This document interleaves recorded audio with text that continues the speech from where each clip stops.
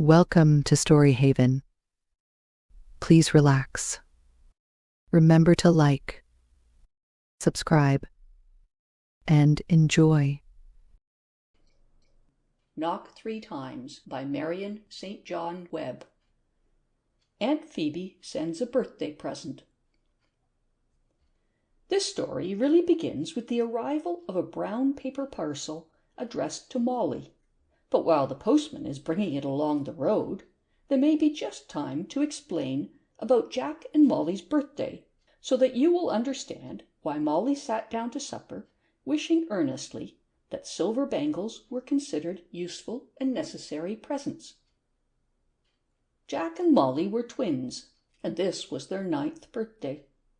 Such a happy, exciting day it had been.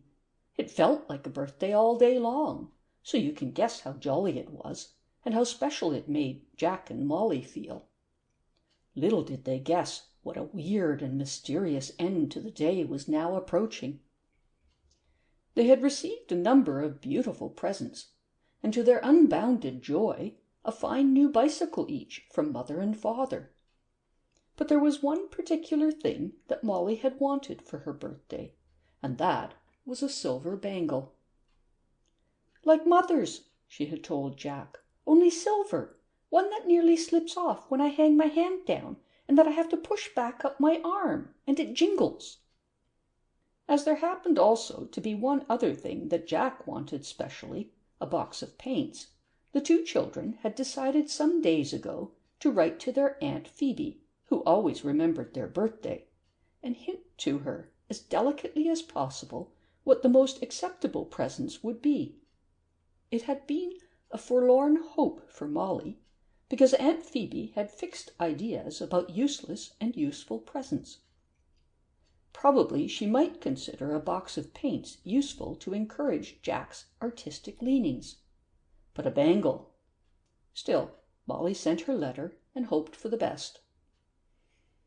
On looking at Jack and Molly, you would have noticed at once that they both had the same kind of brown curly hair, and the same frank expression about the eyes.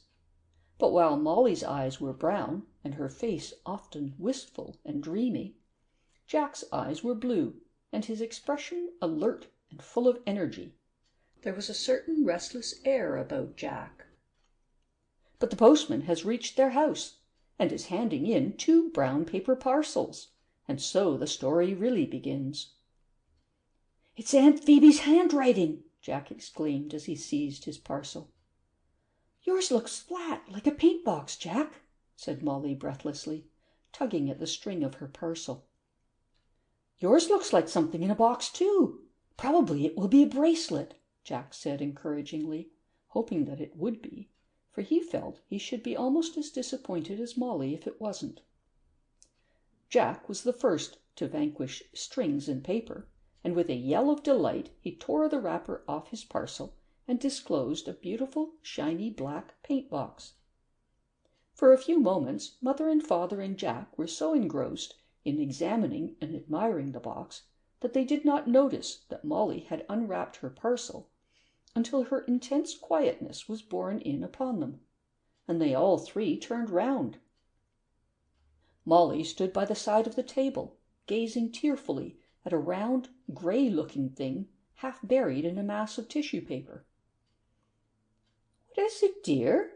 asked Mother, crossing over to her side.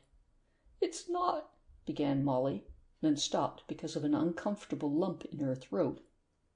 "Let me see," said Mother, and she picked up the grey thing and turned it over in her hands. On the other side was pinned a slip of paper on which was written, "For Molly, hoping she will be a good girl on her birthday and have many happy returns. I thought this useful little thing would do for her dressing table. With love from Aunt Phoebe." "Why, it's a pincushion," said Mother. "What a beastly shame," said Jack. "Be quiet, Jack. It's a very pretty one," Mother added consolingly. "Funny shape, isn't it?" queried Father. Let me see. Why, it's the shape of what do you call those things? Pumpkins. It's shaped like a pumpkin," answered Mother. "But it's grey," objected Father. Why didn't they make it yellow or green while they were about it?" "I suppose Aunt Phoebe thought gray would keep clean longer," said Jack. "That's why she chose it." Had Aunt Phoebe known when she bought this useful little thing what it really was, could she have foreseen any of the mysterious happenings that were to follow the arrival of her birthday present, she would have preferred to send her niece half a dozen of the most jingly silver bangles ever made, for she disapproved of adventures in any shape or form, even more than she disapproved of bangles. Yet it was entirely through Aunt Phoebe that Jack and Molly took part in the adventure of the gray pumpkin at all. End of chapter 1.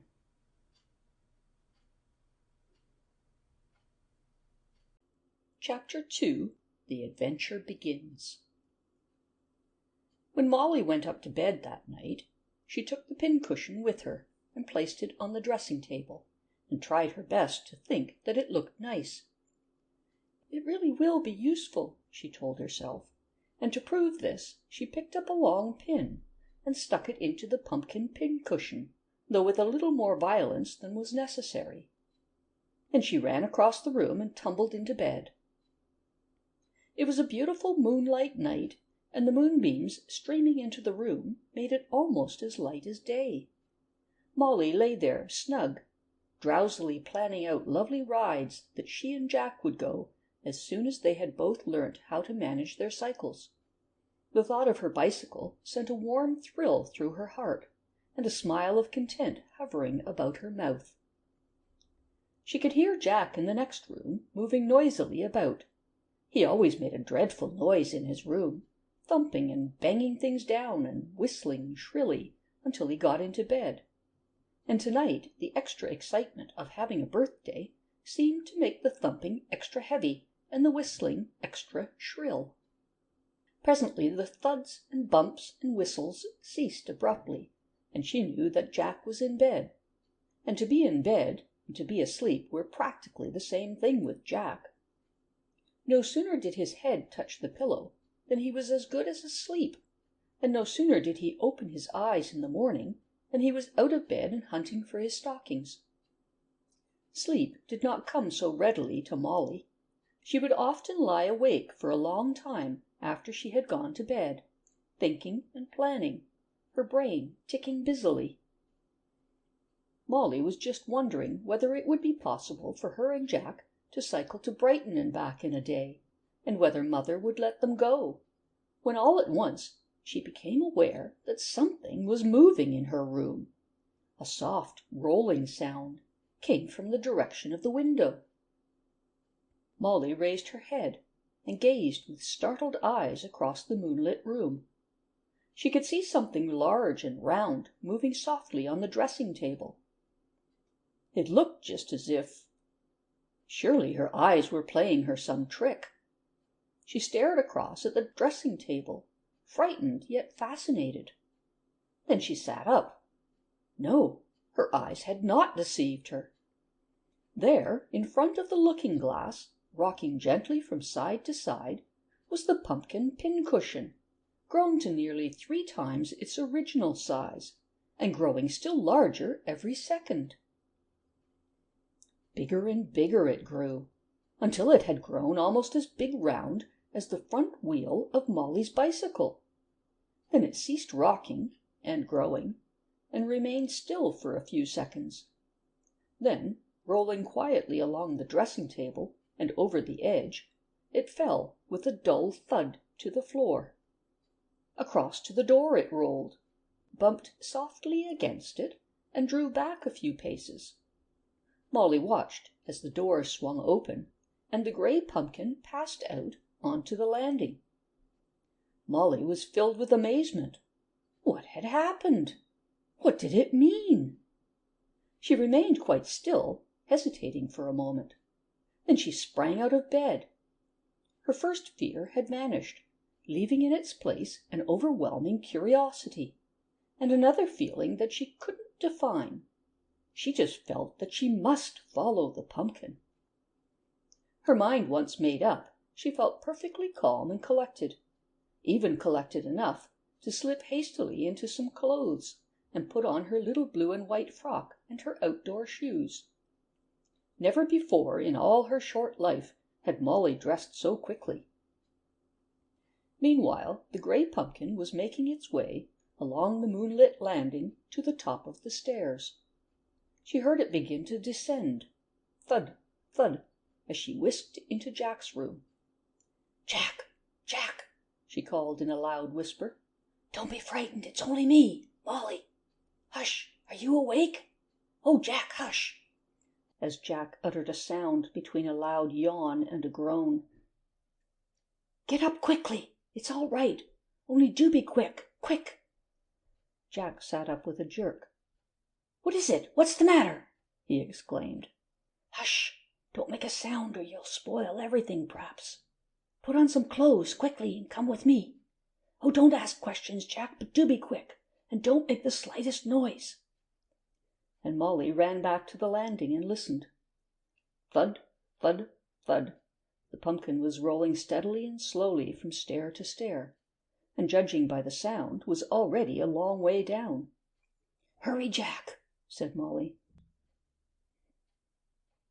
It was easy for Jack to be quick, though not so easy to refrain from asking questions, but to tell him not to make the slightest noise was expecting a little too much of him. However, he only bumped twice against the water jug, and knocked his hairbrush off the dressing table, and fell over a chair before he was ready, and all things considered, he behaved in a very creditable manner. Afterward, when thinking things over, Molly was surprised at her own calmness in remembering to tell him about clothes and being quiet. But remember she did, and found herself explaining to her brother as rapidly as possible just what had happened. "I know it sounds impossible, Jack," she said, "but it's true, and you'll see it yourself in a minute."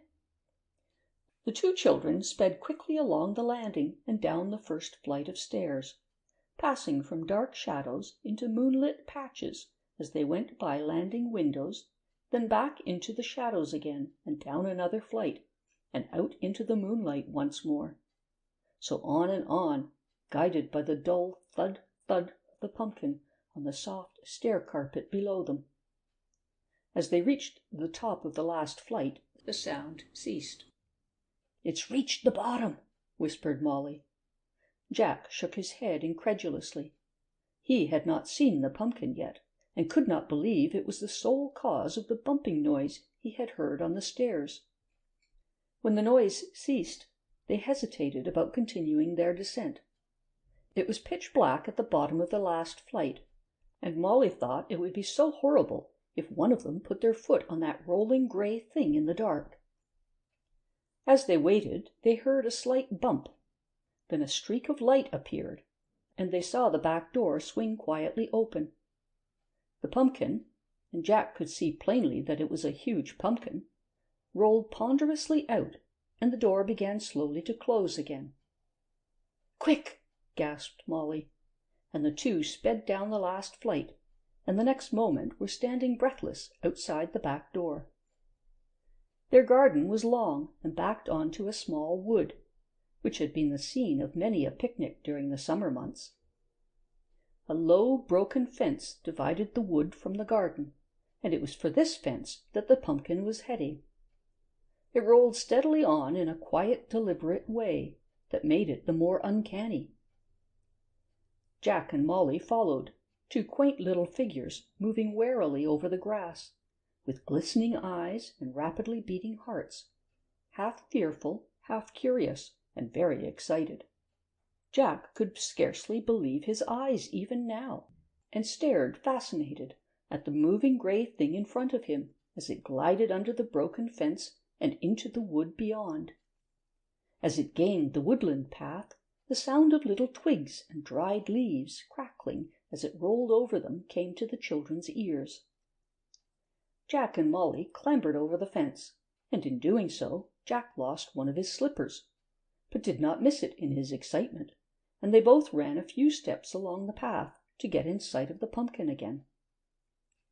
It was not so easy to see in the wood, for the trees met overhead and screened out the moonlight. Here and there a stray beam penetrated, scattering little pools of silver light on the ground.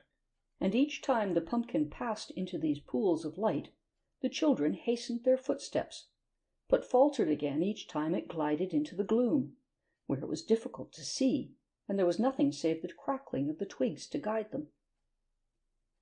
Suddenly Molly caught hold of her brother's arm, and they both stood still. The pumpkin had stopped in the dim light at the foot of a gigantic old tree with a gnarled and twisted trunk. Watching breathlessly, they saw it knock 3 times deliberately and heavily against the bark, and then roll back a few paces and wait. There was a low creaking sound, and the side of the tree swung outward like a door, and the pumpkin passed in. The door began slowly to close again. Jack and Molly looked at each other. What should they do? They both felt it was now or never. "Now," said Jack. "Quick," assented Molly. Like a flash, they reached the door and slipped through, just in time. It closed behind them with a muffled thud, catching the sleeve of Jack's coat as it did so, and they found themselves in complete darkness. Their curiosity and excitement turned to sudden fear when they heard the door close behind them, and they stood quite still, with their backs pressed hard against the interior of the tree trunk, not daring to move. A soft, familiar rolling sound could be heard a short way in front of them. It ceased, there was a short silence, then came 3 distinct knocks, followed by a creaking noise, and another door opened on the other side of the tree. As the light crept into the interior of the tree, the children saw to their astonishment that it was not moonlight, but daylight, the subdued light of evening. A quick glance showed them the hollow interior of the huge tree, and the distance they were from the open door. As they caught sight of the ground, they both gave a start, for it was composed solely of half a dozen branches stretched across from side to side, and beneath the branches was a big black hole that went down and down, and looked as if it had no bottom. They realized that they were standing at the extreme edge of the hole, on a little step of thick, sticky clay. However were they to walk over on one of those thin branches to the door on the other side, without missing their footing and falling down into the hole? But even as they caught hold of hands, determined to make a desperate effort to cross while there was light to see, the grey pumpkin passed out into the daylight, and the door swung slowly to again, and they were left in darkness once more. They stood stock still, not daring to move. "Oh, Jack, whatever shall we do?" said Molly, almost crying. "Knock on the door behind us and go back home," suggested Jack. "Let's get out of this old dark hole, and the pumpkin can go where it jolly well likes. Leave go my arm a moment, Molly, and I'll turn around and knock." He turned to suit the action to his words, tearing the corner of his sleeve out of the crack as he did so. "But, Jack," Molly said hurriedly, "wait a minute. Somehow I've got the feeling that we ought to go on, if only we could. Don't knock yet, Jack. I feel as if somebody wants us. Through that door on the other side, if only we could get across. Oh, Jack, do be careful, you'll slip." "Look here," said Jack, "are you afraid to chance the crossing? Do you really think it's worth it?" "The pumpkin must have rolled across without the floor giving way. But then what shall we do, Jack?" "Shall we try?" suggested Jack. Molly hesitated. Then, "Yes, let's," she said. "Only, shall we?" she faltered. "You stay here while I go across and knock 3 times on the other door," said Jack, at once decided. "Then, while it's light, you run across." "Oh, Jack, do be careful," cried Molly. For Jack had already started. He felt with his foot for the thickest branch and stepped recklessly forward. To his delight he found that it was quite easy to walk across, and all their fears had been groundless. "Why, Moll," he called joyfully, "it's as easy as anything. Wait a sec, I'm almost there." He reached the clay step on the other side and gave 3 good knocks to relieve his feelings. With a low creaking the door opened slowly, and as the light streamed in, Molly ran quickly and easily across, and the next moment they both stood outside the tree, and the door was shut.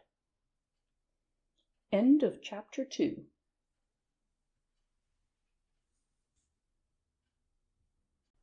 Chapter 3. The Other Side of the Tree. The two children gazed in astonishment at the unfamiliar scene in front of them, for here was a place they had never seen before, and yet, apparently, a place within 10 minutes' walk of their home, a place that led out of the little wood at the end of their garden.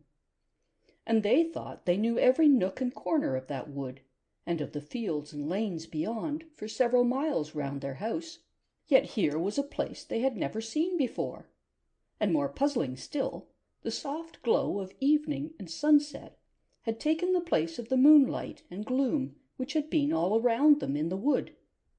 For they were still standing close to the same big old tree, but instead of the wood continuing for a quarter of a mile on, and ending at the edge of Farmer Hart's cornfields as it always had done, it ended abruptly right in front of them, by the side of a broad white road. This road stretched away to the left, up and up a big hill. You could see it winding like a white ribbon, bordered by the green and brown trees of the woods that clustered on each side. And at the top of the hill, where the road ended, glistened the white walls and roofs of a distant city. To the right the road continued past the wood, where the children were standing, and sloped down, down, till it was lost to sight in the burning crimson and gold afterglow of the sunset. Jack and Molly looked up the road and down the road, but all was silent, and not a soul in sight. Then a wisp of blue smoke among the trees on the opposite side of the road caught their attention, and they saw that it was curling from the chimney of a snug little red-roofed cottage, which nestled, half hidden, on the fringe of the wood across the road. The children looked at each other in bewilderment. Then they turned and examined the giant tree behind them, but that did not help them much. It was certainly the same tree, but it was not the same wood. Something queer had happened. It did not seem to be even the same country. They looked up and down the road again, and behind them and before them, and listened. But all was silent. Their eyes wandered back to the curling blue smoke, the only sign of life within sight. "Better ask someone where we've got to," said Jack, eyeing the smoke. "But where's it gone?" began Molly, then broke off quickly. "Hush! What's that?" she said. She plucked Jack's sleeve and drew him into the shadow of the trees. A distant sound of voices came floating through the still evening air. There were evidently two speakers, for as the sounds drew nearer, the children could hear a high, loud, jolly voice flowing continuously, and punctuated every now and then by a low, mumbling voice. After a few seconds the words of the high-voiced speaker became distinguishable. "Stuff and nonsense!" it cried shrilly. "Pull yourself together, father. Come now, snap your fingers in its face. Laugh at it, I say, and—" The speaker made a little hissing noise. "Where is it?" The other voice here murmured some reply too low for the children to catch. "What's that?" replied the first speaker. "No, not you. But I'll tell you what will happen. You'll be having an attack of melancholia." "Oh, no, not that." The low voice was raised and pleading. "Don't talk of Melon's gland. Don't, I pray you. They make me think of those lemons and—" "Now don't you think of that any more," ordered the high voice. Come. Pull yourself together." The speakers became visible, wending their way through the wood in which the children were standing. One was a young, fat, rosy-cheeked man with a jolly smile, wearing a white overall and white baker's cap. He was clean-shaven and was the possessor of the high voice. His companion was a striking contrast to him, being old and thin and pale, with a long white beard. He was dressed in a rich, dark-colored robe, and had a number of keys dangling from his belt. They pulled up short when they caught sight of Jack and Molly, then advanced slowly, with sidelong glances at each other and low whispers. Molly stepped forward. "If you please," she said very politely, "could you tell us where we are?" "Could you tell us who you are, little lady? That's more to the point," said the young man pleasantly. "I'm Molly, and this is my brother Jack," the little girl replied, which did not enlighten the young man very much. The old man gazed at them with his small dull eyes, and ran his fingers nervously through his beard. "We've only just come through that tree," volunteered Jack, pointing to the giant tree behind them. "Through the tree!" exclaimed the old man and the young man together. "Then you are from the impossible world," added the young man in an excited, high voice. "We live in England," said Jack with dignity. "That may be. I don't know England. But if it lies on the other side of that tree, it is in the impossible world." "Why do you call it that?" asked Molly. "Because that's its name in our geography books.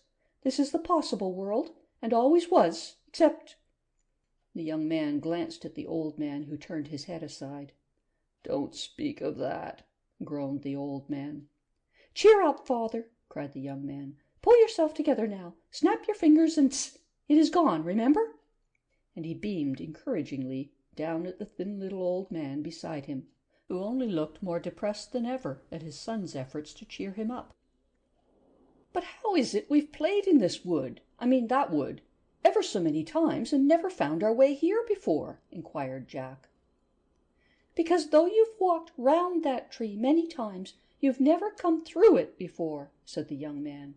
"There are two sides to every tree, just as there are two sides to every question. When you walk round a question, do you see both its sides? No, it is only if you go into a question that you see this side and that.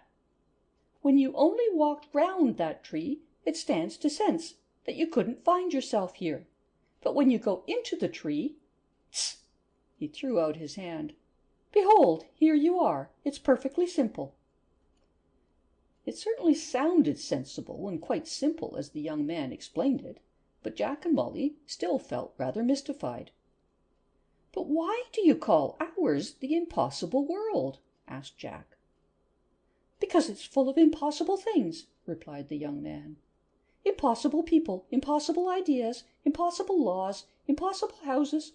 There is so much impossible misery and injustice and impossible talk that it's quite impossible for any possible creature to live in it. On the other hand, this land, which is the other side of yours, is the possible world now. For a time it was impossible, but we sent—" Here the old man winced. "I'm sorry, father, but you must let me tell the little lady and her brother where they are. I know, you go and sit down under that tree and think of buttercups."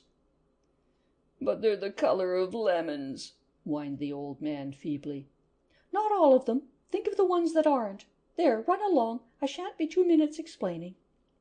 And he patted his father on the shoulder as the old man shuffled across the leaves to the foot of a tree some yards away, where he sat down and remained, shaking his head and looking on the ground, mumbling to himself, while the young man explained the cause of his depression to Jack and Molly. "It's this way," he began, after glancing over his shoulder to make sure his father couldn't hear. "For hundreds of years this has been the possible world, because it was possible for everyone in it to be happy. But there came a time when an evil influence crept into the land and made it impossible. It was through this evil thing that my father, who was one of the king's advisers, lost his place at court. The whole country was under a cloud. Then old Nancy, she lives in the cottage yonder." He pointed to the little red-roofed cottage with the smoke curling from the chimney on the opposite side of the road. "Old Nancy, she discovered a spell, and she saved us. She banished the evil thing to the impossible world, and our world became possible again. Lately my father has been afflicted with dreams that he says always come to him before trouble overtakes the country, and he fears by some mishap that the country may become impossible again." "What does he dream of?" inquired Molly. "Lemons," said the young man, "and do what I cannot shake him out of the gloom into which he has fallen. It's strange," the young man continued, But poor old father seems the only person who did not cheer up when the world became possible again. It was a nasty shock for him, being banished from court, and although they've taken him back and given him another post, I suppose he's getting old. And then those dreams." Glan's face became serious for a moment. "However, they mean nothing, I'm sure. And now you are here, you'd like to see our possible country, wouldn't you? I'm afraid, as you are from the impossible world, you'll have to get a pass before you can come into the city. But that'll be all right. You must come and have tea with us. I opened a little baker's and pastry cook's business when father lost his place at court, and I still keep it up. Fascinating work making puff pastry and currant buns. I run a special line in gooseberry jam puffs. I used to do a lovely line in lemon cheesecakes, but I've had to leave them off since father's had those dreams. He can't bear to be reminded." He stopped, a little out of breath. "We'd love to come up to the city. Where can we get a pass?" said Molly.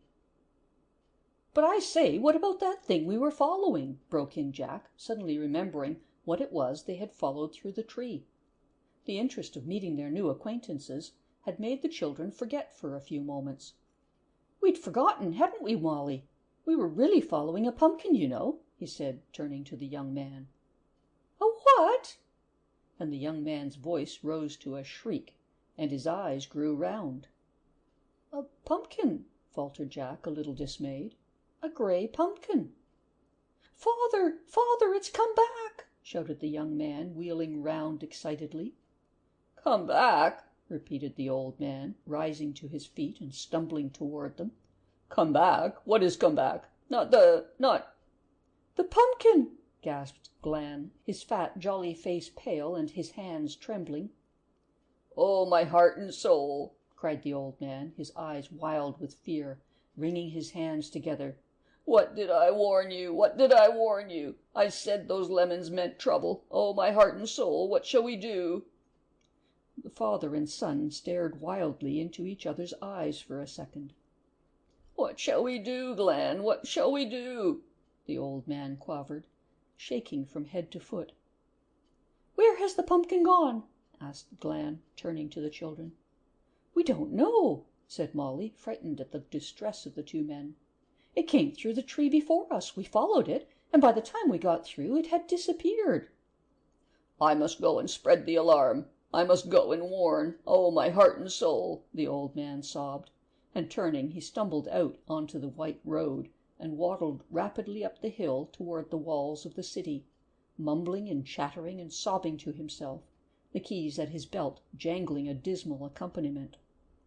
"If it's back, then the country will be impossible again," groaned Glan. "It was through the grey pumpkin that it became impossible before. But just tell me quickly, how did it happen?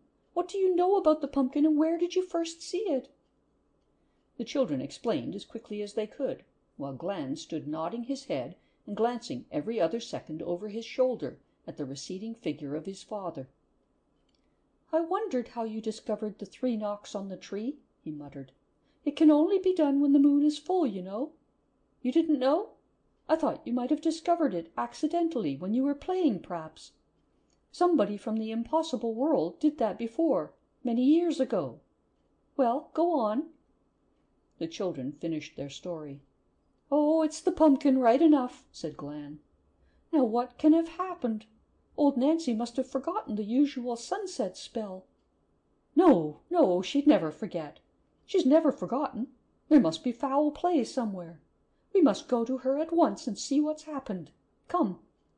And followed by the 2 children, he hurriedly crossed the road to the little cottage opposite, and rapped loudly with his knuckles on the door. End of chapter 3.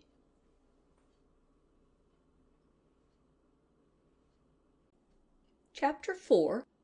Why Old Nancy Slept Through the Sunset Hour. There was no sound from within the cottage, and the 3 waited impatiently for a second or two. Then Glan rapped again more loudly. The sound of his knuckles against the little brown door rang sharp and clear in the quiet of the evening. They waited. Glan called, "Nancy!" and "Is anyone in?"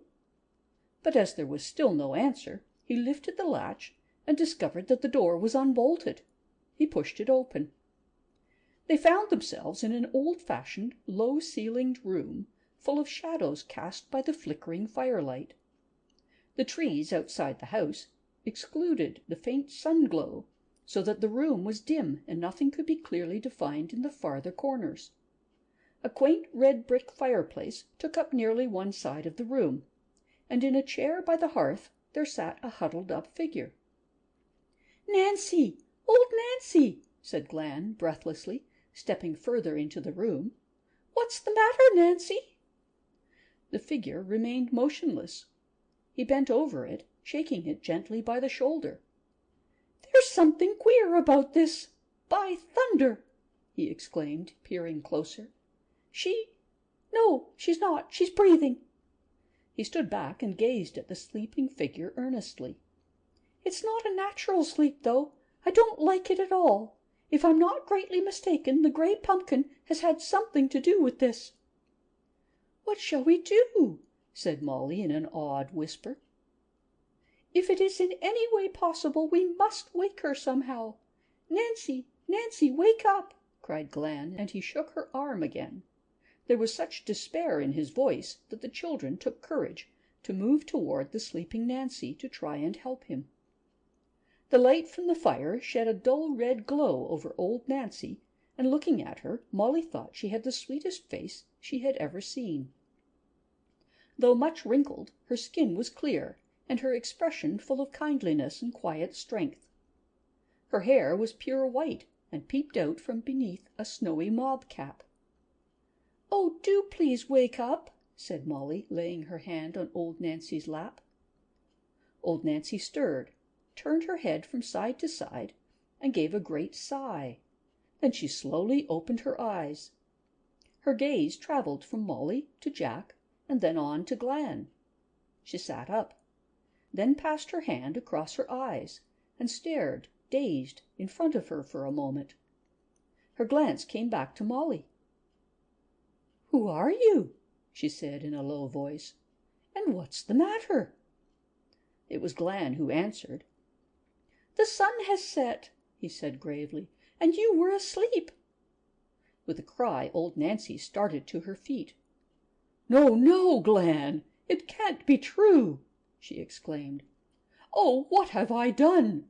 What have I done? It cannot be sunset yet."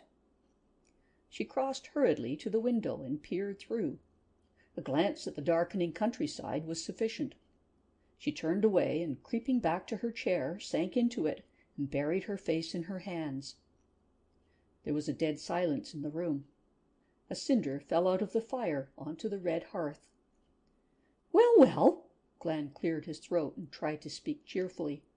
"What isn't well must be made well, you know. No good crying over spilt milk, old Nancy. Come, come, snap your fingers at adversity, you know.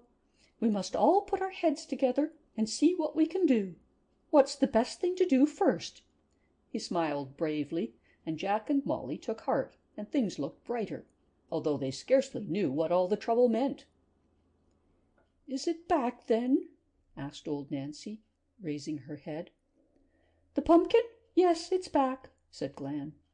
"Then there's not a moment to be lost," said old Nancy firmly, and with an effort she pulled herself together and sat up straight. "How did it happen? You're going to sleep?" inquired Glan. "I don't know," said old Nancy with a puzzled frown. "Never have I missed doing the spell at sunset. I think I must have been drugged. The pumpkin must still have a few followers in the country. Perhaps one of them drugged me. But I don't know how they did it. They must have chosen the opportunity carefully, so that I fell asleep just before sunset. I remember looking out and seeing the sun about half an hour before sunset time, and then I sat down for a few minutes, and I don't remember anything more." "When did the pumpkin come back?" "About half an hour ago," said Glan. "He came through the tree," said Jack, "and we followed him." "You are from the impossible world, then," murmured old Nancy, "where I sent the pumpkin. But now this will be the impossible world again soon, I fear, unless She looked earnestly into the faces of the two children. Then she smiled faintly. "Will you stay and help us?" she asked. "Help us to make our world possible again?" "We'll stay, rather," began Jack. Only, what about Mother?" Molly interrupted. "I will tell you the history of the pumpkin first of all," said old Nancy, "and then you shall decide whether you will stay and help us or go home. If you decide to stay, I will see that your mother is not made anxious about you until your work is finished and you return to her. But meanwhile, Glen, what are you going to do?" "Father has already gone to arouse the city," said Glen. "I think I will follow him and see what I can do. Then I will come back and see what the little lady and her brother have decided. But before they can do a thing, they must hear the pumpkin's story from you." So saying, he took off his cap with a flourish and opened the door. "Keep up heart, laugh at misfortune, remember, and tss, we shall win," he cried, his fat face all a smile, and he was gone. "Sit down on the rug," said old Nancy, "and tell me, first of all, what you know about the pumpkin, and then I will tell you why it is the pumpkin is so dreaded in our country and how he came to be what he is." So Jack and Molly sat down on the rug, and after relating what they knew of the pumpkin and how they happened to come across him, they listened while old Nancy told them the following story, fascinated by her low, sweet voice and her kind eyes. End of chapter 4.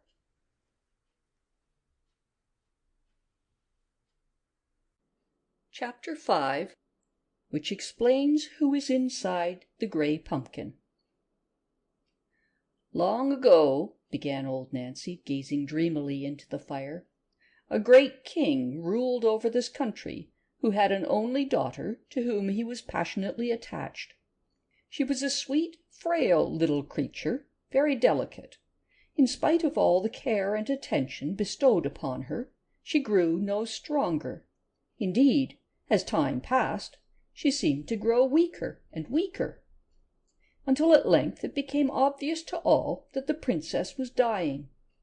The king was in despair. All that love, money, doctors, and nurses could do for her was done, but all in vain.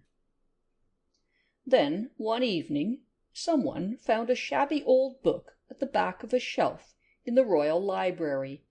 To whom it belonged and how it got there, no one seemed to know. But anyway, the book proved of priceless value, as it contained a remarkable recipe for curing just such an illness as the princess was suffering from. I need not tell you all about this recipe now. It is sufficient that one of the most important items was pumpkin juice. Needless to say, the king seized eagerly at any chance to save his daughter's life, and so all the pumpkins available were quickly purchased and the recipe made up, and a dose of this new cure was given to the princess.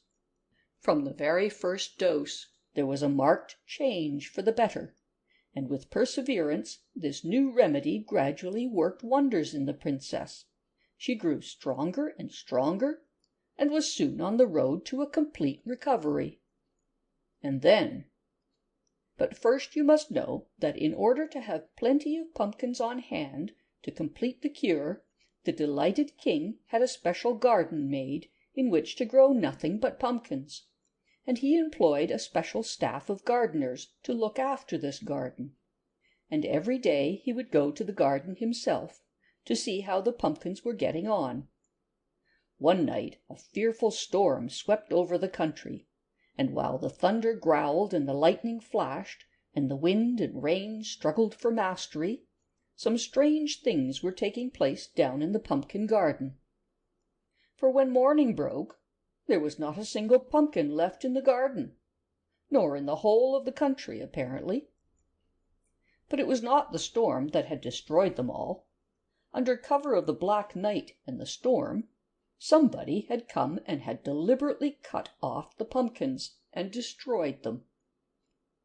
Now this somebody, although he was not discovered for days afterward, was an evil little dwarf man who imagined that he owed the king a grudge, and sought to punish him this way. Nor was this all. When the princess's nurse went to fetch her medicine, there was none left. All the bottles were smashed to pieces, and the precious liquid was spilled all over the floor. The king was terribly upset, and sent messengers far and wide, post haste, to try to get some more pumpkins, but they could not get any, and from that time, as each hour passed, the princess began to decline again. She got steadily worse, and weaker as days went by. You can imagine what grief it must have been to her father, to see her losing her newly gained health, to see her cheeks growing pale and thin again, to see her gradually fading away. He made every attempt possible to get hold of a pumpkin, but it seemed as if all the pumpkins in the land had suddenly vanished. At length the princess lay at death's door. The doctors gravely shook their heads at each other, while the king paced ceaselessly up and down the corridor outside her room. He was waiting thus, torn with anxiety and suspense, when a messenger arrived at the palace with a note for the king, which contained the news that a pumpkin had been found. The owner of the pumpkin would give it up to no one but the king himself, the note continued.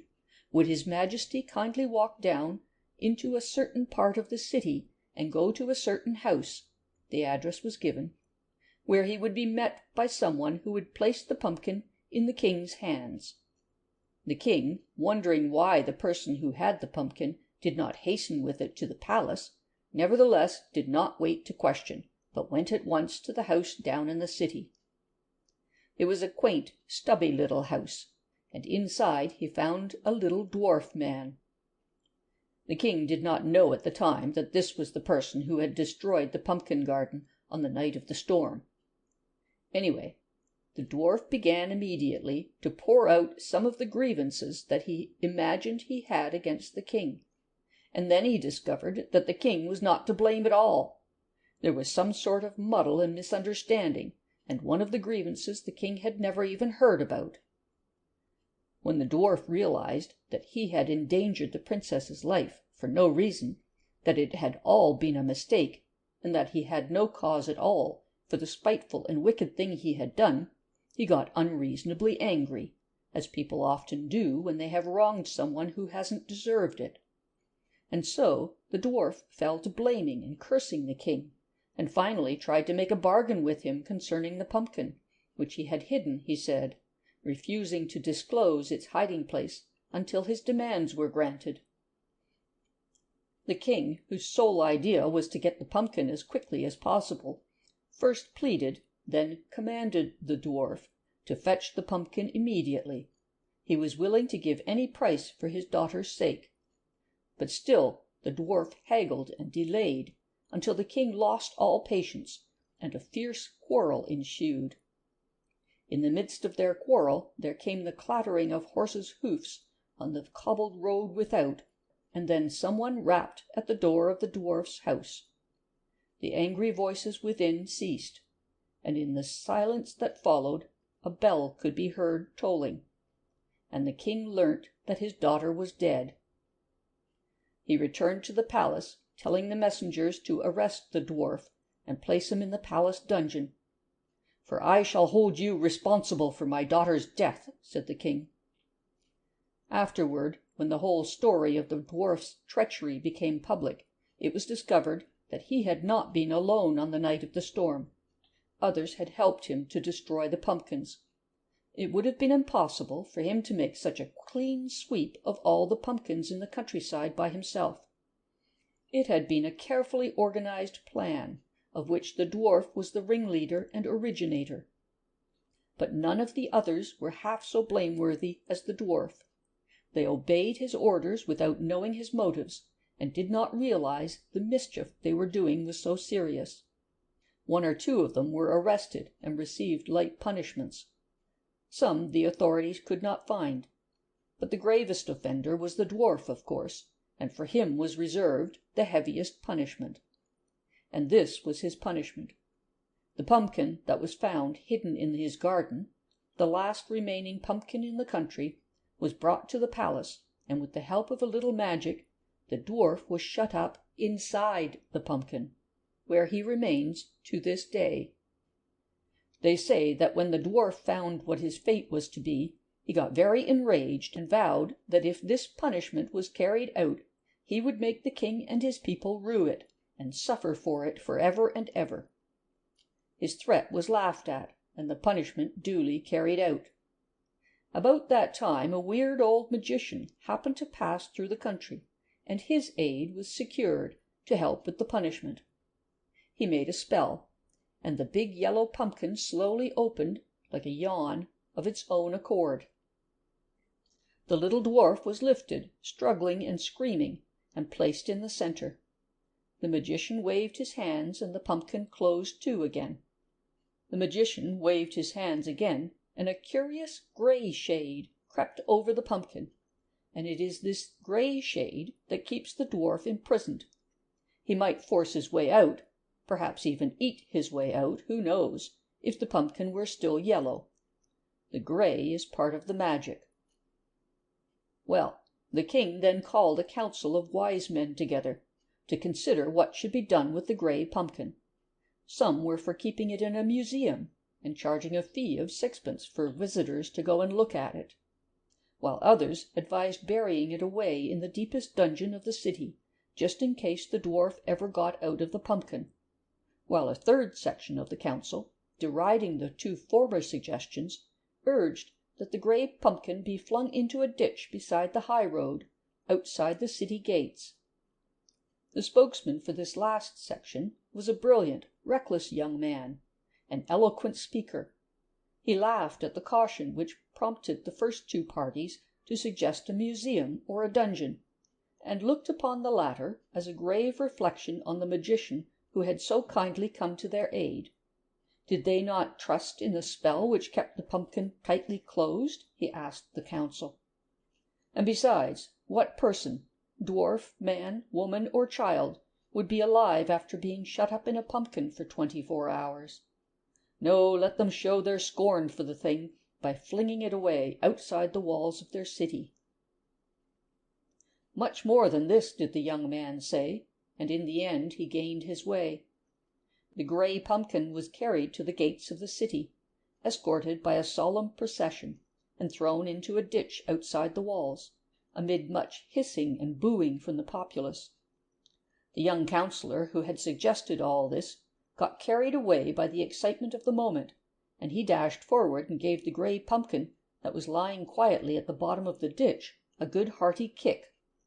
This act was greeted with cheers and shouts of approval from the crowd, until they saw that the pumpkin, which had been sent spinning, had landed on the high road, a dozen yards away, and was slowly rolling down the hill.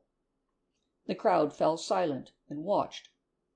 On, the gray pumpkin rolled, down the hill from the city, past my cottage door, I remember, on, until it disappeared at length into a dark forest, right down at the bottom of the high road. And after that, all our troubles began. The dwarf kept his vow and made us suffer. Somewhere down in that dark forest he got hold of some black magic. No one knows how or who helped him. All we know is that since that time he has become possessed of certain magic powers, and that one misfortune after another has overtaken our country, all caused by the pumpkin. Wherever he goes he makes misery and mischief. I cannot tell you all the horrible things he has done, he and his little band of followers, those faithful few who helped him in the beginning to destroy the pumpkins, you remember.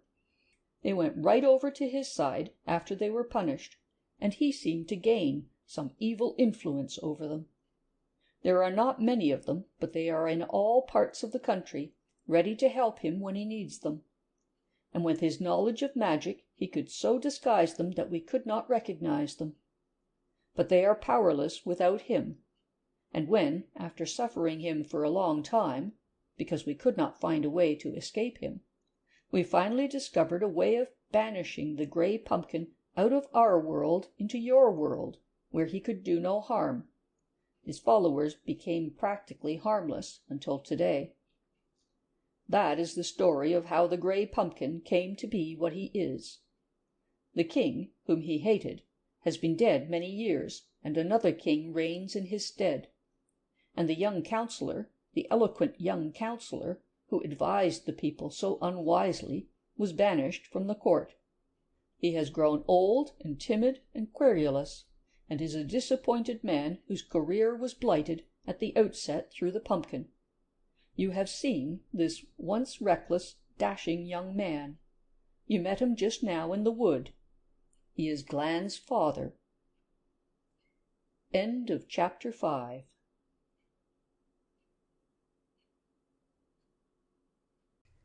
Chapter 6. The Black Leaf. "What dreadful things the pumpkin must do," said Molly, "to make everyone so frightened of him." "He does do dreadful things," said old Nancy. "What a mean revenge on innocent people," Jack commented. "And the worst part of it is," old Nancy continued, "that no one knows how much evil power he has, nor what he can do to them if he likes. He evidently has his limits, for there seem to be some things that he cannot do. For instance, he cannot roll along quickly.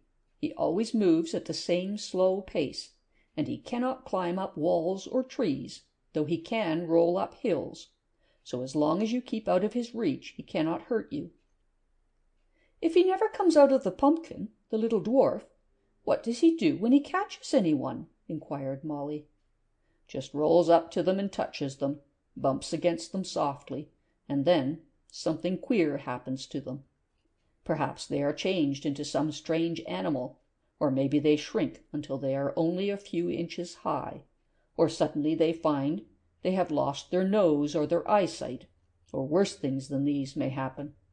The misery caused by the pumpkin is unthinkable, and more often than not, incurable." "Oh," shuddered Molly. "Well, however did you manage to get rid of him, to send him into our world?" "I was just going to tell you about that," said old Nancy. There was a moment's pause. Then, "I am a kind of magician, you know," she went on. The children glanced quickly up at her, startled at her words, but her gentle face reassured them as she smiled kindly down. "And being a kind of magician, I discovered a spell that would send the pumpkin out of our country into the impossible world. So I turned him into a pincushion, a gray pincushion, and transported him into your world, where I thought he could do no harm. And you know what happened there.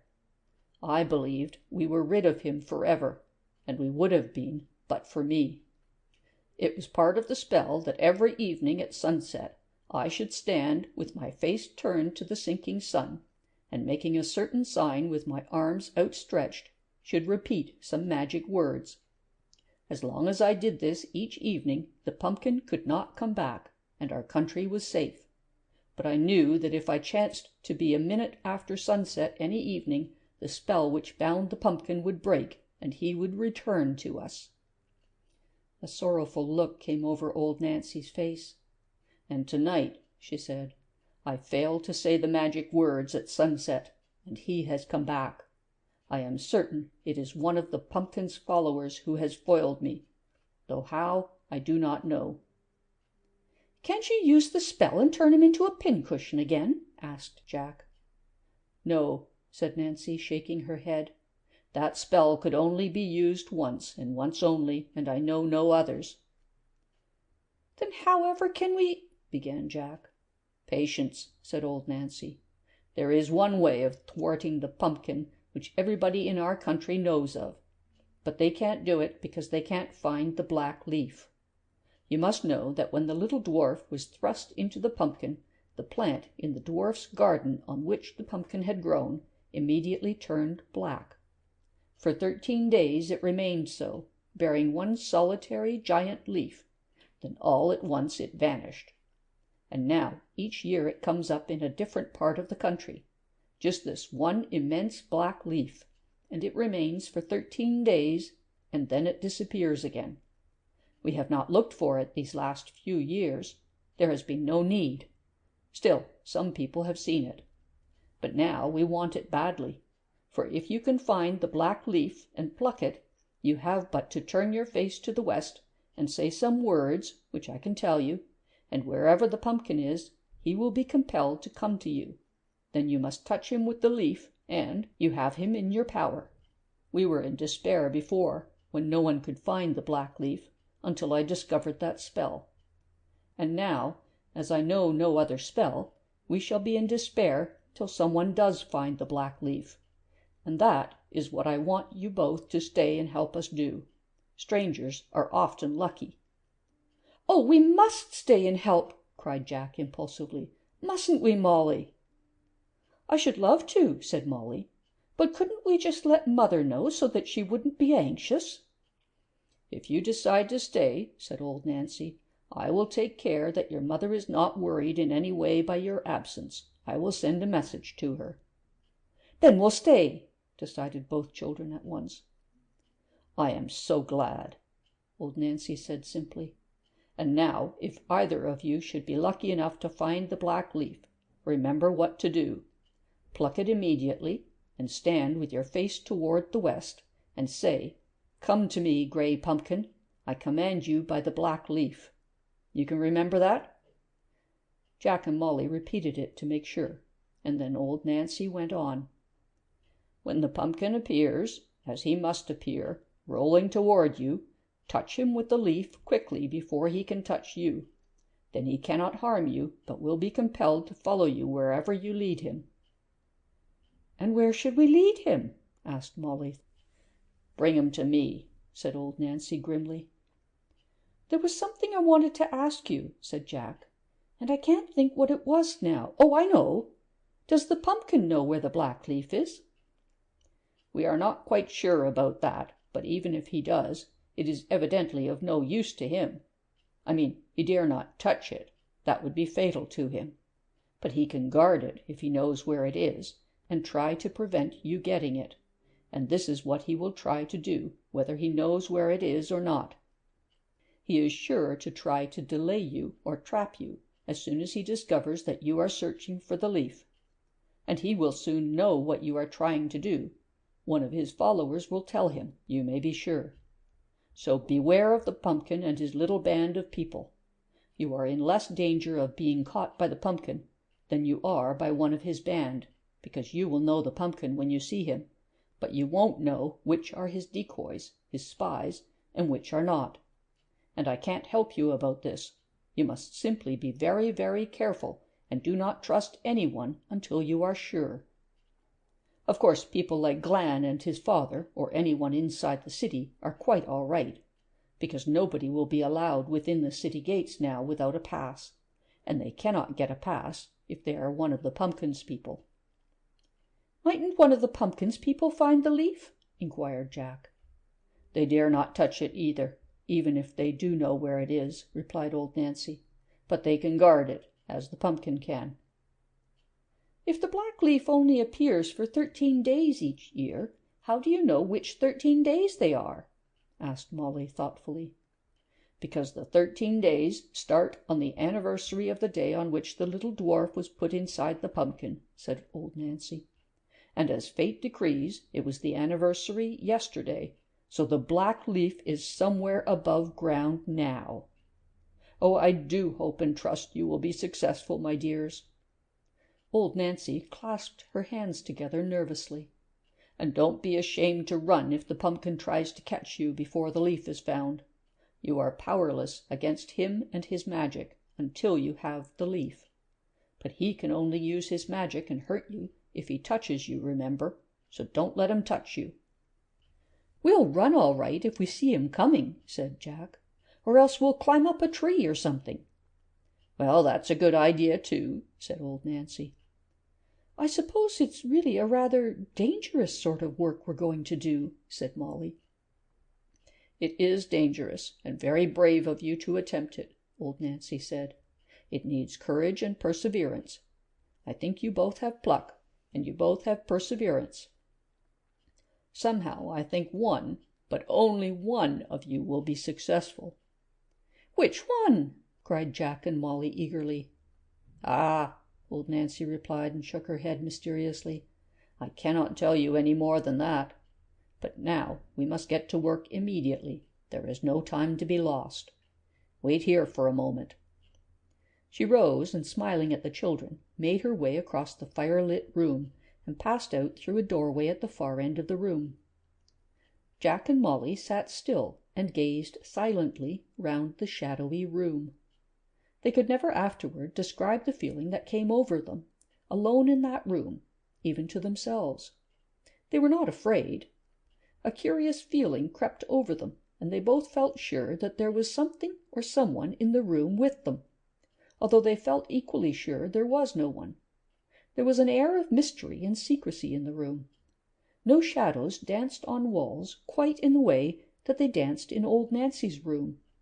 No smoke curled in such weird and fantastic shapes as the smoke that curled up the wide chimney in front of them, while it almost seemed ridiculous to say that the chairs were empty when the something in the room crowded into each of them. "I am a kind of magician, you know," repeated Molly softly, nodding her head at Jack. "Do you know, I can feel that she is." "So can I," whispered Jack hoarsely. The children looked at each other seriously for a few seconds. Then they turned their heads and saw that old Nancy was standing in the doorway watching them. She came forward into the firelight, and they saw that she carried 2 small satchels in her hands.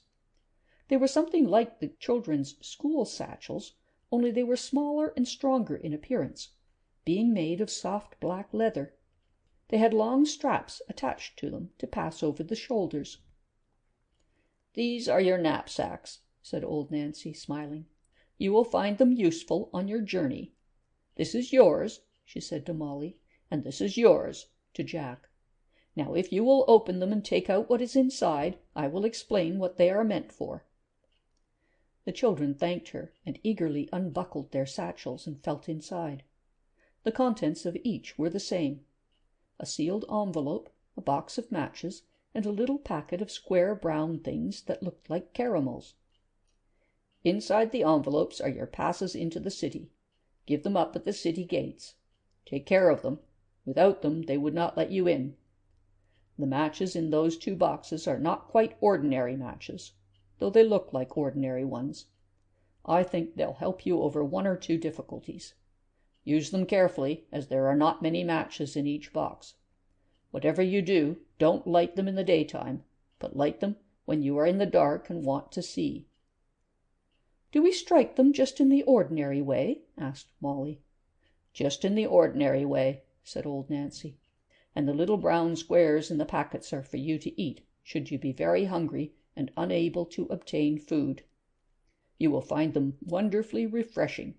It is something I make specially. And here," she continued, turning to Jack and holding something out to him, "is another shoe for you. I see you have only got one on." "Why, so I have!" cried Jack, noticing for the first time that one of his slippers was missing. "Now wherever did I lose that, I wonder?" Poor little slipper, it takes no part in these adventures, as it is left behind in the impossible world. It is lying by the fence at the bottom of the children's garden, you remember. I never noticed it before. Thanks awfully, though. This slipper fits splendidly. How did you know my size?" "Oh, I knew." Old Nancy laughed and would say no more. She helped the children buckle on their satchels, telling them that once they were inside the city they would learn what plans were being made for the search. "I wish I could give you some magic charm to defend you against the pumpkin," she said, "but that is impossible. The black leaf is the only thing that can harm him and save us all. Be very careful, dear children. Ah!" She broke off with a sharp exclamation. "What is it? What's the matter?" cried Jack and Molly, as old Nancy stood gazing at her left hand, which she held out in front of her. "So that's how it was done," she cried. "Look, look!" And she held her hand toward them. A dark gray mark stained the middle finger from base to tip. "What is it?" Molly repeated. "The stain," whispered old Nancy excitedly. "Do you see? It's gray.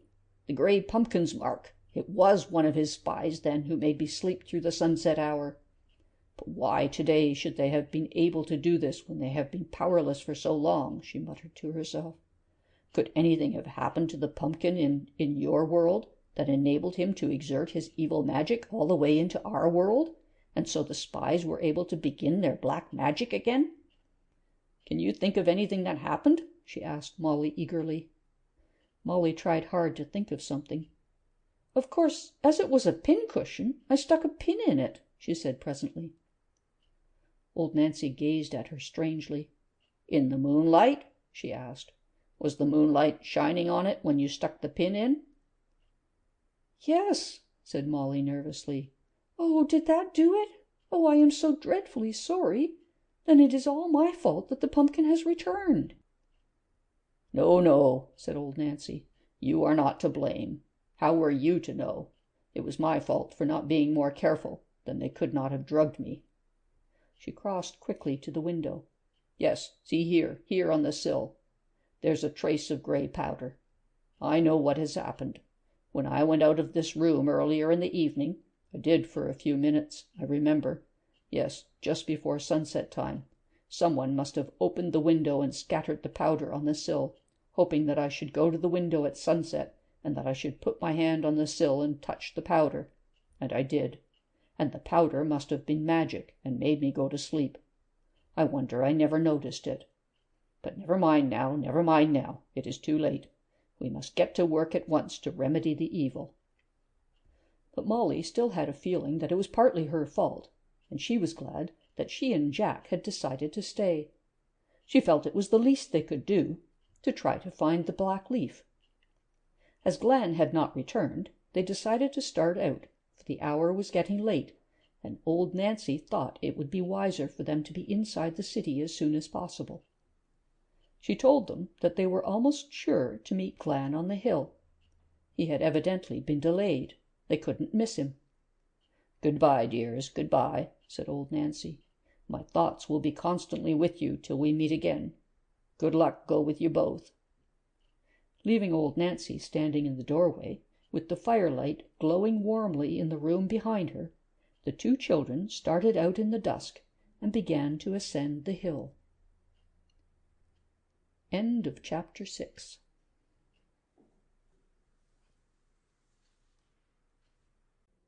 Chapter 7. Glenn opens the gate in the nick of time. The children walked briskly, glancing from the city lights to the dark woods on either side of the road. Everything lay quiet and peaceful, and overhead the moon was now visible. It seemed impossible to believe that a cloud of fear hung over the city ahead. As they drew nearer the top of the hill, the sound of a bell tolling came floating down to their ears. "What's that for, I wonder?" said Molly. "Perhaps it's a sort of warning," suggested Jack, "to tell people the pumpkin's back again." Molly shivered. "Let's hurry a bit more, shall we?" she said. "I'll be glad when we're inside the city, won't you, Jack?" So they quickened their footsteps. "I do hope we meet Glenn," Molly went on. "We couldn't very well miss him, though, could we? You're sure you've got your pass safely?" "Rather," said Jack. "At least I think I put it back in my satchel." And diving his hand in to make sure, he jerked the envelope which contained the pass out onto the road. A passing breeze caught it and turned it over and over on the ground, and there was a hurried scramble on Jack's part to get it back again. He had just put it safely back in his satchel when a sudden cry from Molly made him wheel round to see what was the matter. Molly was standing gazing down the hill. "Oh, Jack, Jack, look!" she cried, pointing to the dark wood on their left. About 30 yards away down the hill, something was slowly emerging from the black shadows of the trees. It was the gray pumpkin. It rolled leisurely out into the moonlit road, paused for a moment, then turned and moved up the hill toward them. "Don't be ashamed to run," old Nancy had said. And they were not ashamed. Jack and Molly took to their heels and ran. They did not want to be stopped by the pumpkin at the very beginning of their quest, knowing how powerless they were until the black leaf was found. So they ran with all their might, on, until the city gate was but a little farther ahead of them, and the tolling bell clanged loudly from within. "Jack! Oh, Jack! I can't run any more!" gasped poor Molly. "Oh, what shall we do?" "We're just there. Keep up, old girl. Only a little bit more. We're just there," panted Jack. With a final effort, they rushed forward and reached the gate at last. Jack flung himself against it and started beating on it with his fists, and then snatching up a large stone from the road, he hammered it with that, while Molly seized the thick bell chain at the side and began pulling it vigorously. It was a curious gate, more like a door than a gate, made of solid iron, and at the top, high above the children's heads, was a tiny grating through which the citizens could see who stood without. Jack glanced despairingly up at the high white walls and the black iron gate, while he continued to beat wildly with the stone and shout as loudly as he could for help. There seemed no way of escape if they did not open the gate, and looking back he saw the pumpkin coming silently onward. "It's no good making a dash for the woods, Molly," he exclaimed. "He'd cut us off. Pull harder and shout too." So Molly pulled harder at the bell chain and cried out for someone to come and open the gate and let them in. Suddenly, above the noise they were making and the sound of the tolling bell within, the children heard voices and a clattering on the other side of the gate. Then a face appeared at the grating. "Open the gate!" cried Jack. "Quick, quick! We've got to pass! Open the gate and save us!" A loud murmuring arose within, and they heard the jangling of keys, when all at once a voice shrieked, "Look, look! On the hill! It's the pumpkin! Don't open the gate! Don't open the gate! It's a decoy!" It's not! It's not!" cried Jack. "Oh, save us! Save us! We have got to pass! Let us in and save us from the pumpkin! For pity's sake, open the gate!" The voices inside were now loud and angry. The people were evidently not inclined to believe him. "Oh, Jack, Jack!" screamed Molly. "He's just behind us, Jack!" Jack wheeled round and saw to his horror that the pumpkin was near the top of the hill and close upon them. He was desperate. Raising the stone above his head, he flung it with all his strength at the big grey moving thing. There was a dull thud as the stone struck the pumpkin and sent it back a few paces, but it quickly came to a standstill and began at once to cover the ground it had lost. Meanwhile a fresh arrival had come upon the scene behind the gate.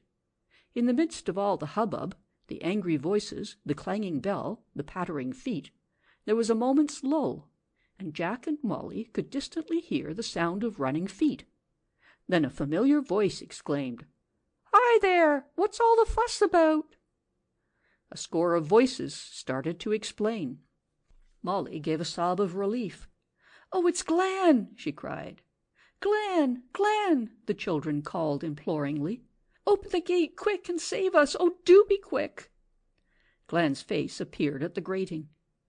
"Bless my soul!" he cried in his big voice. "Here, give me the keys. Yes, I know it's the pumpkin too, but if we don't open the gate this instant, the little lady outside and her brother will be— Give me the keys! Give me the keys! Decoys? Bah!"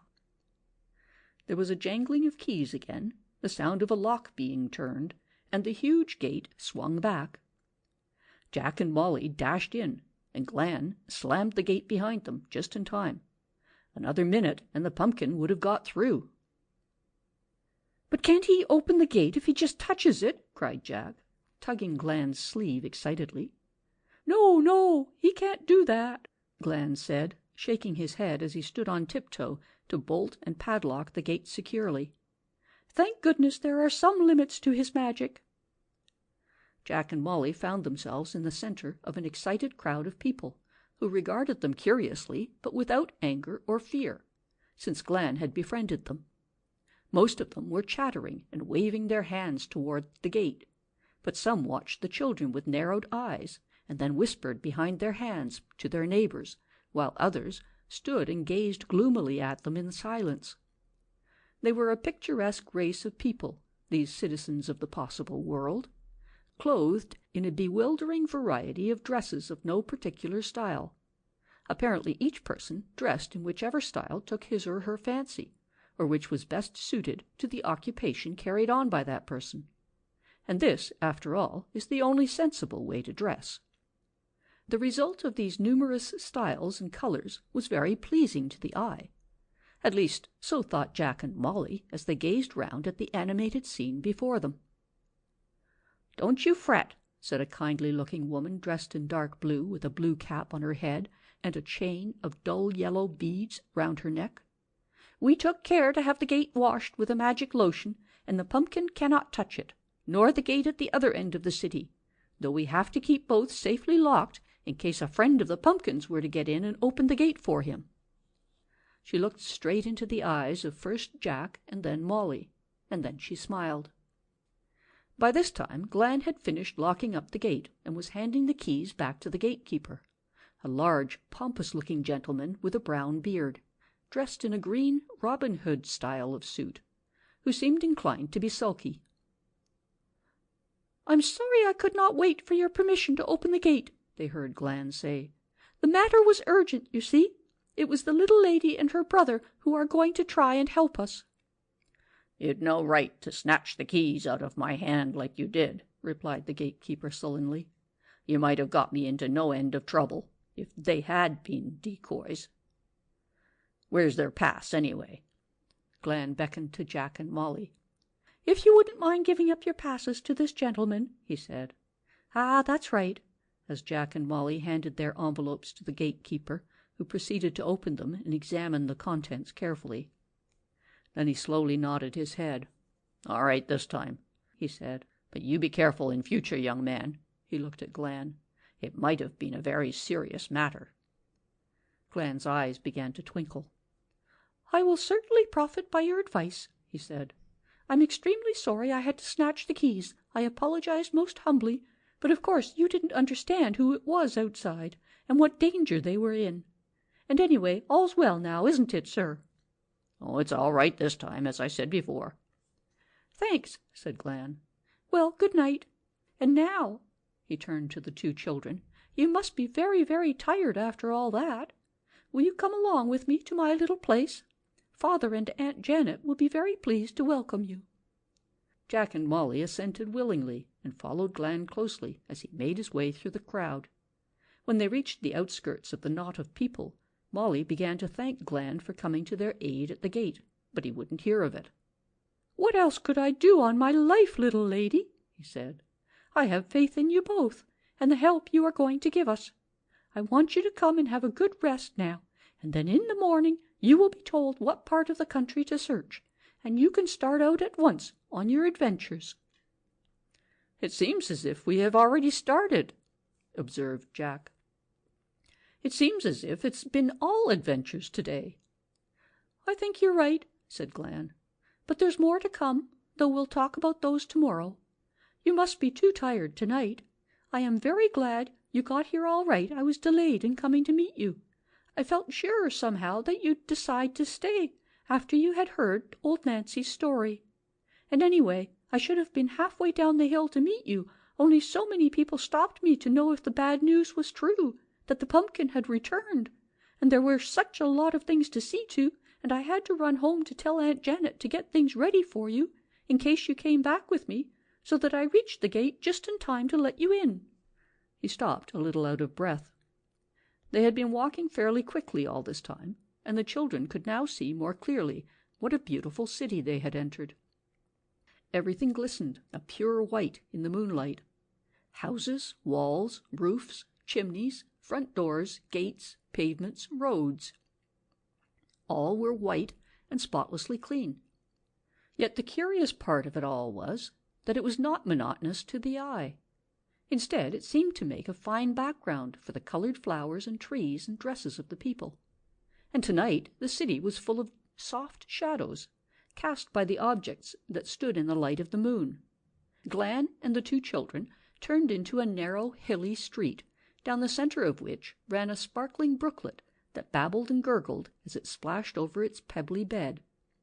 Most of the houses in this street were quaintly built, with the top part bulging out over the street, and Molly noticed as they passed that all the windows had coloured curtains. In one house all the curtains were blue, in another a deep amber shade, in another a glowing crimson, and so on, which had a very pretty effect, especially if the windows were lit from within. The white houses, the coloured curtains, and the window boxes full of flowers that adorned each window in the street made a great impression on the children. They thought it all charming, and said so to Glen. "The possible world," he said, then shook his head and held up his finger. The tolling of the bell floated across to them. "I suppose that's to warn people, isn't it?" said Jack. Glen nodded. "But we'll soon change its tune, won't we?" he said. "It's joy bells that'll be ringing next, because the black leaf is found. And who will have found it? Ha ha!" He winked knowingly and wagged a fat forefinger at the two children. "What a great day it will be!" he chuckled. "You'll have to be careful I don't win, because I'm going to search too, you know. But we'll talk all about that in the morning." At the top of the hilly street they crossed an open square with a market cross in the centre, and entered another narrow street with bulging houses and shops in it. They met few people now as they continued on their way. Many were still down by the west gate, and others had wended their way homeward after assuring themselves that the pumpkin was safely outside the city walls.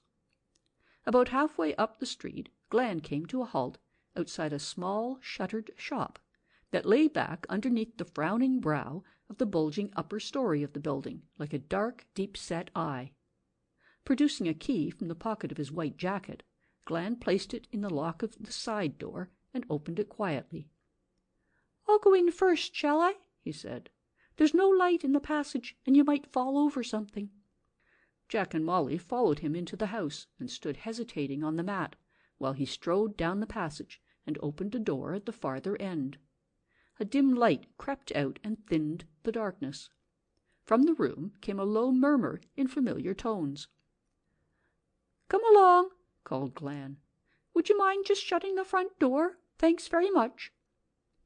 It was a small room at the end of the passage, with a round table in the centre of it, on which stood a shaded lamp. At the table sat Glen's father, with his elbows resting on a large open book in front of him, while his hands, held to the sides of his head, covered his ears. An expression of profound melancholy was on his face as he gazed at the children on their entrance. Bending over the fireplace was a genial, comfortable-looking elderly woman who was stirring something in a saucepan. "Bless their hearts, how tired they look!" she exclaimed as she caught sight of the children's faces. "It's the little lady and her brother that I told you about, Aunt Janet," said Glen. "Is everything ready for them?" "Yes, my dear," replied Aunt Janet. "The beds is sweet and aired, and there's a bowl of hot broth for both of them, bless their innocent souls, which'll be cooked in a minute or two.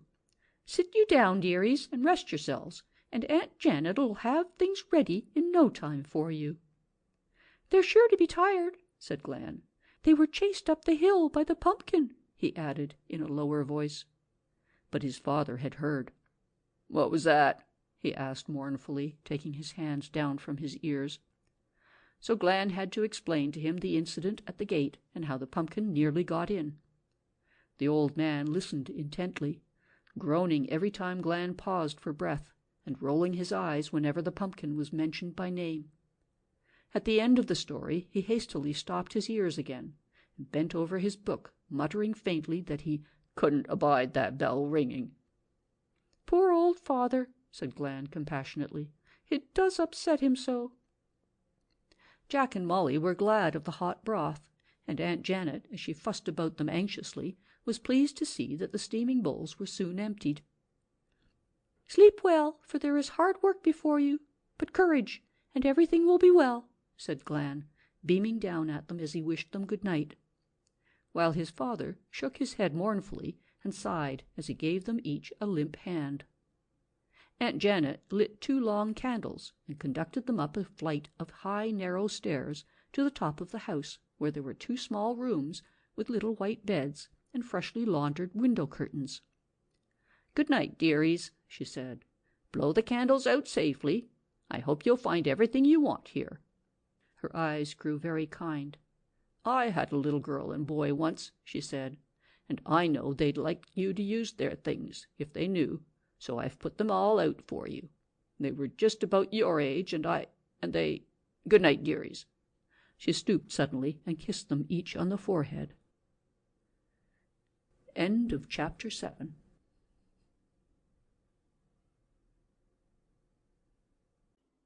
Chapter 8. Aunt Janet puts on her best bonnet.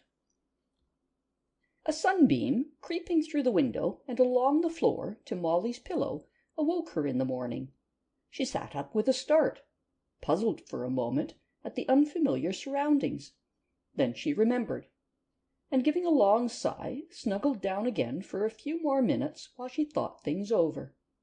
How strange it all seemed! Just like some wonderful dream, she thought. And yet it was not a dream. Here were she and Jack in the middle of a real exciting adventure. An adventure in which they were taking an important and, she hoped, useful part. What would be the result of their search for the black leaf? Would either of them find it? And what had old Nancy meant by saying that she thought only one of them would be successful? Wouldn't she and Jack be allowed to search together? Molly wondered. She hoped Jack wouldn't be sent to one part of the country and she to another. She tried to recall all the information and warnings that had been given to them about the pumpkin, and the more she recalled, the more difficult the task in front of them appeared to be. Molly stretched out her arm and fumbled about in the clothes that lay on a chair by the bedside. She presently drew forth the box of matches, old Nancy's gift, and proceeded to examine this attentively, it being her first opportunity of doing so. Just an ordinary box of matches, at least so it appeared, only there was no maker's name on the outside, simply a dark blue wrapper. There were a dozen matches inside, Molly counted. "I wonder if Jack has got the same number," she thought. Then, hearing a distant clock strike 7, she put the matchbox back in her satchel and sprang out of bed. While she was dressing, she noticed that the bell which had been tolling solemnly when she fell asleep was now silent. When Molly was ready to go downstairs, she climbed on a chair and looked out of the window into the street below, which was already alive with people moving to and fro on their early morning business. Everything looked so clean and fresh, and the sun was shining, and a breeze greeted Molly, so warm and sweetly scented that all the little doubts and fears that had crowded in on her, trying to cloud her naturally sunny outlook, were suddenly swept clean away, and Molly felt that everything was possible and good on such a perfect morning. She jumped lightly to the ground and ran across the room, humming. A patch of sunshine lay on the floor by the door, and as Molly stopped for a second to do up her shoelace, she saw a curious shadow form on the patch, and the shadow was shaped like a pumpkin. Startled, she looked hastily over her shoulder, but there was nothing there. And even as she looked again at the sunlit patch, the shadow passed away.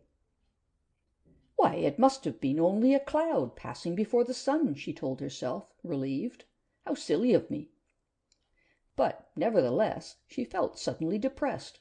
She did not hum any more, and she walked slowly downstairs instead of running with her usual quick step. In passing Jack's room, the door of which stood wide open, she saw that the room was empty. So Jack had raced her and was already downstairs. "Yes, he's been up this last half-hour, and he's out in the back garden now," Aunt Janet informed her. "Did you sleep well, dearie? Run out and tell your brother breakfast'll be ready in 3 minutes, will you, dearie?" And Aunt Janet bustled about between the pantry and the fireplace and the breakfast table in the little back room.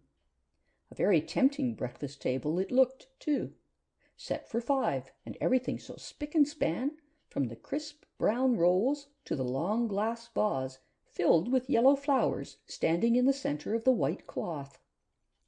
So Molly went in search of Jack, through the open back door into the garden. The garden, which was long and narrow, was full of bushes and flowers and little winding paths. At the farthest end stood 6 tall elms in a row, and it was here that Molly spied Jack and Glen's father, standing talking earnestly together. "Hello, Molly," called Jack when he saw her. "Come and look here." Molly made her way down the garden and saw that Jack and the old man were both gazing down at something at the foot of one of the trees. It was a dark red plant pot filled with dry soil. "He was just telling me. What do you think, Molly?" said Jack excitedly. "The black leaf came up in this plant pot one year." "Oh!" Molly gasped, and gazed at the pot with awe. Such an ordinary plant pot it looked, with nothing at all about it to suggest that it had ever been connected with any magic. "Of course, missy," Glen's father explained mournfully, "it was no use me a-picking it that year, you see, because there was no pumpkin to pick it for. Besides," he added bitterly, "it only came up for spite. That's all, pure spite, I call it. Just to taunt me, as it were. I couldn't bide the sight of it, especially as the pumpkin was out of reach. In your world." "What would have happened if you had picked it?" asked Jack. "Nothing would have happened. At the end of the 13 days it would have withered away, and the plant might not have come up again, perhaps, but I don't know about that. Still, if it hadn't, what should we have done this year when we do want it, eh?" "Yes," said Molly, "it is a good job you didn't pick it, because supposing it didn't come up again, I suppose there would have been no hope of getting rid of the pumpkin this time." "Unless old Nancy had discovered another spell," suggested Jack. The old man shook his head dismally and ran his fingers through his beard. "No," he said, "I had a feeling in my bones that we should need the black leaf some day. I always said the pumpkin would return from your world. And then those dreams I had." "Oh, why didn't the leaf come up in your plant pot this year?" sighed Molly. "Things never happen like that," mumbled Glen's father. "They do sometimes," said Molly, but the old man only shook his head. "There's Aunt Janet calling us to breakfast," said Molly. "I was sent out to fetch you. Come along." And she led the way back indoors again, followed by the other two. "Now what have you been doing in the garden?" cried Aunt Janet, catching sight of the three serious faces. "Looking at that old plant pot again, I'll be bound. You ought to be ashamed of yourself," she said, shaking her head at Glen's father. "Brooding over that miserable old pot before breakfast, and on such a lovely morning, too.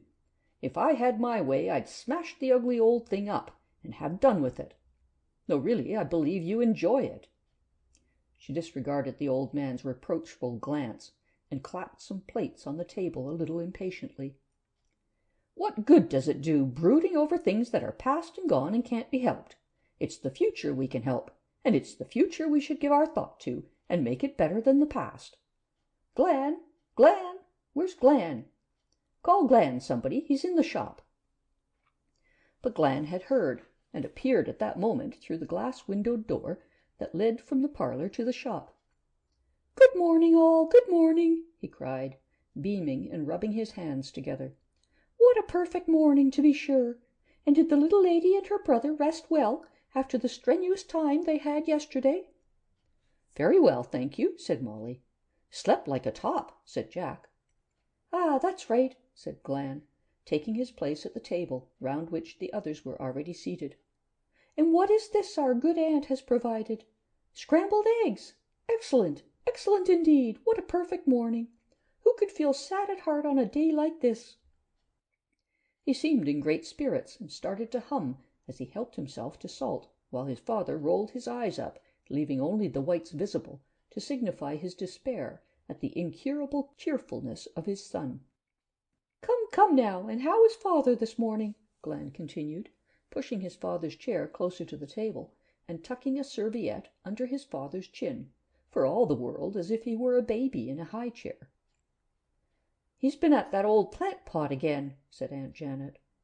"Bad, wicked man," smiled Glen, wagging his spoon at his father, who received all Glen's bantering remarks with the same stolid expression, and without the flicker of a smile. Jack marvelled at Glen's perseverance with his father, when his attempts to cheer him up were always without success. He began to doubt whether the old man could smile, and tried to imagine him doing so, but failed. "After breakfast," said Glan, "if he is very good and promises not to pick the currants out of the buns, father shall mind the shop, while the little lady and her brother and Aunt Janet and yours faithfully put on their best bonnets with the bead trimmings and their elastic-sided boots and brown cotton gloves," he gave an elaborate wink at Aunt Janet, "and sally forth to learn what plans are afoot and to find out what portion of the country we are each to search." "Will Jack and I be allowed to go together?" asked Molly anxiously. "Certainly, if you wish," said Glan. "Of course we'd rather, wouldn't we, Moll?" said Jack. And she assented quickly, hoping at the same time that now they would probably both win or fail together. When breakfast was finished, and while Aunt Janet went to put on her bead-trimmed bonnet and elastic-sided boots and brown cotton gloves, Glan showed the two children over the shop. It contained a most tempting array of sugared cakes and buns and pastries and bread, all of which, Glan told them, he made himself, in the bakehouse at the side of the shop. The shop was sweet and clean like the rest of the house, and the sight of Glan, in his white cap and overall, standing behind the counter and beaming cheerfully around him, was a sight to lighten the heart of anyone, except Glan's father. "It's fortunate that your father can look after the place while you are out," remarked Molly. "But I thought you said he was taken back and given a place at court, didn't you? I thought that was why he wore a velvet robe and keys." "Quite right," said Glan, "but it is only a very unimportant position. You see, he's getting old. He only has to turn up at court every Tuesday and Friday. It keeps him amused. On his free days he does all sorts of things to fill up his time. Ah, here he comes," he continued, as his father shuffled into the shop. "Now be very careful, father, and look after everything nicely while we're away, won't you? And here, you'd better wear this, or you'll spoil that lovely velvet robe." And Glan whipped off his white apron and made his father put it on. This, over his gorgeous velvet robe, gave him a comical appearance, which was by no means lessened by the melancholy expression on his face. Glan gave a chuckle. With arms akimbo, he surveyed his father with his head on one side. Then he chuckled again. Such an irresistible, infectious chuckle it was that Jack and Molly, despite their efforts not to, started to laugh.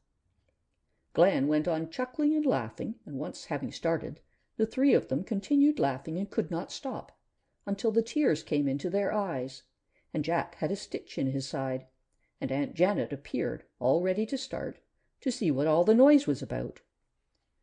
"Poor old father! It's too bad to laugh, but really—" And Glan dried his eyes on the sleeve of his white overall and started to laugh again.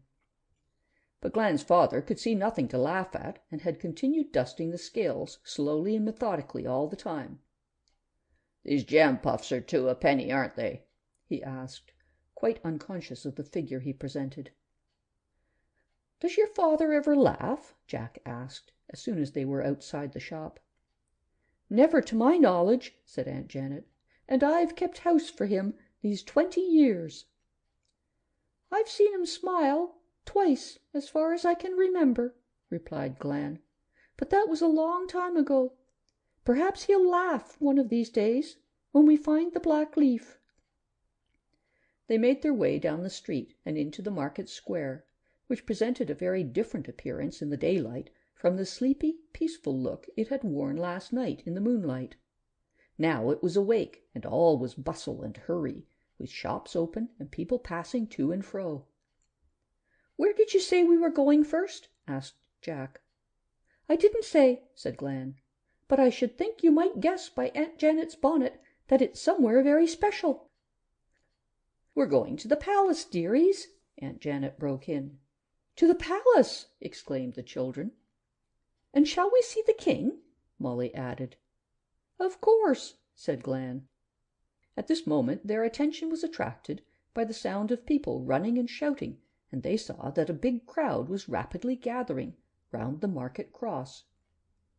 "What is it? What's the matter?" people nearby were asking each other, and unable to get information, they would rush off and join the jostling, excited mob in order to find out for themselves. "Wait here a moment," said Glan, "and I'll go and see. Don't follow me, or we shall lose each other in the crowd. I won't be long." And leaving the children and Aunt Janet standing outside a quaint little tea shop, he dashed forward and was quickly lost to sight in the surging mass of people that were rushing onward to the market cross.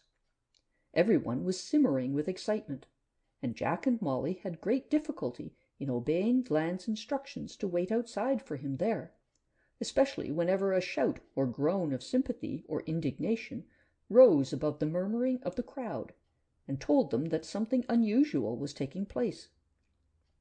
But they waited, and in a few minutes they saw Glan making his way back through the outskirts of the crowd. He hurried toward them, his face unusually grave. "Come along," he said, taking each of the children by an arm and hastening them away before they could ask any questions, and he signed to Aunt Janet, who followed behind them as quickly as possible. "Don't look back. It's no use. We can't do anything to help. It's one of the pumpkin's victims, some poor fellow caught by him outside the city walls." "What has he done to him?" Jack managed to gasp out. "Made both his arms disappear and covered his face with a horrible gray stain. The man looks awful. I'm glad you didn't see him. We can do nothing to help, except one thing," said Glan. "The black leaf?" asked Molly. "The only thing," said Glan. End of chapter 8.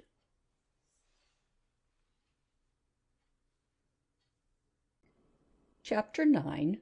Planning the Search. They turned out of the square into a wide avenue, bordered on each side with beautiful trees.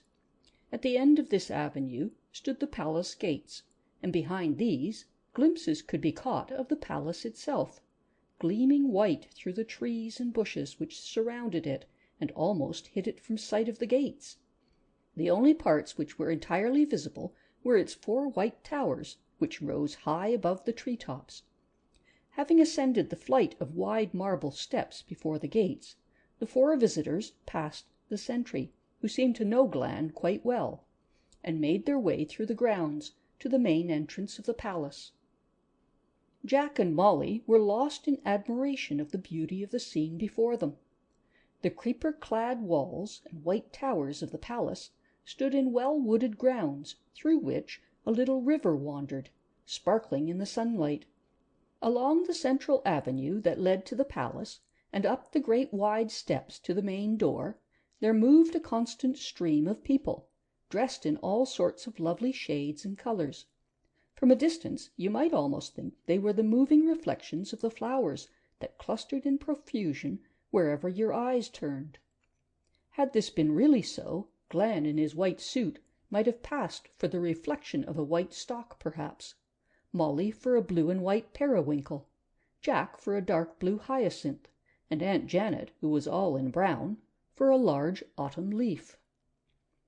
They joined the moving procession, and as they began to mount the steps, Glan explained to the children that all these people were on the same errand as themselves. They had come to offer their help in the organized search that was about to take place. The main doors of the palace were soon reached, and they passed through, and were presently ushered into a spacious hall, panelled with dark oak. For although the outsides of the buildings in the city were white, the children had already noted that the insides were colored in many and varied styles. The hall was already crowded with people, and on a raised dais at the far end there sat the king's counselors, a group of wise and learned men and women, round a long table. At first Jack and Molly could not see very well, but when a sudden hush fell on the assembly, and the people all bowed, the children could see over the bowed heads that someone of importance was entering. They were made sure of this by the nudges of Aunt Janet, and looking up, they saw it was the king. His Majesty was middle-aged and rather tall and well-built, and had a strong, clean-shaven face. The children liked his appearance. That he was every inch a king could truly be said of him, though he wore no crown or velvet robes as the kings usually did in the children's story-books at home, but was dressed very simply in a suit that reminded Jack vaguely of an admiral's uniform. "What a decent sort he looks," whispered Jack to Molly. After a few words of welcome to the people, the king called upon one of the counselors, a shrewd little man with tufty white whiskers, to tell the true story of the pumpkin's return to the possible world, which the counselor did, having obtained a full account from old Nancy. The only question which still remained unsolved was who was the traitor who had drugged old Nancy, and so aided the pumpkin to return. This mystery, he said, they hoped to clear up when the black leaf was found. When he had finished his story and had sat down, a buzz of murmuring voices filled the hall, and people turned to one another, commenting on the story about old Nancy which they had just been told, and comparing notes on the exaggerated versions of the tale that had reached them from various quarters. Silence fell as the king rose again. After a few comments on the pumpkin's return, he began to speak of the plans for searching, which he and the counselors had discussed at an emergency meeting early this morning. "To make sure that every likely inch of ground is searched," he said, "we have taken a map of the city and the outlying country as far as the boundaries of this kingdom extend. And this is the only kingdom in which the black leaf can grow, remember. And we have divided this map into a number of small squares. Now what we want you each to do is to choose a square of the map, which you may take away with you, and search thoroughly every inch of the ground marked. In this way the black leaf must be found sooner or later, unless there is any careless searching or delay in searching. For remember, we have only 11 days left before the black leaf disappears, and if it is not found before then, the pumpkin will remain with us for a year until the leaf appears again and another search can be made. Those who volunteer outside the city are advised to search in couples, as the pumpkin will be a constant source of danger to a person alone, whereas if there are 2 of you, one can always keep watch while the other searches difficult places or rests for a while." And here the king said a special word of warning regarding decoys and traps set by the pumpkin in order to hinder the searchers, and then went on to explain what should be done if the black leaf was found, repeating the words that Jack and Molly had already heard from old Nancy. "As soon as it is known that the black leaf is found," the king continued, "signals will be given throughout the country, so that all the searchers can cease and make their way back to the city and the hill by old Nancy's cottage in order to witness the pumpkin's punishment. These signals will be given by means of beacon fires, which will be lit on the hilltops near and far. And when the glad news reaches the city, all the bells will be set ringing. Your Majesty, would it be possible for one of the pumpkin's friends to start the first beacon blazing before the leaf was found, in order to stop the searchers?" someone in the hall inquired. "No," replied the king, "because we are so arranging it that only the person who has actually plucked the black leaf and has it in his or her hand can set a light to the first beacon. Each beacon is being specially guarded. Well, I will admit that we have called in the aid of old Nancy to help us in the guarding of them. So you may rest assured that none of the pumpkin's friends will be able to touch the beacons. So, whoever finds the black leaf, remember to set the nearest beacon on fire before starting back to old Nancy, that we may all know the good news at the earliest possible moment." The king concluded by asking for volunteers to search outside the city and inside the city, to come forward and sign their names in the book which had been placed on a table halfway along the hall. "The pumpkin has already, in the last few hours, caused much sorrow," he said sadly. "Let us make certain that this is the last time he shall ever bring disaster and misery to our country. Let us put our best efforts into this scheme for finding the black leaf, and so banish for all time the gray pumpkin." He sat down amid a great cheer which came from the hearts of the people in the crowded hall. It was obvious that the king was very popular. The people pressed forward eagerly to sign their names, and Jack and Molly, together with Glan and Aunt Janet, were among the foremost to signify their willingness to help. Both the children caught the wave of enthusiasm which swept through the hall, and felt that here was a country and a king well worth working for. And their dislike of the pumpkin who would spoil everything grew more intense. "I'm afraid I can only volunteer to search inside the city," said Aunt Janet to the children as they turned away from the table. "I can't walk very far without getting a bit tired. And as for running, I couldn't, not if 50 pumpkins were after me." "I think it's jolly sporty of you to offer it all," said Jack. "Oh, we all want to do what we can, dearie," she smiled. The 4 of them moved on and joined a group of people who were examining one of the large maps of the city and surrounding country which were hanging round the room. They had begun to discuss what part of the country would be the best for them to search, when they heard, much to their surprise, someone call out the names of the 2 children in a loud voice. Turning quickly, they saw that the king had the big book of names in front of him, and with his finger to a name on the page was looking round the room. It was one of the councillors near him, who had called out their names, evidently at the king's request. Before the children could wonder what they ought to do, the king spoke. "I see," he said, "that we have 2 friends from the impossible world who have kindly offered to help us. I should like to thank them personally. Strangers are often lucky." Someone started a cheer which was quickly taken up by the entire hall full of people, and Jack and Molly, both blushing furiously at this unexpected attention, were pushed forward by Glen and Aunt Janet to the foot of the raised dais, where the king greeted them, welcoming them to the country and warmly shaking hands with them. They chatted together for a few minutes, the king asking many questions about the impossible world. "But ah me," the king said, "I am afraid this will be the impossible world now that the pumpkins returned." "We will soon make it possible again, your majesty," said Molly, "if it is in our power to do so." "I am sure we shall all do our best," said the king. "Now, which part of the country would you prefer to search?"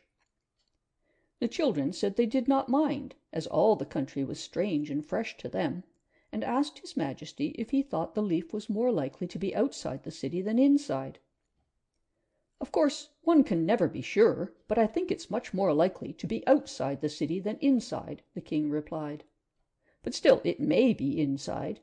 We shall make a thorough search inside, naturally, in every garden and street and plant pot and window box, everywhere, in every place likely and unlikely." When the children heard that the leaf was more likely to be outside, they at once made up their minds. Outside the city walls they would search, Jack and Molly together, and so it was arranged. They chose a little square of the country that lay outside the east gate of the city. It was entirely fresh country to them, and Molly liked the names given to that part of the country. Down the 3 green lanes, over Goblin's Heath, through the orange wood, and the country along the banks of a broad river to Lake Desolate and the Brown Hills. Although these names were all marked in one little square on the map, it was really a good many miles, especially when every likely part must be carefully gone over and examined. After Jack and Molly had received their small square of map, Glen stepped forward to pick his square. He shook hands and chatted with the king for a second, and then stood before the map trying to make up his mind. While he was deciding, tracing along the map with his plump white forefinger, the children stood aside, watching the stream of people passing to and fro, choosing their square of map, shaking hands with the king, and passing on and out of the great door at the end of the hall. Most of them had a friendly smile and nod for Jack and Molly as they went by, and several came up to the children and shook hands with them, thanking them for offering to help their country in this trouble. At length, after Glen had chosen, and helped Aunt Janet to choose her bit, and shaken hands excitedly with everybody round about, including Aunt Janet by mistake, he, Aunt Janet, Jack, and Molly bade farewell to the king and made their way out of the palace. They retraced their steps through the palace grounds, passing the sentry at the gate, and went toward the market square again. Glen and Aunt Janet insisted on showing the children the way to the east gate, and so the 4 went along, talking eagerly, the children full of enthusiasm for the coming search, for the king and for the possible world. "I've got a big forest to search in my bit," said Glan. "I like forests, and I'm arranging for Father to help me if he feels inclined, on the days when he's not at court. I wish I could have got a bit to search outside the east gate, so as to be near you both, but all the bits I wanted were already taken by other people. Fortunately, though, I've managed to get a square that backs on to a piece of the ground you'll be searching, though I start from the west gate. You see, the wood bends round at this point," and he compared his square of map with Jack and Molly's square, and showed them where his ground touched theirs. "So I shan't be so very far away," he laughed. "You can't get rid of me altogether." "I'm sure we don't want to," said Molly. "Rather not," said Jack. "Oh, Glan, you will be careful, won't you, and not get caught by the pumpkin?" added Molly anxiously. "Of course, little lady," Glan replied. "You should see me run if I want to. I'll not get caught." He was still studying and comparing the maps. "Why, look here!" he exclaimed. "You've got the orange wood in your bit. Well, I never! Do you hear that, Aunt Janet? The orange wood! We've got a relative who lives in that wood. I must give you his name." Glan scribbled something on a piece of paper and handed it to the children. "Any of the people in the village near by will direct you to his house. They all know him. Papengay's his name. I've written it down, you see. He'll be delighted to see you. Tell him you know us, Aunt Janet and Father and me. But don't be surprised at his funny little ways. He's a queer old soul, a very queer old soul." Glan chuckled to himself at some recollection. "He's a kind of cousin of Glan's father, dearies," observed Aunt Janet. The children were glad to hear of this one person, at any rate, whom they might trust in the strange, unknown country before them. "Be sure to humour him, though," added Glan. "He's worth it, don't forget." While they had been talking, they had been passing through many quaint streets on their way to the east gate, streets that on an ordinary occasion would have made Jack and Molly long to stop and explore them slowly, there were so many tempting and curious things to be seen. But there was no time for loitering now. There was serious work to be done. So they hastened along until at length the east gate was reached. Here Glan produced 2 neat little boxes of sandwiches and cakes, giving one of them to Jack and one to Molly. "A snack for lunch," he said. "You're sure to find plenty of friends as you go along," said Aunt Janet. "But do take care of yourselves, dearies. Good luck be with you." And she fumbled for her pocket handkerchief and dabbed her eyes rapidly, while Glan patted her on the shoulder. "Here's to our next meeting," he cried cheerily, "and may it be soon. Who's going to light the first beacon, little lady, you or I?" "Neither," said Jack, laughing. "I am." "That's the sort!" cried Glan, patting Aunt Janet vigorously as he beamed at Jack.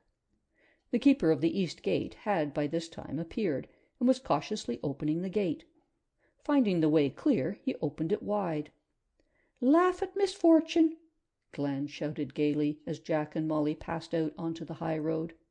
"Keep up a good heart, and remember, we shall win. Good luck, good luck." They saw him wave his white cap in the air. There was a flutter of brown-gloved hands. Then the gate closed. End of chapter 9.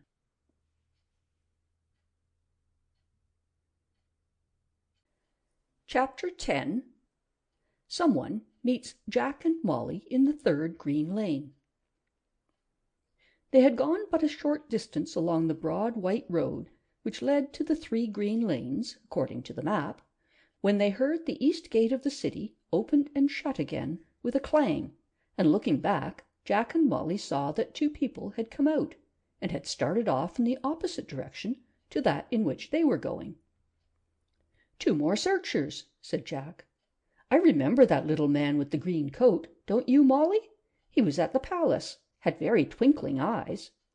"Oh, yes, I saw him," said Molly, "and that boy with him in that curious red-brown suit. I wonder which part they are searching. Supposing they are the lucky people who are going to find the black leaf. If we only knew," sighed the little girl, standing in the middle of the white road and gazing pensively at the two figures in the distance. "I know one thing," said Jack. "We shan't be the lucky people if we don't move along. Come on, Molly." 2 minutes' brisk walking brought them to the entrance to the first green lane, and here their search began. The lane was a very twisty one, and was closed in on either side with high, thick hedges. Fresh and green the hedges were, and starred with tiny white flowers that smelled very sweet. "How strange that it isn't autumn here, like it was at home," said Jack. "It's more like summer here, isn't it, Molly?" "It isn't really strange," said Molly. "Everything is so different here, isn't it? I don't see why the seasons in the possible world should be like ours any more than anything else is like ours."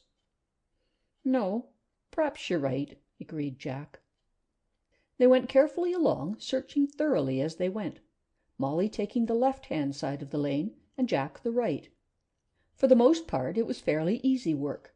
There were not many places in the first green lane where the black leaf could grow undetected, though from time to time an extra thick and low-spreading bush would necessitate a halt for a thoroughly satisfactory examination. "There is one thing that seems strange to me," Molly went on presently, "and that is the way the ordinary and the magic things seem to all get mixed up together. I'm sure I shall be forgetting when we get home again, and keep expecting spells and magic things to happen." "So shall I," said Jack, and then, as Molly began to laugh, "What's the matter?" he asked. "Oh, Jack," she laughed, "what would Aunt Phoebe say if she could see us now?" "I'm sure I don't know what the world's coming to," mimicked Jack in an Aunt Phoebe voice, and then joined in Molly's laughter. "And the best of it is," he chuckled, "it's all through her giving you that birthday present. She would be wild." "I suppose we really ought not to laugh at her," laughed Molly. "It's hardly respectful, but somehow I can't just help it." They continued to search, chatting and laughing, in a light-hearted, excited mood, and soon they had covered the best part of the first green lane. As they neared the end, a break in the hedge on Jack's side, blocked by a white gate, revealed a big field which lay behind the hedge. "Hullo," said Jack. "Have we got to search this field, too, I wonder? Where's the map?" Molly had it in her pocket, and produced it at once. Leaning against the gate, the two children studied it carefully. "Yes, see, here it is, marked here," said Molly. "The hedge on the left-hand side, the side I was searching, is the boundary, but the field this side is marked in our square." "I tell you what, then," suggested Jack. "I'll start on the field while you finish to the end of the lane. It's only a few yards more. Then you come back and start the other end of the field." Molly agreed, so they separated for a few minutes and continued the search. But there was no sign of the black leaf anywhere in the big field or in the first green lane, and at length they started on the second green lane. The second green lane had low hedges and many ferns and wild flowers growing by the way, and a ditch running along one side of it, which made the searching a little more difficult. There were also several gates leading from this lane into fields which had to be searched too. Some of the fields, where the grass was long, took a good time to do properly, but the two children stuck to it perseveringly, urged on by the hope that perhaps just round the corner, or behind the next tree, or even perhaps a few feet ahead of them among the long grass, grew that which they sought, the black leaf. But so far they had searched in vain. In the early afternoon they found themselves at the beginning of the third green lane, and here they decided to stop and have a short rest and some lunch. When they sat down on the soft grass by the side of the lane, they suddenly discovered that they were really tired, and when they saw the tempting little sandwiches and cakes in the snack for lunch packets Glan had given them, they realized that they were really hungry. They had been too busy and excited to realize these things before. Over lunch they got out the map again and studied it. "What a lonely piece of country this seems," Jack remarked. "Do you know we haven't seen a single person since we started searching?" "Nor a single house," said Molly. "It's a good thing we have this map with us. How useful it is! Let me look, Jack. Are there any houses or villages marked near here? Because we shall have to find some place to stay tonight, if possible." "There seems to be some sort of village marked there." It's not very near, though," said Jack. "It's the other side of the Goblin's Heath. There doesn't seem to be a house of any sort marked between here and that village, does there?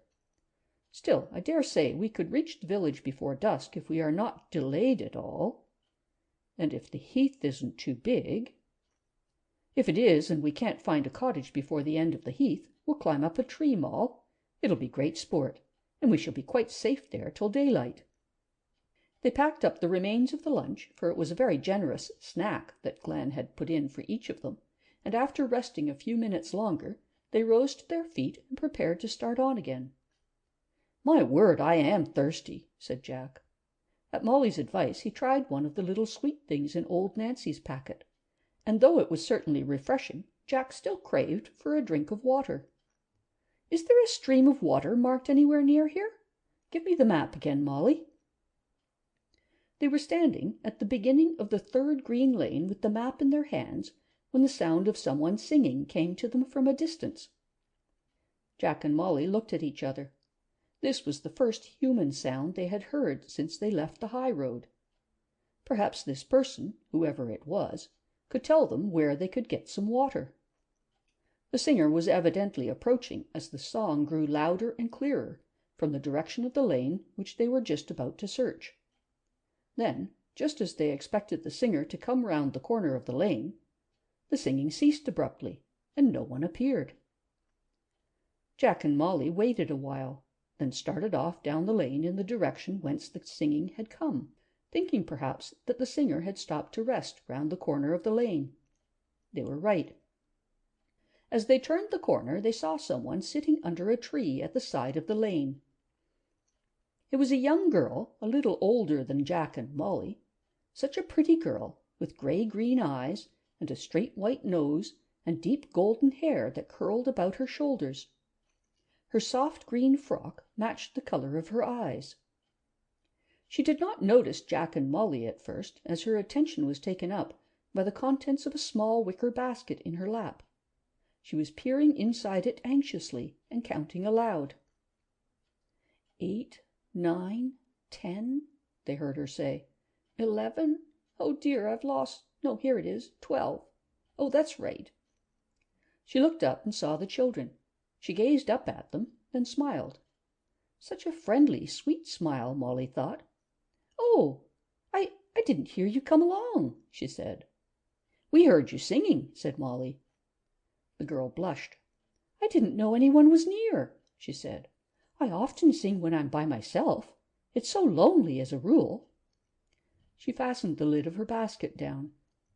"We were awfully glad to hear you," said Jack, "because, do you know, we haven't met a soul since we left the East Gate." "Have you come from the city, then?" asked the girl with much interest, rising to her feet. "Oh, you can't imagine how lonely it is to live out here. What news is there? What does the city look like now? Oh, I'd give anything to live in the city with crowds of people and lights and shops and real pavement." "Haven't you got any pavement, then, in the village where you live?" asked Jack. "I don't live in a village," answered the girl. "It's right out here in all this lonely part that Mother and I live." "Near here?" asked Molly. "Yes, just at the end of the 3rd green lane," said the girl. "In a house?" inquired Jack. "Yes, why not?" The girl smiled.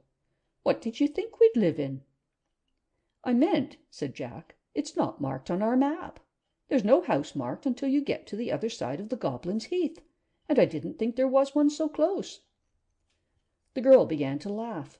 "Well, there is one, even if it isn't marked on your map. They don't mark all the houses, you know. If your way takes you along down this lane, you'll pass the house, and Mother would be awfully pleased to see you if you could spare a little while. She rarely gets news of the city or sees anybody." "We were going along this way," said Jack, "and we were just wondering if there was anywhere we could get a drink of water because we're both so thirsty." "Thirsty?" said the girl. "Why, here is the very thing." And she opened her basket and took out a beautiful bunch of grapes. I had been sent out to gather these from our vine. 12 bunches I've gathered. Do have one." She placed a delicious-looking bunch in Jack's hands. "Oh, no, really. I say, can you spare them, though?" protested Jack. "And wouldn't your mother mind?" "She'd mind if I didn't give you a bunch when you were so thirsty," said the girl, and insisted on Molly having a bunch too. "Well, it really is awfully kind of you," said Jack, and Molly thanked her also. Molly hesitated just a second before eating her grapes, wondering if they were doing right in accepting them from the little girl, whose name even they didn't know.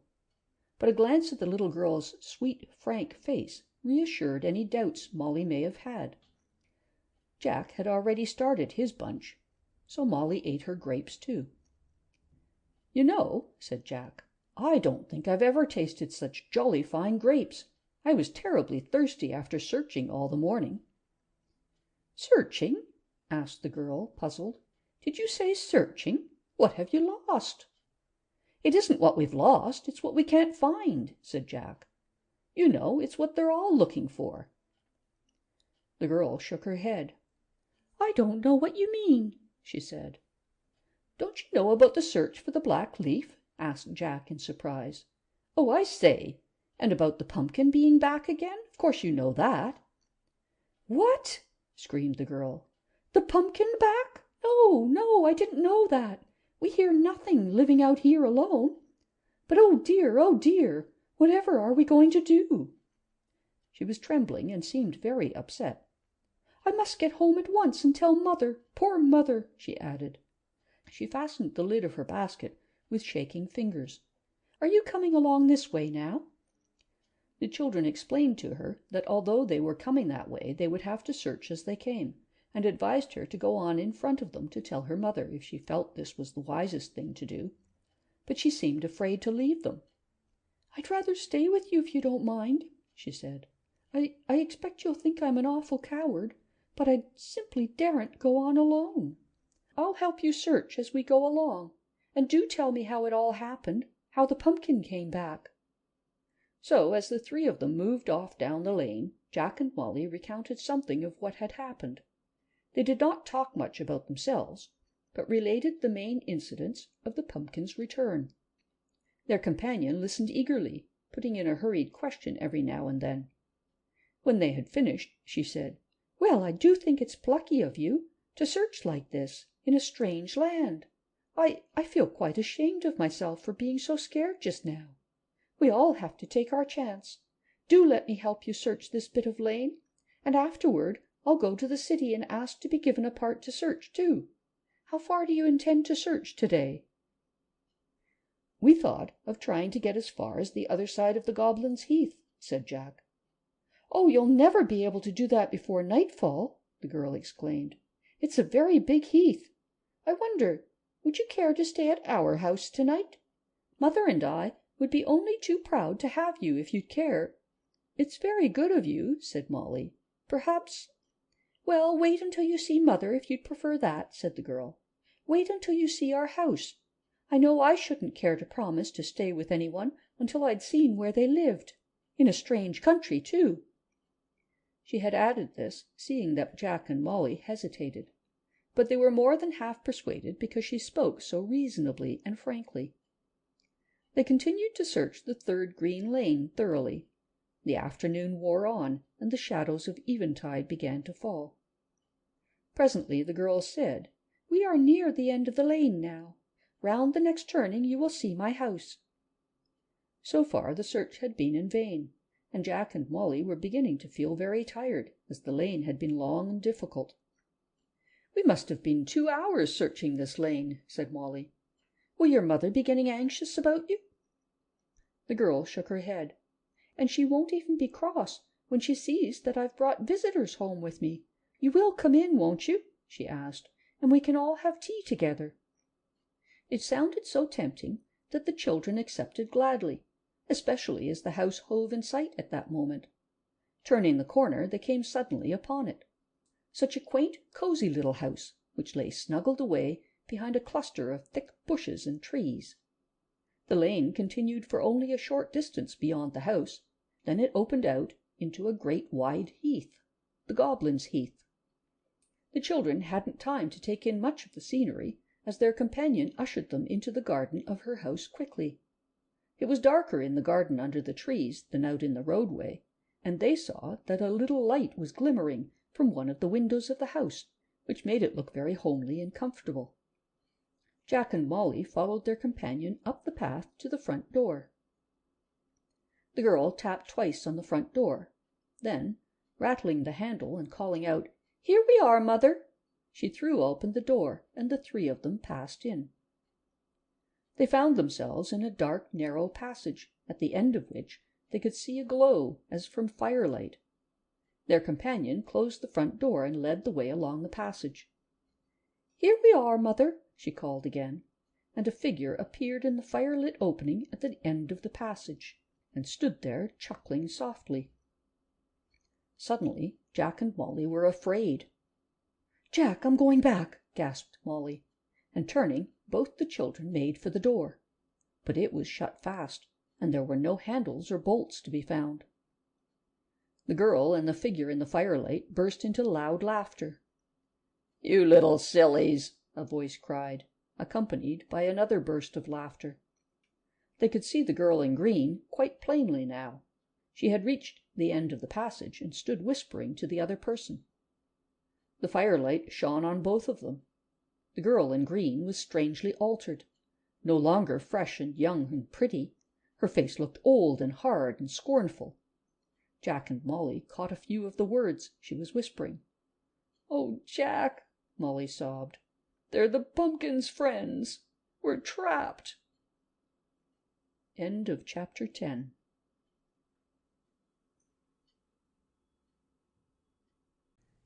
Chapter 11. Trapped. Jack and Molly clutched hold of each other tightly, while a feeling of despair rushed over them. How foolish, how very foolish they had been to trust the girl. What awful thing could be going to happen to them now, they wondered. The whispered conversation between the two at the end of the passage ended in a loud burst of laughter and giggling. Then the girl turned toward them and beckoned. "Come on," she said, "and the quicker the better it will be for you. No nonsense now," as the children did not move. "How dare you?" Jack managed to say. "Open this door and let us out at once. You mean sneak." His voice was shaky, but very determined. "Oh, don't be silly," said the girl. "You've got to obey now, so you might just as well come, unless you'd like me to fetch you both." "Heh heh," laughed the figure behind her. "I'd like to see you fetch them, that I would." The laughter and the nameless threat underlying the words gave the children a creepy sensation all up and down their spines.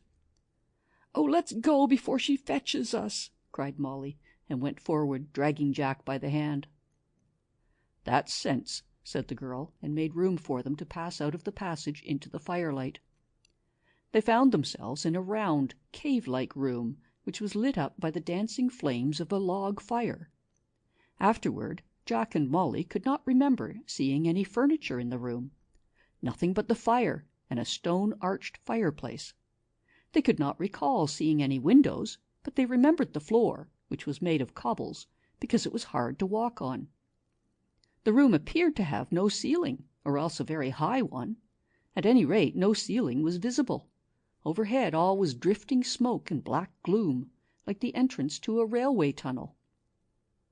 "Let's have a look at the pretty dears," said the figure beside the girl, moving forward, and Jack and Molly stood face to face with the ugliest old woman they had ever seen, in fact had ever even imagined. Her clay-coloured face was a mass of deep wrinkles. Her narrow sunken eyes looked like two restless black beads, darting from side to side, as if to escape from the two slits of eyelids which imprisoned them. Her nose and chin curved towards each other, after the fashion of nutcrackers, and her otherwise toothless mouth had one long yellow fang always visible. A bright crimson scarf was wound round her head like a turban, from which long wisps of jet-black hair escaped and hung about her face. As the children looked at her, she did a terrifying thing. which they quickly discovered was a constant habit of hers. The old woman's restless, beady eyes became suddenly still, and she fixed upon the children in turn a piercing stare, gradually opening her eyes wider and wider and wider, until they became two big round black balls encircled by saucers of white, great staring still eyes. Then suddenly the lids snapped over them, and they were once more little darting black beads. "Heh, heh, heh," laughed the old woman. "What a surprise for you duckies, wasn't it now?" And she thrust her face close to the children and leered unpleasantly. "Stupid little baggages," she added.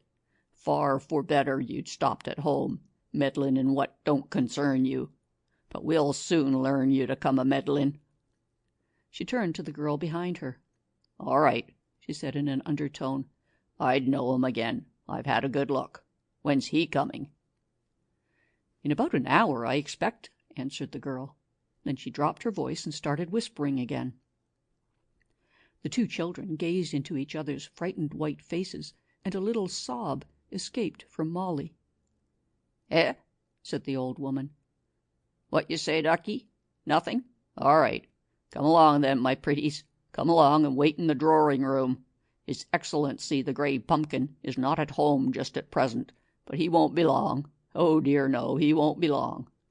Step this way in the drawing-room. He'll be pleased to see yer. Eh. Molly glanced despairingly at the girl in green, the girl who had been so friendly a short time before when they were outside in the lane. Molly held out her hands appealingly, but the girl only laughed. "Oh, have you no pity?" cried Molly. Do let us go. He'll never know. The pumpkin need never know. And if there is anything we can do for you, I'm sure my brother and I will be only too pleased." "Would you even give up the search and go straight back home?" asked the girl sharply. Here, then, was their chance of escape. If they would promise. Molly looked at Jack. What would the pumpkin do to Jack, to her, when he came? She shuddered. Then she thought of old Nancy and the king and Glan, and she knew that what the girl asked of them was impossible. She and Jack exchanged glances again. They had decided. They would take their chance. "Would you promise?" asked the girl. "No," answered Jack and Molly together. "Hurry up and push them in, then, mother." The girl turned away, dismissing the subject immediately.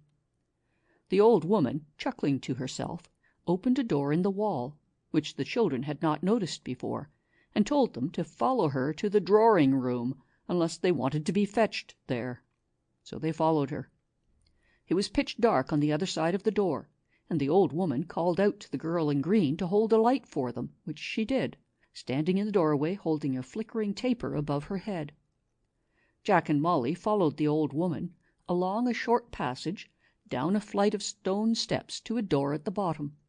She took a key from her pocket, and calling to the girl in green again, telling her to hold the light at the top of the steps, she fumbled at the lock, opened the door, and then, without more ado, she pushed Jack and Molly inside and slammed the door on them. They heard her lock the door, then go shuffling up the steps, grumbling to herself. Then another door banged, and all was silent. Jack and Molly were in absolute darkness and could not see an inch in front of them. They dared not move, but stood still, clinging hold of each other. "Oh, Jack, why did we trust her?" sobbed Molly. "How were we to know? She seemed so decent, the sneak," said Jack. "Oh, can't we do anything, Molly?" It was dreadful, just standing in the dark, waiting. They talked in low tones to each other for a while, wondering how long it would be before the pumpkin arrived. Neither of them dared to speak of what he might do when he came. If anything happened to them, would anyone miss them and come in search of them? And then Molly remembered. "Jack!" she cried. "The matches!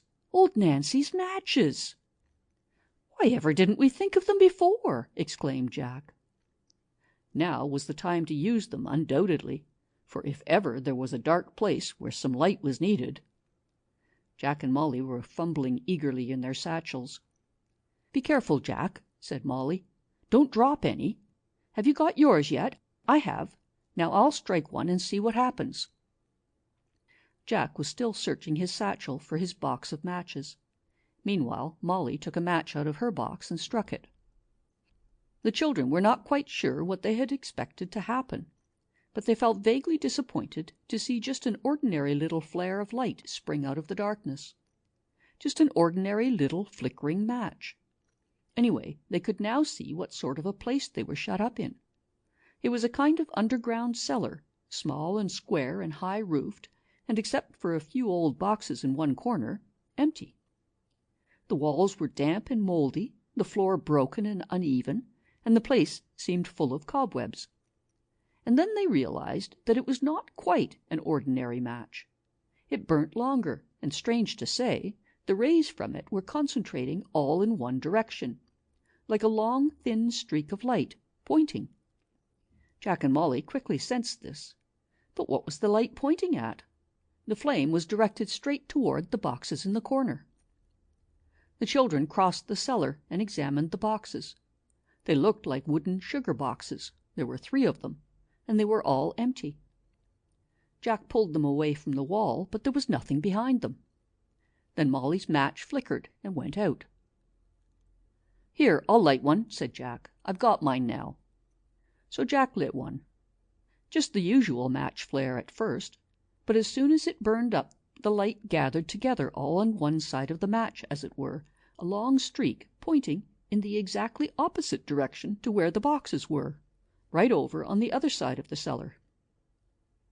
For a moment Jack doubted, wondering whether it was a sort of joke on him. But he and Molly followed the light quickly and saw that it was concentrated on a spot high up on the wall near the roof. "Look, quick!" said Molly. "There's an iron ring or handle or something up there." "But how can we reach it?" began Jack. And then they remembered what the first match had shown them, and hastily dragging the boxes across the floor, piled them one on top of the other underneath the ring in the wall. Then Jack's match went out. Both children were now tremendously excited, and fearful lest the pumpkin should come before they had finished their investigations, they moved as rapidly as possible. Molly lit the next match, while Jack clambered up to the top of the boxes. Her light pointed straight at the iron ring. "It's a ring, all right!" cried Jack. "But oh, Moll, I can't quite reach it. Whatever shall we do?" As the match pointed steadily at the ring and offered no further suggestions, Molly climbed up to the top of the boxes too. Jack's remark was only too true. The ring was just out of reach, try as they would to touch it. "I believe I could reach it if you could lift me up, Jack," said Molly. "Right-o," said Jack, and then Molly's match went out.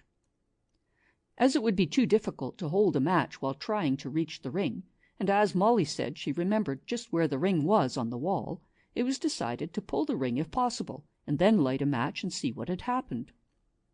So Jack lifted Molly up, and after groping about on the wall with her hands for a few seconds, she caught hold of the ring.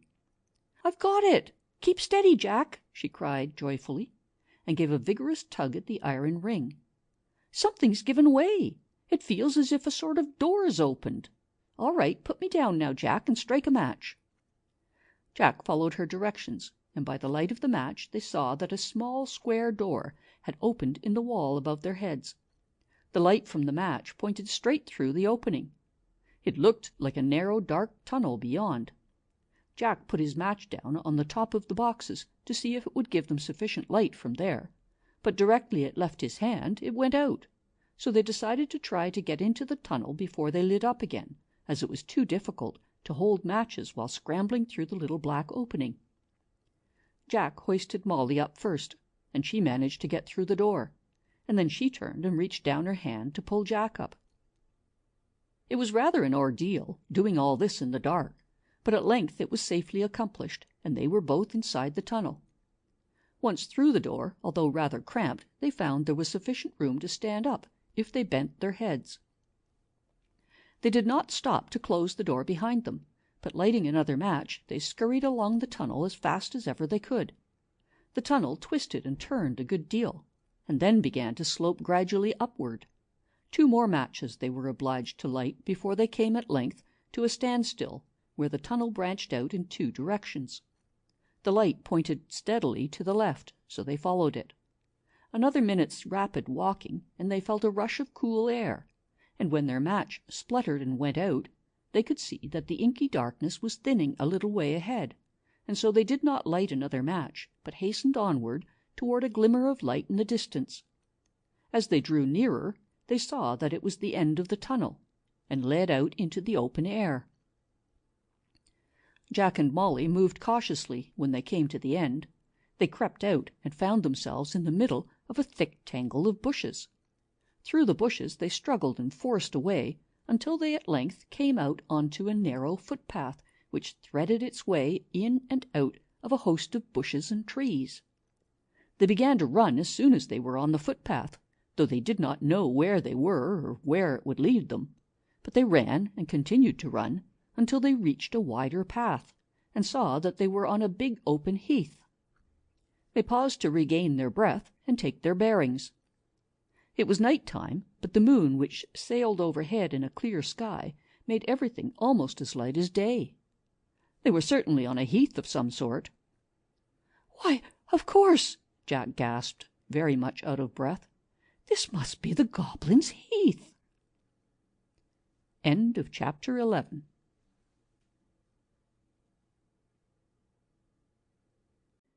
Chapter 12. The Goblin's Heath. The Goblin's Heath, with its little crouching bushes and heather-clad hillocks, looked very beautiful in the moonlight. Here and there a tree rising up from the low bushes around it stood out clearly against the night sky. Toward the nearest big tree Jack and Molly made their way. It was a giant of a tree, with great gnarled trunk and plenty of room among its lower branches for a little girl and boy to curl up and rest comfortably and safely, screened by its thick curtain of leaves. Once they were safely hidden in the tree, Jack and Molly had time to talk matters over. They decided to stay where they were until daylight, when they could continue their search. They talked and planned for some time, and then, as their excitement wore off a little, they began to get very sleepy. Everything seemed quiet and still around them, but they would take no more risks that night, so decided to sleep in turns, one keeping watch and waking the other up at certain intervals, or if anything happened in the meantime. They had no idea what the time was, so they arranged their intervals by the moon. When the moon reached a certain place, Jack, who undertook the first watch, protesting that he wasn't tired, was to wake Molly up. So Molly went to sleep, after making Jack promise that he would wake her up if she showed any signs of falling out of the tree. Jack had a hard struggle to keep awake at first, but he managed it somehow, and after Molly had woken up and taken a turn at watching, and he had had a short, sound sleep, he felt much refreshed. The time wore on, and Jack was just starting his second watch, and Molly had fallen asleep again, when he heard a long rustle in one of the bushes down below. He leant forward, peering down through the branches. There was evidently something stirring inside the bush. The leaves rustled and shook, and then were thrust aside, and a queer little figure stepped out and stood on the broad footpath in the moonlight. It was a very small, quaint man, dressed in brown, with a pointed cap on his head. He gazed along the pathway for a moment, then turned and scanned the heath in the opposite direction. Jack gave a start as something moved in the tree beside him, but it was only Molly, awake and wide-eyed, staring down at the little brown man with absorbed attention.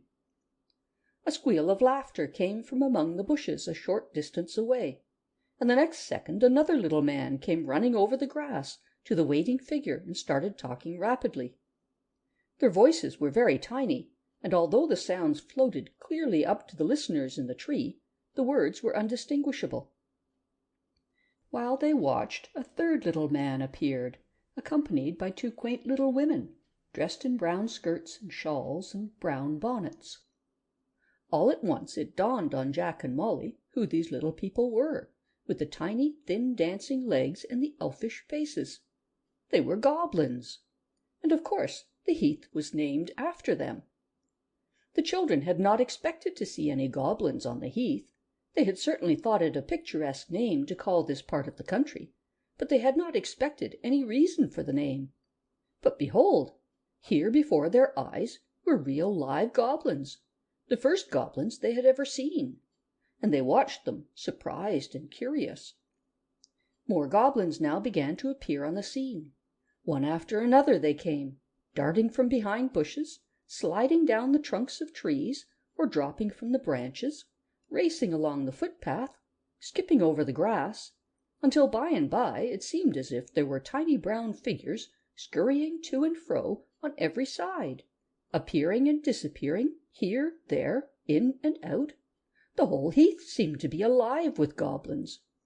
Such a squeaking of tiny voices, a chinking of goblin laughter, and a pattering of feet.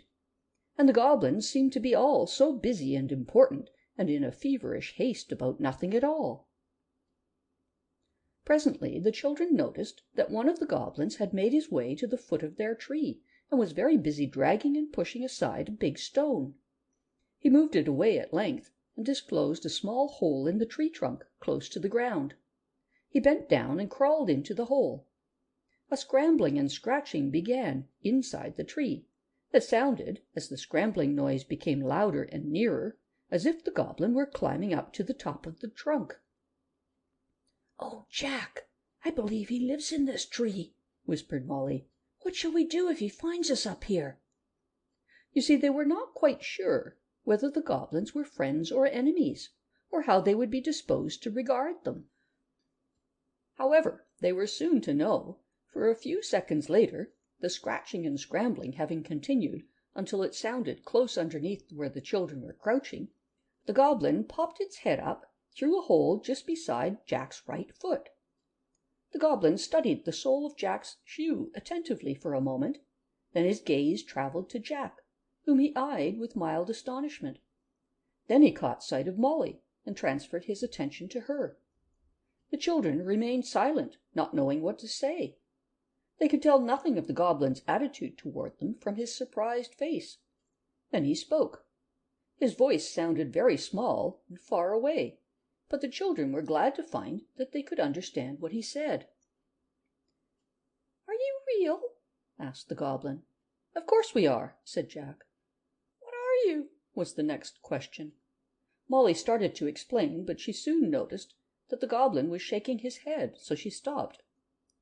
"No, there isn't really a place called the Impossible World, which you can reach through a tree in the forest," he said, as if confiding to them a sad truth. "It's only a story, a make-believe place like Dreamland." Molly was taken aback. "Oh, but there is such a place," she affirmed. "We know there is, because we have come from there." "I like to hear you say that, but I don't believe you," said the goblin candidly. "I wish I could, and I wish you were real, indeed I do." "We are real," said Jack warmly. "We're as real as anything. Why, it's you that is only... that people say are not... I mean..."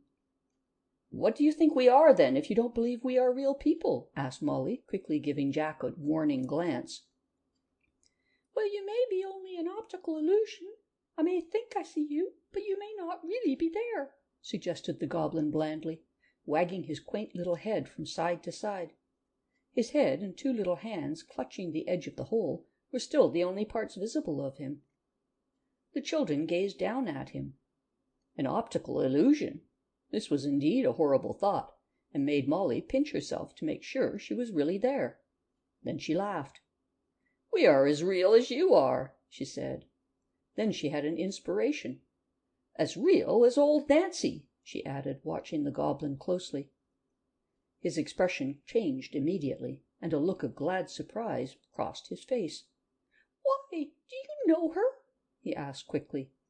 "Rather," said Jack. "She's a friend of ours." "Then I am a friend of yours," said the goblin, climbing out of the hole and standing beside the children, "whether you are real or whatever you are." Their recent lesson in trusting people had made the children more cautious, and although they could see that they had no choice in their behavior toward this little goblin, as they were powerless to escape from the heath with its swarms of goblins, yet they felt friendly disposed toward him for his own sake. He seemed quite genuine in his regard for old Nancy, and very soon he was sitting in the tree beside them, chatting away and asking them all about themselves, and answering questions by the score. They found that he knew that the pumpkin had returned. One of his brother goblins had brought the news, and they discovered also that the goblins were the pumpkin's bitter enemies. Then they told him all about their search for the black leaf, and how they were to search the heath when daylight came. "You won't see any of us in the daytime," said the goblin. "We'll be all asleep down our little holes. But I don't think the black leaf is anywhere on the heath, or one of us would have seen it, and the news would have soon spread amongst us." "Still, I suppose we shall have to search it all the same, as we promised," said Molly. "Yes, you're quite right," agreed the goblin. "Besides, we might not have seen it. I'm afraid you'll find the heath very big, but I dare say you could search it in a day if you start at dawn. I wish I could help you, but... one thing I can do. I can send word to you if the pumpkin appears anywhere in this neighborhood while you are searching the heath." "That is very kind of you," said Molly. "It will help us a lot." "And when you come to the village beyond, if you want to know of someone you can trust, go to Miss Marigold. Don't forget the name," said the goblin. "Miss Marigold," repeated Jack. "I'll remember. Thanks very much."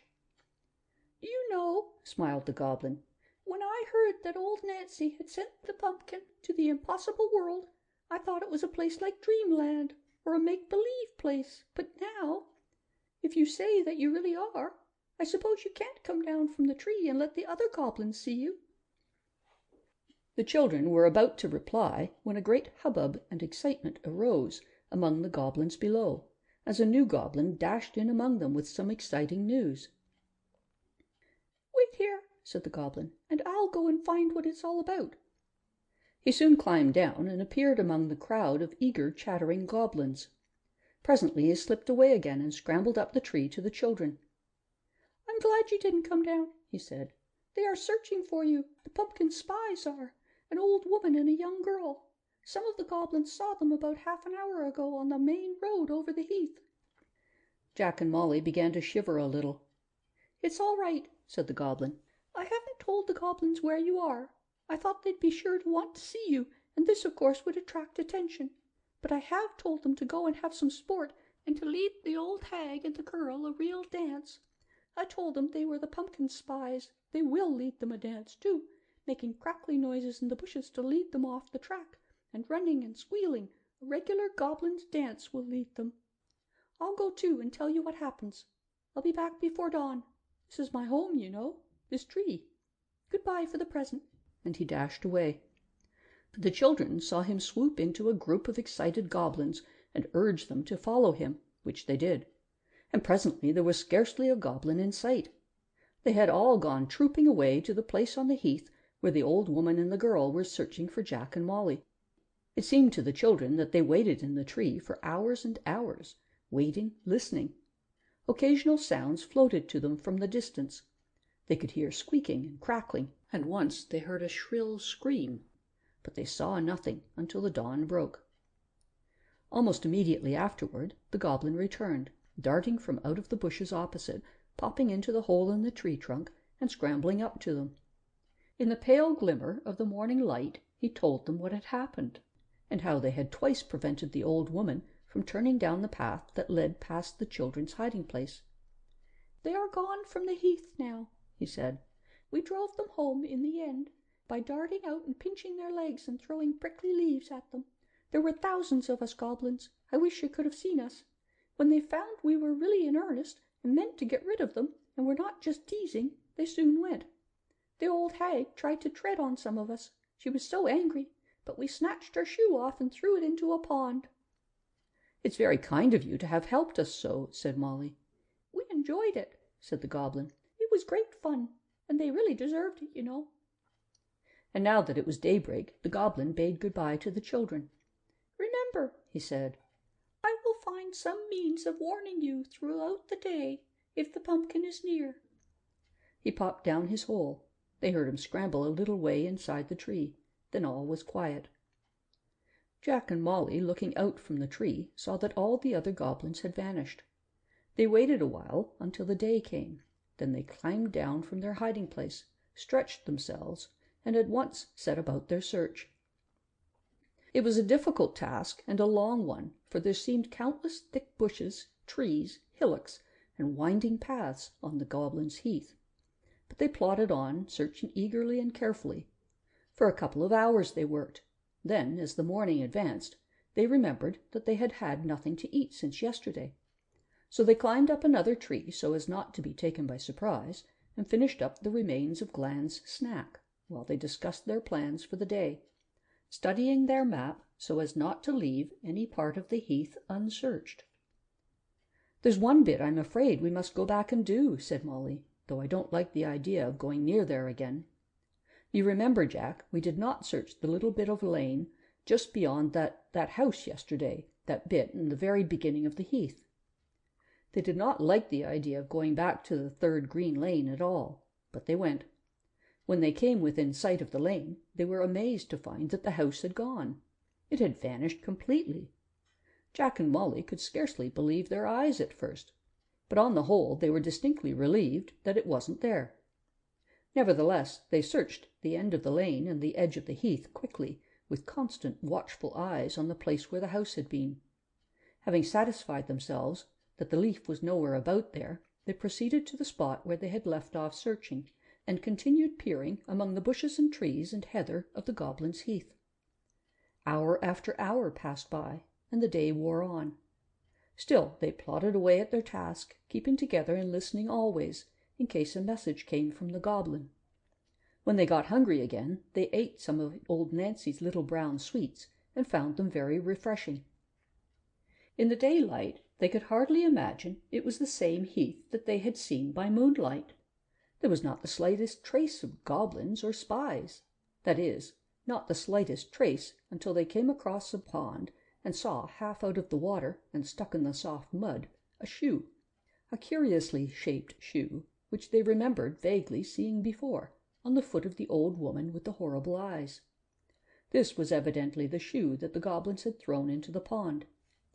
The sight of it made all their recent adventures return vividly to their minds, and made them very unwilling to be still on the heath when night came. So they hastened on their way. Evening was already approaching when they finally came to the end of their day's search, and no sign of the black leaf had they found. As no warning had come from the Goblin, and they had not been disturbed in any way, they felt on the whole all the better for their open-air day on the sunny, wind-swept heath, though they were tired now, and not at all sorry to turn their footsteps toward the little village which appeared close at hand at the edge of the heath. End of chapter 12.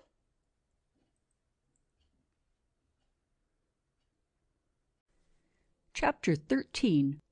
Timothy gives them a clue.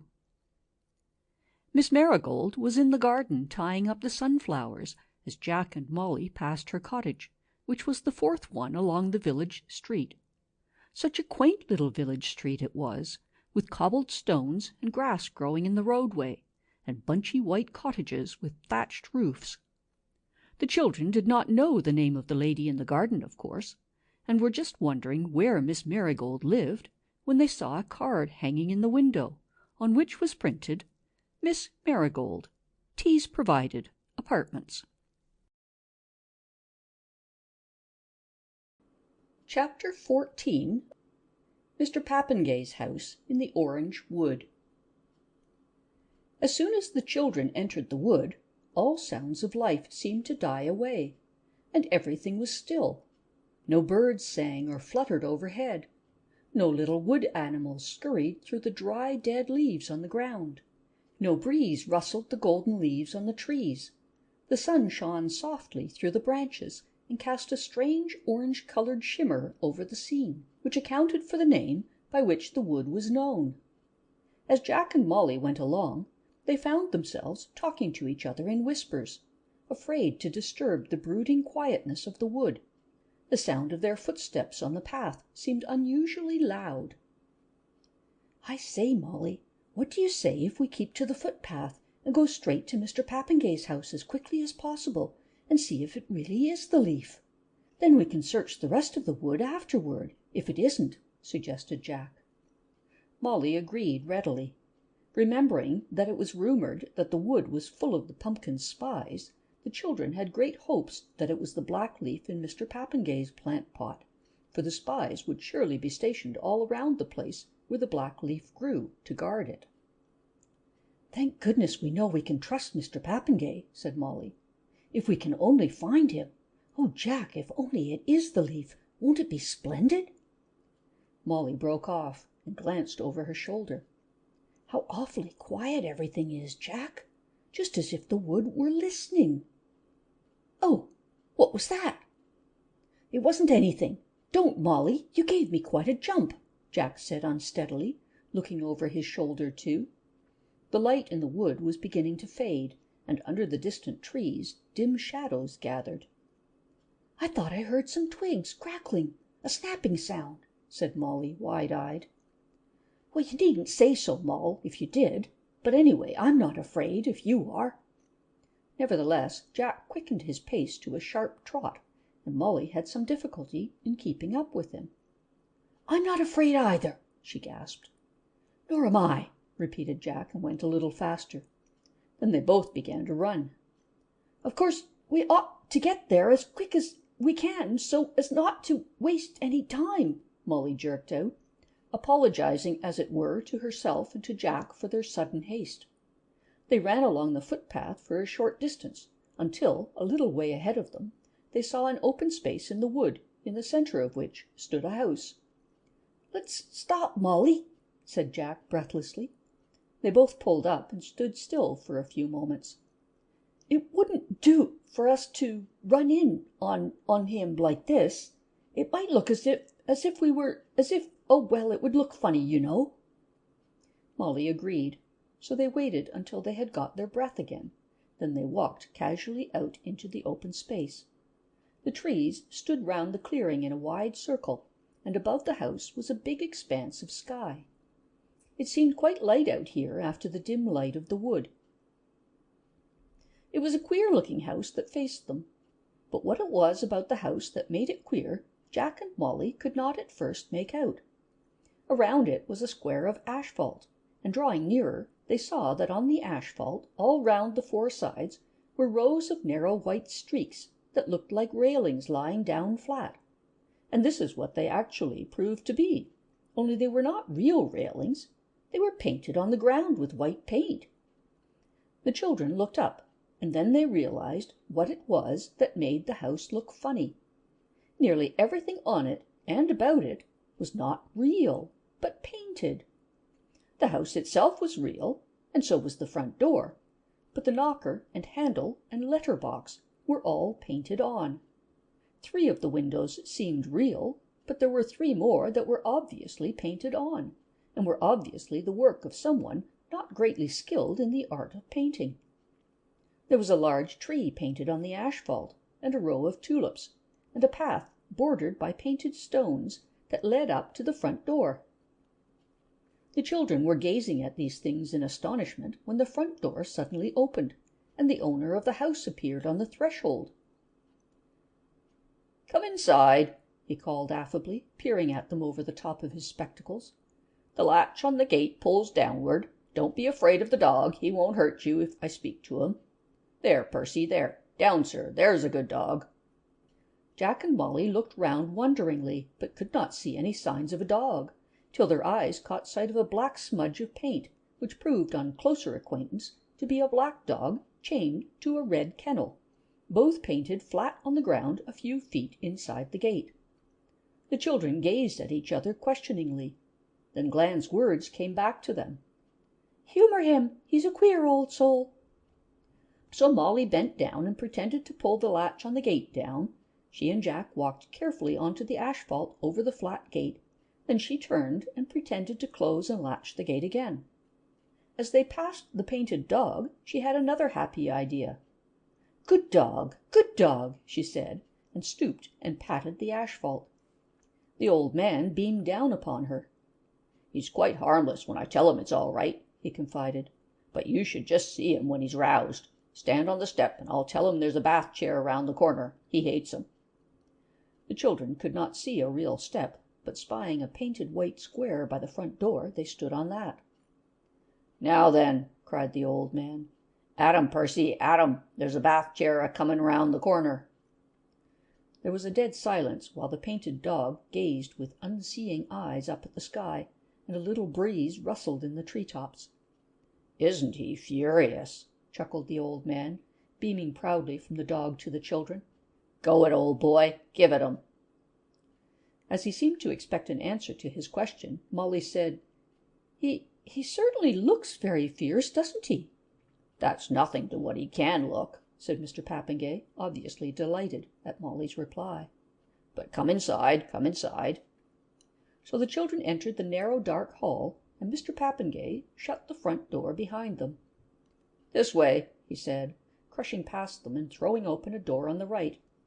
"Come inside and sit down a bit. This is my study. What do you think of it?" As the question was asked, before Jack and Molly were inside the room, there was naturally a short interval before Molly could reply politely. "What a very uncommon room." "All done by myself," said the old man, waving his hand with a sweeping movement toward the walls. The children followed the hand sweep and saw rows upon rows of books painted round the walls. There was no doubt about them being painted. And they noticed also that the carpet, chairs, tables, curtains, and even the fireplace were all painted in this amazing room. Jack's eyes traveled rapidly over the room, but not a single real thing could he see in it except himself and Molly and the old man standing in front of him. And he looked at the latter twice to make sure that he was real and not simply made of paint like the other things. But Mr. Papengay was real enough, with his spectacles and bald head. The only hair he possessed grew like a fringe at the back of his head, low down, just above the nape of his neck, and under his chin a little fringe of whiskers appeared. He had round blue eyes and eyebrows set high that gave him a look of continual surprise. Over a dark-colored suit he wore a brown plaid dressing-gown with long cord and tassels, and on his feet were a pair of very old red felt carpet-slippers. And then Jack's roving eye noticed that the buttons on his dressing-gown were painted on, but that was the only bit of paint about Mr. Papengay. "You see, it's so handy making my own things," he was explaining to Molly. "I can have any kind of things I like and change them as often as I like." "Don't you find the chairs rather awkward to sit on?" inquired Jack. "Not at all. Why should I?" replied the old man, slightly offended. Well, you see, they're not real, are they?" Jack blundered on. "Not real? What do you mean?" snapped Mr. Papengay. "Of course they're real. Sit on one and see." "Don't be silly, Jack," Molly broke in. "They certainly look most comfortable. I do think it is clever of you to make them," she said to the old man. "Oh, no, not at all. Simple enough," said Mr. Papengay airily, appeased at once. "But you try one. They may look comfortable, but it's nothing to what they are to sit on. You try one," he urged. So Molly pretended to sit down on one of the painted chairs. It was a most curious sensation. Although she knew there was no chair there, she felt somehow as if she really were sitting on a chair, so that when the old man asked her with a self-conscious smile on his face, "Now, isn't it comfortable?" she could answer truthfully, "Yes, it really is." Yet afterward Jack told her that he had tried one of the chairs when she and the old man were not looking, and had nearly fallen on the floor. "I found it anything but comfortable, the silly old ass," he said. When they had admired the study to the old man's content, he led them out into the hall again, and up the stairs to a curious little room he called his visitors' room. As they went upstairs, Molly tried to tell their host who they were, and how they knew Glenn and his father, but he kept up a constant stream of conversation himself, and took no notice of her remarks.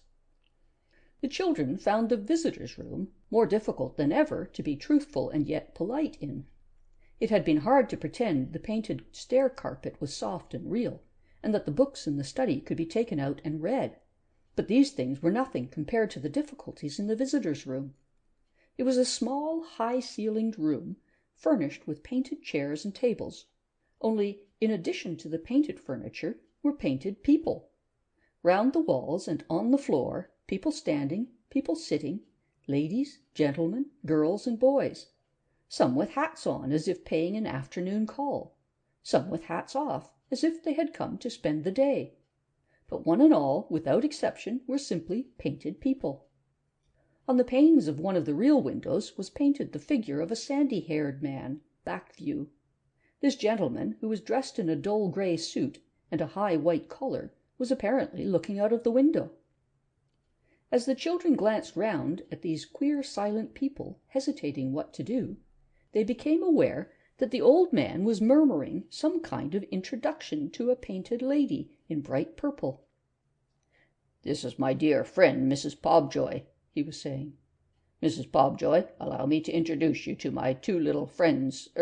What are your names, by the way?" The children told him, and took this opportunity of explaining who they were and how they knew Glan. Dear me," said Mr. Papengay. "How very extraordinary." And he shook hands affably, and then he introduced them to Mr. Pobjoy, a red-faced gentleman painted on the wall beside his wife. Molly bowed politely. "I'm very pleased to meet you," she said, and gave Jack a nudge with her elbow. "How'd yer do?" said Jack, feeling an awful ass.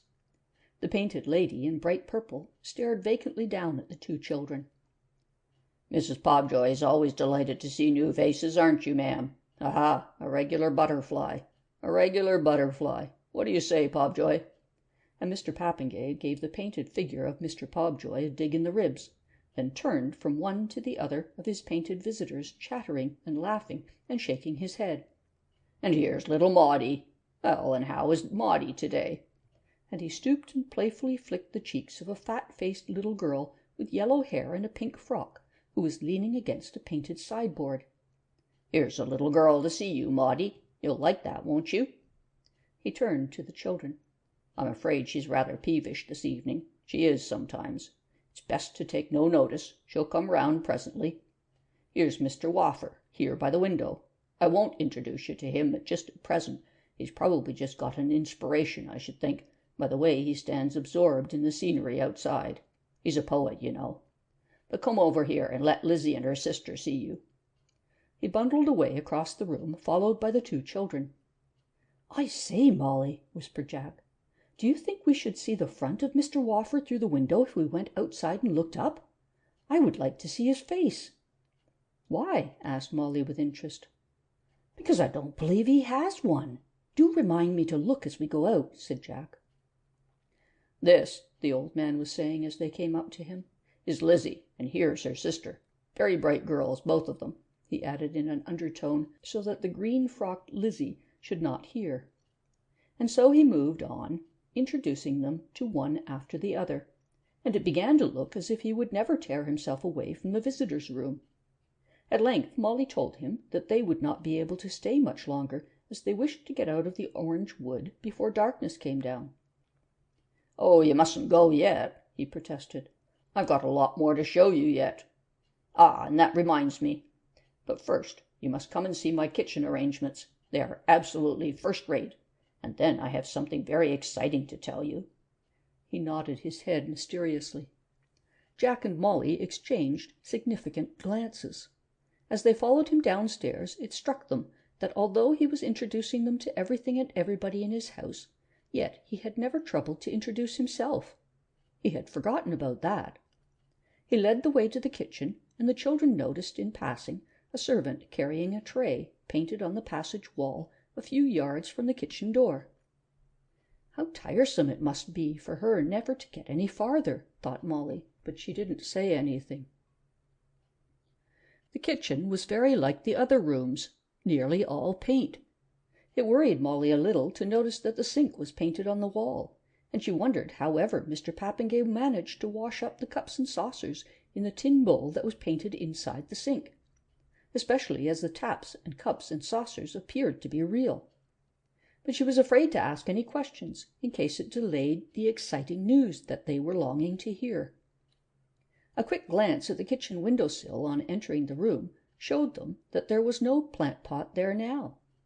After Mr. Papengay had taken them a tour of the kitchen, and they had admired everything from the oven with the painted round of beef on the shelf to the painted egg whisk hanging on the dresser, their host bade them be seated on a bench by the kitchen window, which happened to be a real bench, much to Jack's relief, and then he said, "There is something I think you ought to know." He shut the kitchen door carefully so that the servant painted in the passage should not hear, while the children's hearts began to beat rapidly. Mr. Papengay came back and stood before them. "The gray pumpkin has returned to this land," he said solemnly, then waited for the exclamations of amazement which did not come. "Of course, we know," said Jack after a short pause. Mr. Papengay looked both surprised and offended. "Why, how's this?" he asked. And the children told him and explained about the search they were making. "Well, well, well," he said at length. "I've been searching for the black leaf too. I searched every inch of the orange wood thoroughly directly I heard the pumpkin was back again. And, this is what I really wanted to tell you, what do you think I did when I found that the black leaf wasn't anywhere in the wood?" he asked excitedly. "What?" cried both children together. "Painted a black leaf," he said triumphantly, beaming with joy, "and here it is." He opened a cupboard door behind him and disclosed a plant pot, which was real, in which grew a black leaf, which was painted. In fact, it was so entirely artificial that it wasn't even a real leaf colored black. It was cut out of newspaper and painted with a thick black paint. Jack and Molly did not speak for a moment or two. They could not. They were so thoroughly disappointed. Had they wasted all this valuable time humoring Mr. Papengay for nothing more than this? They had hardly realized how high their hopes had been until now, when they were flung to the ground. It was with an effort that Molly kept back her tears. As for Jack, he felt he would like to kick something. Meanwhile, Mr. Papengay was perplexed at their silence. He lifted the pot down and set it on the floor in front of the bench. "Well, what do you think of it?" he asked. "What are you going to do with it?" asked Jack. "I will tell you," said Mr. Papengay. "I have decided that you shall have the leaf and take it back to the city. I was wondering, only yesterday, whom I could send it by. It isn't time for my yearly visit to the city yet, and besides, Percy has rather a nasty little cough. I can't leave him till he's better, poor old chap." "But it won't be the same as the real black leaf," said Jack. "Why not? Why not?" asked the old man touchily. "Well, it isn't magic, is it?" objected Jack. "It won't have any power over the pumpkin." "I won't guarantee that it isn't magic, though it may not have the same power over the pumpkin," the old man admitted. "But what's the odds? They won't know, the people won't know, and anyway it's very handsome to look at, and just think of how surprised everybody will be." The children could see that it was no use arguing the matter. Mr. Papengay was beginning to look quite hurt and annoyed, and so to humor him and to save any further delay, the children thanked him and said they would be pleased to take it with them. They little guessed then how glad they would be later on that they had taken it with them. "It's very clever of you to make it," said Molly. Immediately Mr. Papengay's ill humor vanished, and he smiled down at the leaf in an affectionate manner. "Oh, I don't know about being clever," he said. "Well, it's not a bad piece of work," he admitted modestly. "Well, now, I think we really must be going," said Molly, "or else it would be too dark in the wood for us to find our way. Shall we pick the leaf and take it with us, then?" "It looks so well in the pot. I like it best in the pot. Take the plant pot, too," said Mr. Papengay. "I shall be coming to the city in a few days, and then you must tell me all about it, what the people said when they saw it, and I suppose you are going straight back to the city?" he inquired. "You won't want to bother to search for the other black leaf now, until you see what the people say to this one, I'm sure." Self-centered Mr. Papengay! He actually thought the children would be more anxious to hear what people said about his leaf than to continue their search for the real leaf. But the children were quite determined about continuing their work, and at length made him understand that they must go on. But they were hoping, they said, to return to the city shortly, when they would be very pleased to show his leaf. Mr. Papengay cheered up a bit at this, and said they had better take it then, as they would be bound to reach the city before him. Then he asked them where they were going to search next. "You needn't bother about this wood. I've searched it from end to end thoroughly, as I told you. And besides," said Mr. Papengay, "it isn't wise to linger in this wood just now. The pumpkin has spies about all over the place. Of course they never touch me. Percy wouldn't let them, but you two, and I'm quite certain the leaf isn't in this wood, or I'd have had it before now." The children had not much faith in Mr. Pappingay's careful searching, but glancing through the window they saw that it was now getting too dark to search the wood that night. They had better get out of it as quickly as possible, even if they had to return and search it in the morning. They became aware of Mr. Pappingay murmuring something in the way of an apology for not asking them to stay overnight there, but he was already overcrowded with visitors, the Pobjoys and others, he said. He knew of a nice little farmhouse outside the wood where they would be comfortable. The children were pleased to know of the farmhouse. Not for worlds would they have spent a night in this silent wood. Mr. Pappingay was so careless he would be sure to leave a window unfastened, and the pumpkin spies would creep out from the trees and get into the house. At least, this is what the children felt, but they thanked Mr. Pappingay and told him not to apologize at all, as they really couldn't stay, but must go along. "I tell you what, then," said Mr. Pappingay, "I'll just get my lantern and come along with you and show you the quickest way out of the wood to the farmhouse." The children were much relieved at this, feeling that company and a light in the dusky wood before them was an unexpected blessing. After a great deal of fuss and bustle, he found his lantern and escorted them through the front door, calling some final words of instruction to Percy, who remained gazing pensively up at the evening sky. They passed through the gate, or rather stepped off the asphalt, and started out. Mr. Pappingay insisted on carrying his plant pot and leaf until he should have to part with it at the end of the wood. So with this under his left arm, and his lantern swinging in his right hand, he strode ahead of the children, crying cheerily, come along, I'll show you a short cut out of the wood. Ah, I'm glad I brought my lantern. It'll be dark enough in some parts of the wood."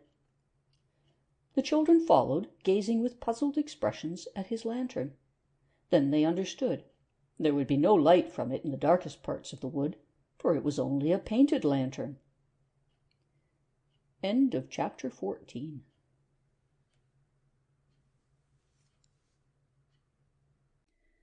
Chapter 15. Jack's Misfortune. The children were obliged to walk quickly in order to keep pace with their guide, who trotted along rapidly, never troubling to glance round to see if they were coming. Once they had left the clearing and the queer little house behind them and plunged into the wood, they found it quite dark, and darker still as they got farther in. Strange crackly noises could be heard from time to time behind the bushes and trees, which suggested all sorts of things to you if you happened to be a little girl or boy with a fairly active imagination. Of course, there was always old Nancy's gift, the matches, if the darkness grew unbearable. Both Jack and Molly remembered the matches, but they did not feel quite sure whether this was the proper time to use them, as they were afraid of offending their guide if they suggested that his lantern did not give enough light. They trotted along in silence for a time, until a particularly loud crack behind a bush close by startled Molly and made her feel that she could not bear the silence any longer. "Don't you find it very lonely here, living by yourself in the wood?" she asked the hurrying figure in front of her. "Eh?" asked Mr. Pappingay. It was such a relief to talk that Molly gladly repeated her question. "Not a bit of it," replied the old man, without slackening his pace or turning round. "Why should I? I have plenty of visitors, and Percy to take care of me." "Yes, but aren't you afraid of robbers or anything?" asked Molly. "Robbers," the old man chuckled. "I should like to see the robber that could get past Percy. Besides, what is there to steal? That's the best of a house like mine, you see. No one can take things from me. I get all the use and pleasure I want out of the things I paint. Then when I want new things, I paint the old ones out and paint fresh ones in their place. And they can't be stolen. They're of no use to anyone else, you see. As for the pumpkin spies," he continued in a loud voice that made Jack and Molly shudder in case he were overheard, "I'm not afraid of them. They never touch me." Molly gave a little scream as something swept past her head, brushing her forehead as it did so. "It's only a bat, Molly. Don't be a silly. said Jack in a shaky voice. "There's heaps of them about, and owls," said Mr. Papengay, continuing his rapid walk without a moment's pause. As if to confirm his words, there came a mournful "hoo, hoo, hoo" from the depths of the wood. The children gripped each other's arms tightly and hastened on. Another minute, and a patch of light appeared in the distance, and the children saw that it was the end of the wood. "There," said the old man as they came out from the trees at last. "You can find your way now, can't you? I must get back. Percy doesn't like me to stay out very late. That is the farmhouse, over there, straight across this field, over the stile, and the wooden bridge across the river, and a few minutes' walk up the hill on the other side. You can see where I mean, can't you?" And he pointed the farm out to the children. "You can mention my name to them. Farmer Rose knows me well. Now, if you will take this," he said, passing the plant pot containing his precious leaf into Molly's keeping, "and take care of it. I shall see you both again shortly, I hope. Good-bye, good-bye." "Thank you so much for bringing us this short cut out of the wood," said Molly. "It was awfully kind of you." "Rather," said Jack. Then, relieved at being safely out of the wood, he added generously, "I say, your lantern's a marvel." The old man nodded and beamed delightedly. Then, waving his hand, he stepped back into the wood, his painted lantern swinging at his side, and disappeared. As soon as Mr. Papengay had gone, Jack and Molly stopped and looked around them. They were in the open country once more, but a more hilly country than that on the other side of the wood, for they had passed right through the wood and come out at the opposite end. The wood led straight out into a field, across which a narrow footpath straggled to a stile set in the middle of green hedges. On the other side of the stile was a path, and a little white wooden bridge across the river, and on the farther side of the river were hills and the farmhouse. The red roofs and whitewashed walls of several cottages and other farmhouses could be seen here and there. Evening was closing in rapidly, and while they had been in the wood, dark clouds had drifted up and were now gathering threateningly overhead. "It's too dark to do any more searching tonight," said Jack. "I suppose we'd better make straight for the farm, and come back and search all round here in the morning." "I suppose that would be best," said Molly. "I don't feel at all satisfied about the orange wood, do you, Jack? I think we must come back and search that too, tomorrow. It doesn't look a very big wood." As the children turned to look back at the wood, the first spots of rain began to come down, so they hastened along the path toward the stile. "I wonder if Mr. Papengay really has searched it thoroughly," said Molly. "He seems such a funny old man. I don't know what to think." "I do," laughed Jack. "Mr. Papengay's much too slapdash to search it carefully. No, Moll, I'm afraid we've got to do it tomorrow. It won't be so bad in daylight. My word, how the rain is coming down! We're in for a storm, I should think." They hurried on, climbed the stile, but when they got on to the bridge, Molly stopped for a moment. "I say, Jack," she called, and Jack stopped too.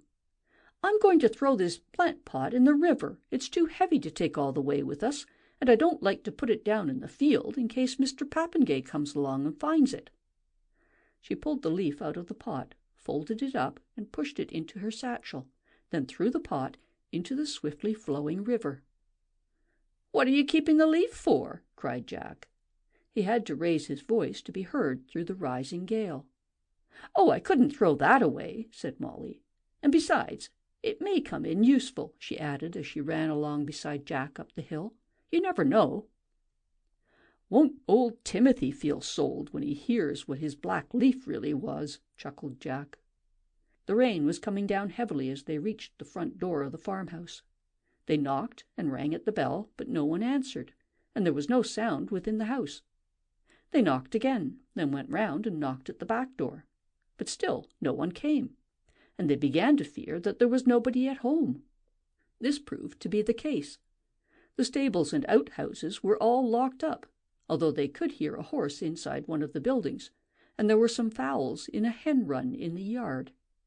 Evidently the people were only out for a short time, So Jack and Molly decided to take shelter in the porch by the front door for a while, until the storm was over or Farmer Rose returned.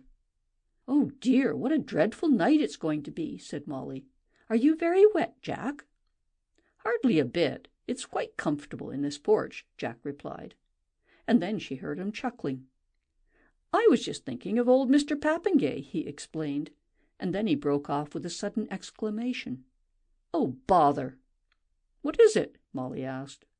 "I clean forgot to look for Mr. Waffer's face. Why didn't you remind me?" said Jack. "I forgot too," answered Molly. "Never mind, we'll look tomorrow if we search the orange wood. We mustn't let Mr. Papengay see us, though. What fun! It'll be like playing hide and seek," said Jack. "Goodness, how the wind is howling!" They remained quiet for a time, huddled up in the porch. The storm was growing still worse, and it was very dark now. Presently the silence in the porch was broken by Jack exclaiming again, "Bother!" "What is it now?" inquired Molly. "Oh, I say, Moll, I've lost them. Yes, I've lost my box of matches, old Nancy's matches." A thorough search of Jack's satchel and all his pockets proved that this was unfortunately true. "They must have fallen out. Let me see now. I had them just before we climbed the stile, I'm sure of that, because I put my hand in my satchel to get one of those sweet squares, and I remember feeling the box." Jack tried hard to think back. "I believe I must have dropped them somewhere just by the bridge.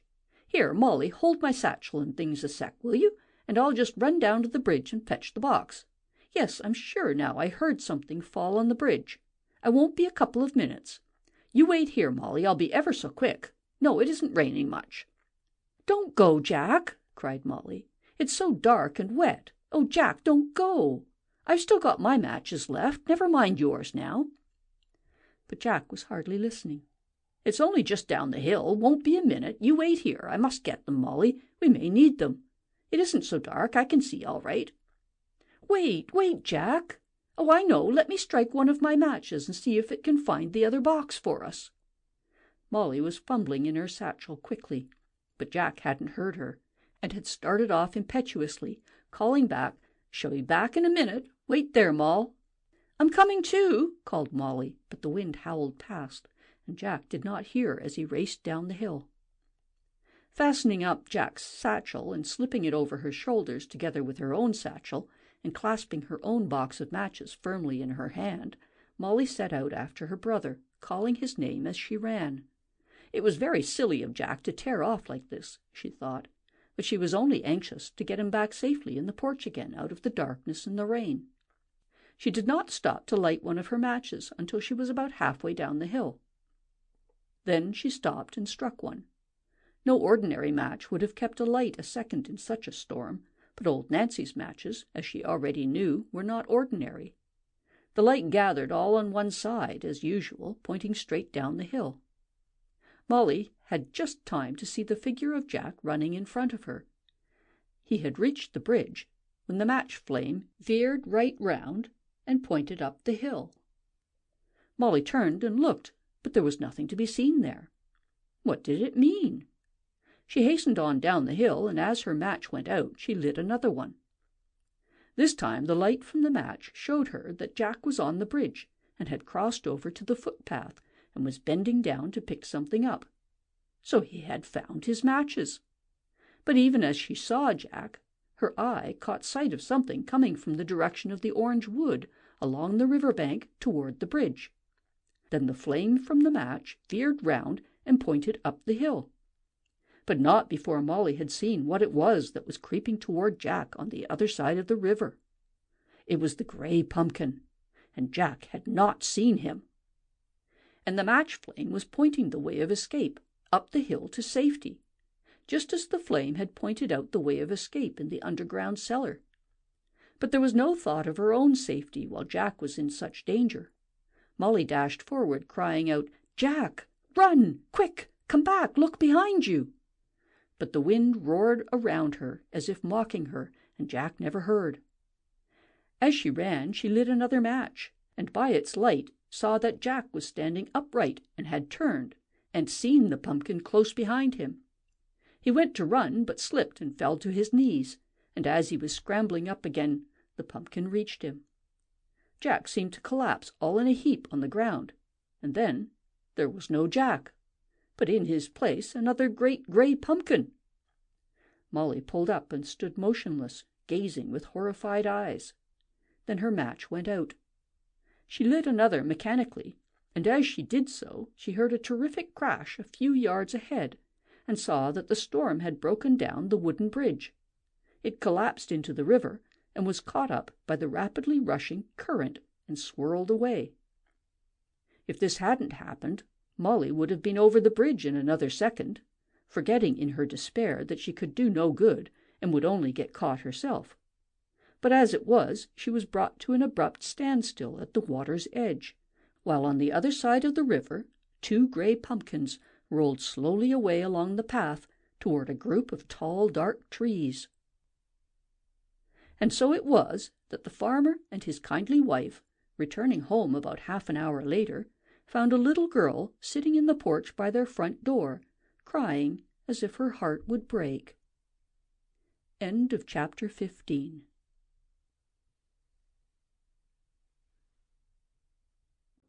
Chapter 16.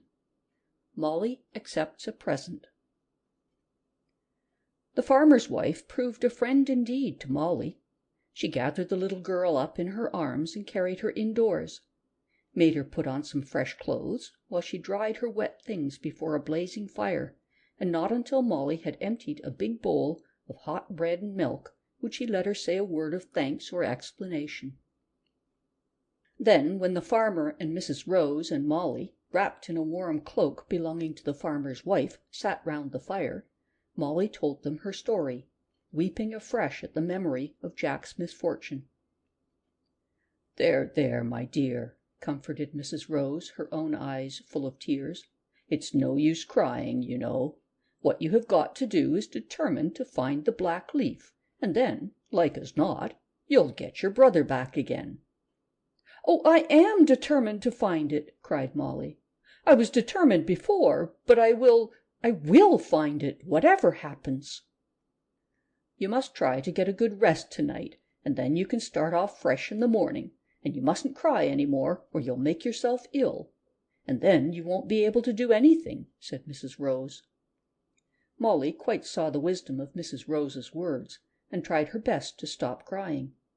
But she kept thinking about Jack, and wondering what they were doing to him, and why the pumpkin had changed him into a likeness of himself. Supposing she had to return home to mother without Jack? She couldn't. She wouldn't, she vowed to herself. She would stay in this country and search until the black leaf was found, even if she had to wait for years. And here her tears began to flow again. To distract her, the farmer began talking about the country around and the most likely places to search. He had searched all his own land, he said, directly he heard the pumpkin was back, and he had helped to prepare some of the beacons on the hills around this district. And he asked Molly if she knew on which hills the beacons were set. Molly dried her eyes, got her map out, and showed him how the beacon hills were marked, and soon she and the farmer and Mrs. Rose were poring over the map, planning out the best routes to take, and discussing the most likely places for search. The farmer showed her all the places where the leaf was not growing, places he had personally searched, and at Molly's request he marked these places on the map with a lead pencil. Molly decided to herself that she would leave these marked places until the very last, until she had searched all the more likely parts round about. She felt she could not leave them out altogether, although she trusted the farmer absolutely. She had promised to search each part herself. When she mentioned Mr. Papengay's name, the farmer and his wife smiled, and although they thought he would certainly have searched the orange wood as he said he had, yet he was not sure to have done it thoroughly, and they agreed with Molly that it would be as well to go over the ground again if possible. The fact that the pumpkin was lurking about there made all 3 of them think that probably the leaf was growing somewhere near. Of course this might not be so. It might be only the pumpkin's object to prevent Jack and Molly going any further with the search. "You'll have to be very cautious, missy, if you go back to the wood," said Farmer Rose. It wouldn't do for you to get caught, too." "I'll be very careful, but it won't do for me to be afraid, or p'raps I'll never get Jack back again," said Molly. "I mustn't be afraid of anything now." "That's the spirit," said the farmer, slapping his knee. "And if there's anything we can do to help you, you've only got to name it. We shall be proud." When the farmer's wife tucked her up in bed about 20 minutes later, Molly threw her arms round her neck. "I don't know why you are so good to me," she said. "Thank you so much. I've given you a lot of trouble, I'm afraid." "Not the least bit in the world," replied the farmer's wife. "Try to get to sleep, my dear. Perhaps tomorrow. Who knows what may happen tomorrow?" Molly was so exhausted that she slept soundly and dreamlessly, in spite of the fact that the wind rattled furiously at her window and roared down the chimney. In the morning she woke with a dreadful leaden feeling at her heart, but she determined not to brood over yesterday, but to get to work at once. After breakfast she collected up all the things from Jack's satchel and put them with her belongings into her own satchel. The farmer's wife insisted on giving her a big packet of food for luncheon, and told her to come back and sleep at the farm again that night if she ended her day's search anywhere near. Molly thanked her gratefully, then started out alone. The rain had ceased, and the wind was much less violent, but it was a gray day with a sky full of scurrying clouds. And now began a long, wearying time for Molly. Alone, of course, the task of searching was longer and more difficult, though the enthusiasm with which she went to work kept her from realizing this to the full. She went on her way, searching eagerly and thoroughly that part of the valley through which the river ran, which came within her square of map. She crossed the water by another bridge about a mile away from the place of last night's accident, and searched the opposite bank, gradually working her way back to the spot where the pumpkin had appeared. Across the water she could see the farmhouse, halfway up the hilly road on the other side. Behind her was the stile which she and Jack had clambered over yesterday. Was it only yesterday? It seemed more like a week ago to Molly. She climbed over the stile again and crossed the field, searching as she went to the orange wood. Very cautiously she entered the wood and started her search, ears and eyes constantly on the alert, and hands and feet ready to spring and climb up a tree at any moment if the need arose. But the need did not arise, and presently Molly found she was back within sight of Mr. Pappingay's house. She went extra carefully now so as not to attract the old man's attention, and made a tour of the wood near his house, working in a wide circle so as not to cross the space before his front door. Once she heard his voice calling out to know what Percy was barking at, but she did not see him. And though at length she searched the whole of the orange wood, she did not find the black leaf, nor did she see any sign of the pumpkin or his spies. So she left the wood behind her, and came back over the river, and made her way to the farmhouse again, where she had tea and told them all about her day's search. But she would not stay the night there, as there was still a long, light evening to work through, and she hoped to get some way on the road to Lake Desolate before the night fell. "You'll pass several houses and cottages on the road," said Mrs. Rose, and proceeded to give Molly the names of several friends of hers whom she could trust. "But be sure to come back here if you want to." Mrs. Rose stood at the gate, waving her handkerchief to Molly, until the little girl turned round a bend in the road and was lost to sight. Then she dabbed her eyes with the handkerchief. "Bless the child," she said as she hurried indoors. "She deserves to win." From the top of one of the hills close by, Molly found she could get a splendid view of the surrounding country. The clouds had disappeared by now, and it promised to be a beautiful evening and a moonlight night. The river sparkled beneath, and the orange wood glowed in the evening sun, while far away in the distance she could see the white towers of the city. Looking down at the orange wood, she suddenly remembered that she had forgotten to look for Mr. Whoffer's face as she passed Mr. Pappingay's house. What a pity! Jack would have liked to know when she met him again. But she had had so many things to think about in the wood that it is no wonder she forgot about Mr. Whoffer. Descending the hill, Molly started on the road to Lake Desolate. It was pretty and green at first, with cottages dotted about in small clusters, and presently she passed through a tiny village, where she stopped to inquire and search. But although everyone seemed kind and eager to help, there was nothing to be heard or seen of the black leaf. About half a mile outside the village, Molly came to a few more houses and a small shop. At the door of the shop stood an old gentleman, wearing a black skull-cap and a long shabby coat. When he saw Molly approaching, he came out to meet her, and seizing her hand, shook it warmly, saying that he had heard of her goodness in helping with the search, and thanked her gratefully. "I have been keeping a watch on the road for the last few days, missy, hoping to catch a glimpse of you as you passed," he said. "I heard you were coming this way." Molly was pleased at his impulsive friendliness, especially as she was feeling very lonely just now. She stopped chatting for a few minutes, and the old gentleman proudly showed her his shop. He was a watchmaker, and the shop was full of watches and clocks of all kinds and sizes. Besides these, he had a small collection of jewelry. "I expect you wonder at a watchmaker being right out here," he said, noting Molly's surprised expression at the contents of his shop. "Many people wonder at first, but I supply the clocks and watches for all the neighboring towns and villages, and even for the city. I send to the city twice a week. I live out here simply because my father and grandfather and great-grandfather have always lived in this place, and because my health won't permit me to live in crowded towns. Now, miss, if you will be so good, I want you to accept a little present from me, as a token of appreciation of the work you are doing." He opened a little box and drew out a dainty silver bracelet that jingled as he handled it, just the very kind of bracelet that Molly had longed for on her birthday. Molly's face lit up, but she hesitated. Ought she to accept this present from a stranger?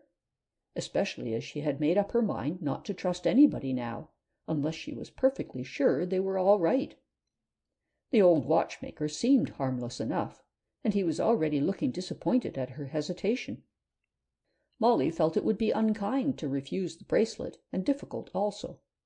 It was not as if he had offered her food or drink that might be poisoned, nor had he made any effort to entice her into his shop. She had merely stepped inside on the mat, and the door had been left wide open. Surely there could be no harm in accepting the bracelet, Molly argued to herself. It was so pretty, and she would like to have it. And anyway, if she felt doubtful afterwards, she could always get rid of it somehow, when the old gentleman could not see her and be hurt. "I beg you will accept this bracelet," said the watchmaker. "I have been keeping it back specially for you." So Molly accepted the bracelet, and the old gentleman had the honor, as he put it, of seeing her slip it over her right hand, where it gleamed and jingled, and nearly slipped off when she put her arm down straight, just as she had longed for it to do. Molly thanked the old watchmaker and shook hands with him again as she bid him good-bye. He stood at his door, bowing as Molly went on her way, but no sooner was she out of sight than he returned to his shop, and closing the door, sat down on a stool behind the counter and began to shake with silent laughter. He continued to laugh, hugging himself while he did so, and rocking backward and forward, and bending himself nearly double, and all this quite noiselessly, the only sounds in the shop being the rapid tick-tick-tick and the steady tick-tock of the watches and clocks around him. End of chapter 16.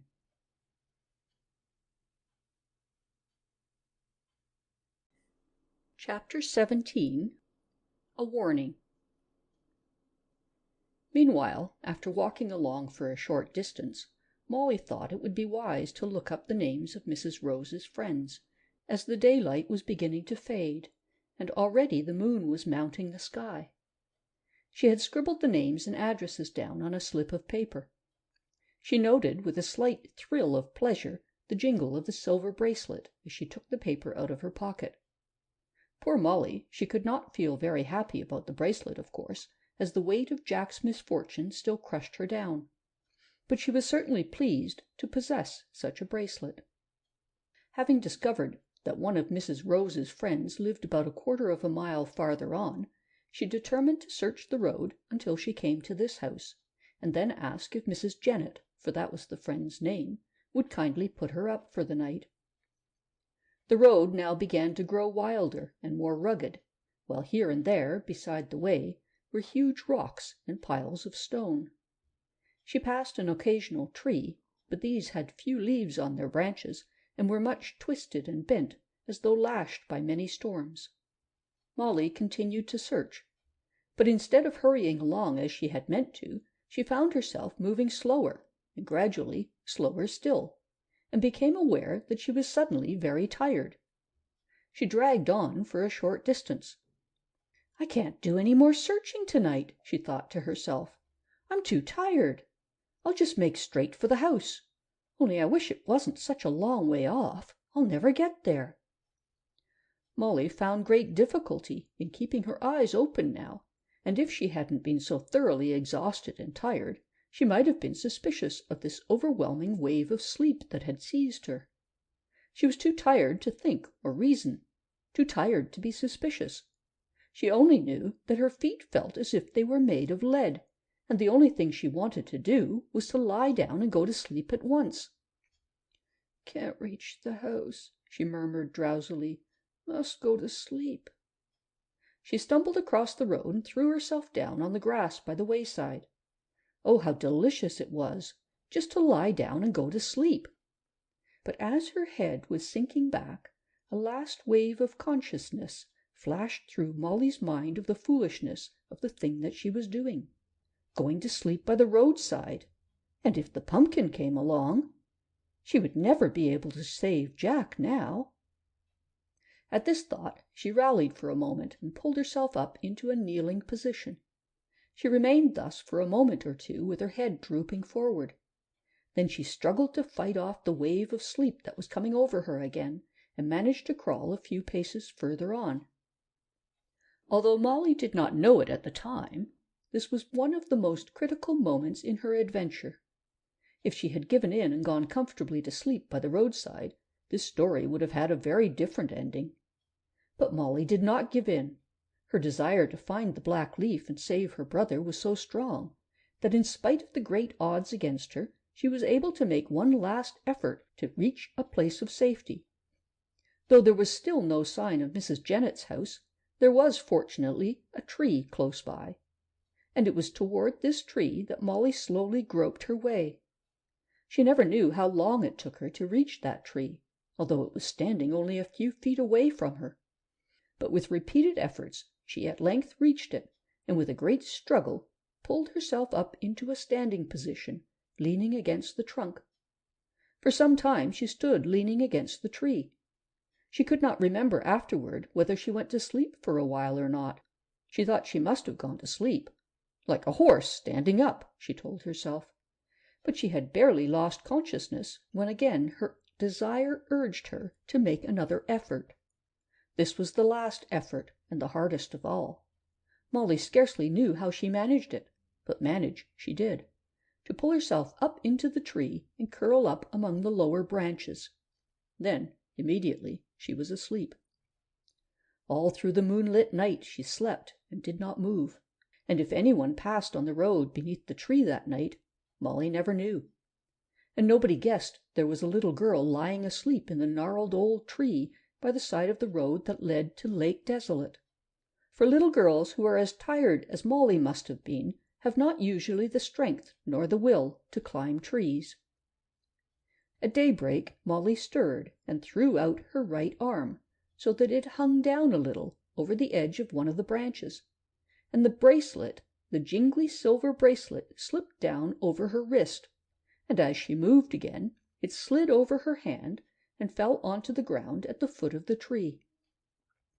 After this Molly seemed more restless, and did not sleep so soundly, though many hours went by, and it was nearly noon before she was aroused at length by someone exclaiming loudly and persistently from beneath the tree, and something cold and hard grabbing at her arms and legs. Molly sat up, rubbing her eyes, and then became aware that a chubby, startled-looking little woman in a black and white checked dress and a black bonnet was calling up to her, while she made frantic efforts to catch hold of Molly with the crooked handle of her umbrella. "Oh, thank goodness, you 'ave woke up, which I thought you was never going to," cried the plump little woman, dabbing her face with her handkerchief. "Such a fright as you give me, lying quite still there, and me a-hollering at you for an hour or more, though I'd never a-seen you if it hadn't been for your 'and and arm hanging down out of the tree." "Who are you?" asked Molly drowsily. "I'm glad you did wake me up." "Maria Jennett is my name," was the answer. "I done my best to wake you up, but my, you do want a bit of waking. Made me quite 'ot, you have." "Oh, are you Mrs. Jennett?" said Molly. "Mrs. Rose's friend?" "I am," said Mrs. Jennett emphatically. "Why, I was on my way to your house last night when—" "Oh!" Molly gave a scream. "Oh!" screamed Mrs. Jennett. "What is it now? You do give a body the jumps, you do." But Molly did not answer. She was gazing with horrified eyes at her right arm. On the wrist was a long gray stain. How had it come there? What did it mean? Molly rubbed her arm vigorously with her pocket handkerchief, but she could not remove the stain. She had seen a gray stain like this before, but where? And then she remembered. It was on old Nancy's finger the evening she slept through the sunset hour. Molly then realized what had happened. "Of course, he was another of them. What a stupid girl I was to trust him," she exclaimed. "But where has my bracelet gone? Wait a minute, please," she continued in reply to Mrs. Jennett's excited questioning. "I'll tell you all about it in a minute." She climbed down from the tree and searched about in the grass beneath. "Ah, here it is!" she cried, and snatched up her bracelet, only to drop it again instantly as if it were red-hot coals. For on the inner side of the bracelet she saw the remains of a dull gray powder still clinging to it. "So that's how he did it," Molly nodded to herself. "That explains things." She understood now that the watchmaker was another spy employed by the pumpkin, and the bracelet which she had accepted from him had contained this magic powder which had rubbed off onto her arm and sent her to sleep. The old watchmaker was evidently relying on the powder acting quickly, and Molly, overwhelmed by sleep, being compelled to rest by the side of the road, or somewhere where the pumpkin could easily catch her. Luckily for Molly, she had had enough will-power to fight her way to a place of safety, and luckily also the bracelet had slipped off, and so gradually she had regained consciousness again. Molly had had a very narrow escape, and she felt decidedly bewildered as to the best way of winning through the difficulties around her. Of one thing she felt certain: she must be very distrustful of everything and everybody, except, of course, where people were recommended to her by someone she could trust. So far, all the links in her chain of friends had proven good and true. Glan, old Nancy, Aunt Janet, the Goblin, Miss Marigold, Mr. Papengay, Mrs. Rose, and now Mrs. Jennett. She could trust Mrs. Jennett, surely. Mrs. Jennett was bubbling over with curiosity about the stain and the bracelet, and Molly, answering some of her numerous questions, asked her to lend her the umbrella for a minute. Mrs. Jennett watched breathlessly while Molly dug a little hole with the point, then picked up the bracelet on the tip of the umbrella and dropped it in the hole and piled earth and stones on it. "It might only bring trouble to someone else if I leave it here," she said. Then she accepted Mrs. Jennett's kind and vigorous invitation to go home with her and have a bite of something before proceeding on her way. As they walked along, Molly told her companion a little of what had already taken place and what had happened to Jack. At which Mrs. Jennett protested loudly and even wept a little, then stood still in the middle of the roadway while she told Molly all the horrible things she would like to do to the pumpkin if she caught him.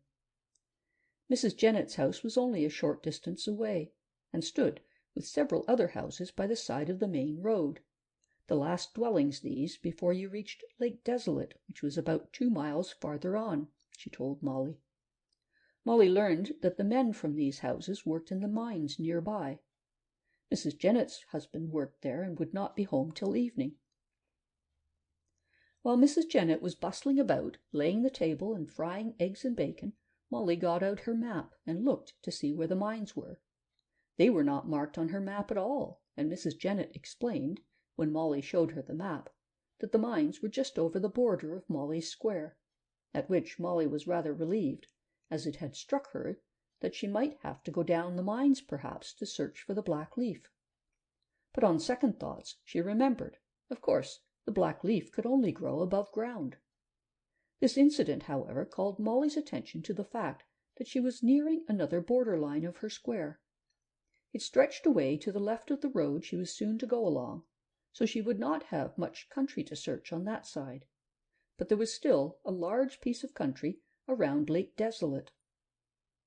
"Are there no more houses beyond this group?" Molly asked Mrs. Jennett, as they sat down to their meal.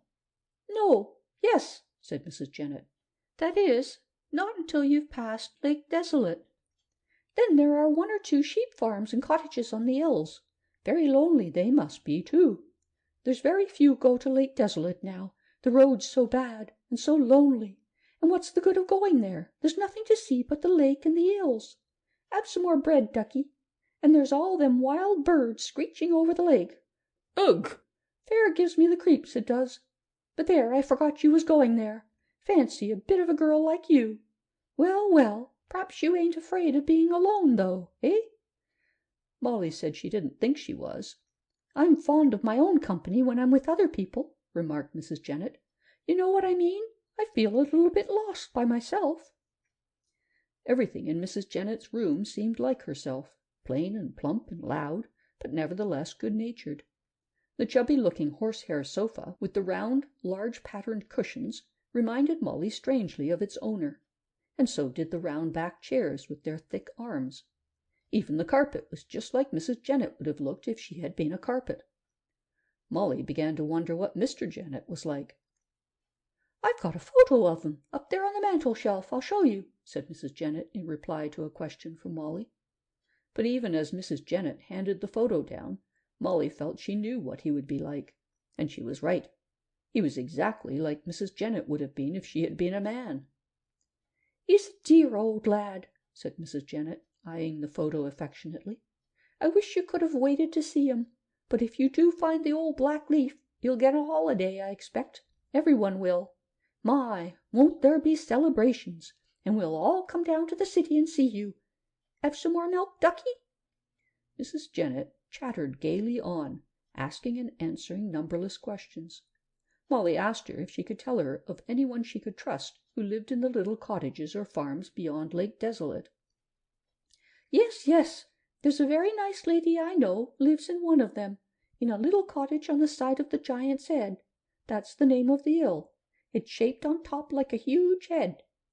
She's got a sweet, pretty cottage, stays there for her health. She's away sometimes, stayin' with her sister in the city, but I should think she'd be home this time of year. Her name's Lydia North, Miss Lydia, we always call her. Here, I've got a photo of her in my album. I'll show you. She very kindly give me one when she knew I collected photos, bless her heart," said Mrs. Jennett. The photo was of a refined, sweet-faced lady. Molly studied it intently so that she would know Miss Lydia when she saw her. "Thank you very much," said Molly. "This will be a great help to me. I know one person I can trust anyway." But Molly was not to get away as easily as that. Once Mrs. Jennett had got her beloved album open, she insisted on showing Molly all the photos of her relatives and friends, including Mrs. Rose and Farmer Rose. "I wish you had a photo of yourself about you," said Mrs. Jennett. "I'd like you in the album."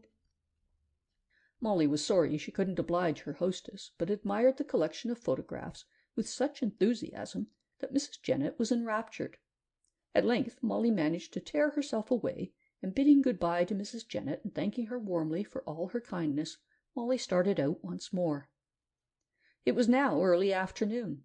Searching carefully along the road and on either side of it, she proceeded slowly. As she went on, the country grew wilder and lonelier. The hills rose on every side, bare, gaunt hills on which nothing seemed to grow, and at the foot of the hill great rocks and stones were strewn. Molly soon left all signs of the miners' houses behind her, and as she looked back and could see nothing but the wild scenery all around her, no smoke from a chimney, no sign of human beings at all, She began to feel very small and lost and lonely, but she was not afraid. She realized, after thinking things over, that in the ordinary way the pumpkin's spies could not touch her or make her do things by force. It had to be some carelessness or weakness in herself which enabled them to obtain a power over her. She would be very careful in future, and would not trust anyone but those people who she knew were her friends. She would be on her guard all the time. She searched carefully for about an hour in every likely place along the way, keeping her eyes and ears constantly on the alert. And presently the latter informed her of the galloping of horses' hoofs in the distance. Looking back along the road, she saw a cloud of dust, and by a big black horse, on which was seated a man in a slouch hat and flying cape, became visible. Molly glanced round for a place of escape, if necessary, or a place to hide. But there was no place to hide in this barren spot, and no trees near by. So she walked steadily on. So long as it wasn't the pumpkin, the man on the horse could not touch her against her will. That is, if he was an enemy. Poor Molly expected every stranger to be an enemy now, of course. Maybe the horse and rider had no business with her at all. Anyway, they came dashing along at full speed, thundering on the road behind her. Molly drew to the side of the road to let them pass, but they did not pass. She heard, with a sinking heart, the horse gradually slacken its pace till it came alongside her. The man quickly dismounted, made Molly a sweeping bow, and handed her a sealed envelope. Then, without a word, he sprang into the saddle, and turning his horse's head, galloped back along the road by which he had come, leaving Molly gazing in surprise at the envelope in her hand. It was all over in a minute. The man and the horse had come and gone. Molly turned the envelope over and over. There was no address on it to say who it was for or where it had come from. Only the word "immediate" was printed in the top corner. What ought she to do, she wondered. Should she open it? Was it meant for her? Was it from a friend, or was it another trick of the pumpkin's? She hesitated, standing still in the middle of the lonely road. Supposing it was a message, something about Jack, something really true. Supposing she didn't open the envelope, what was she to do with it? This decided the matter. As she couldn't think what to do with it if she didn't open it, she opened it very cautiously. And this was the letter inside it. Dear child, I know all that has happened. This is to tell you that I have overheard that the pumpkin has sent out many spies to stop you. One of them is a little old man, a watchmaker he pretends to be. Do not trust him. Another, and this one is the most dangerous of all, is a certain blind woman who has been sent out to meet you on the shores of Lake Desolate. As you value your quest, as you value your poor brother's life, do not trust this blind woman. Have nothing to do with her. Do not believe a word she says, but go straight on past the lake to the brown hills beyond. Otherwise, all is at an end for us.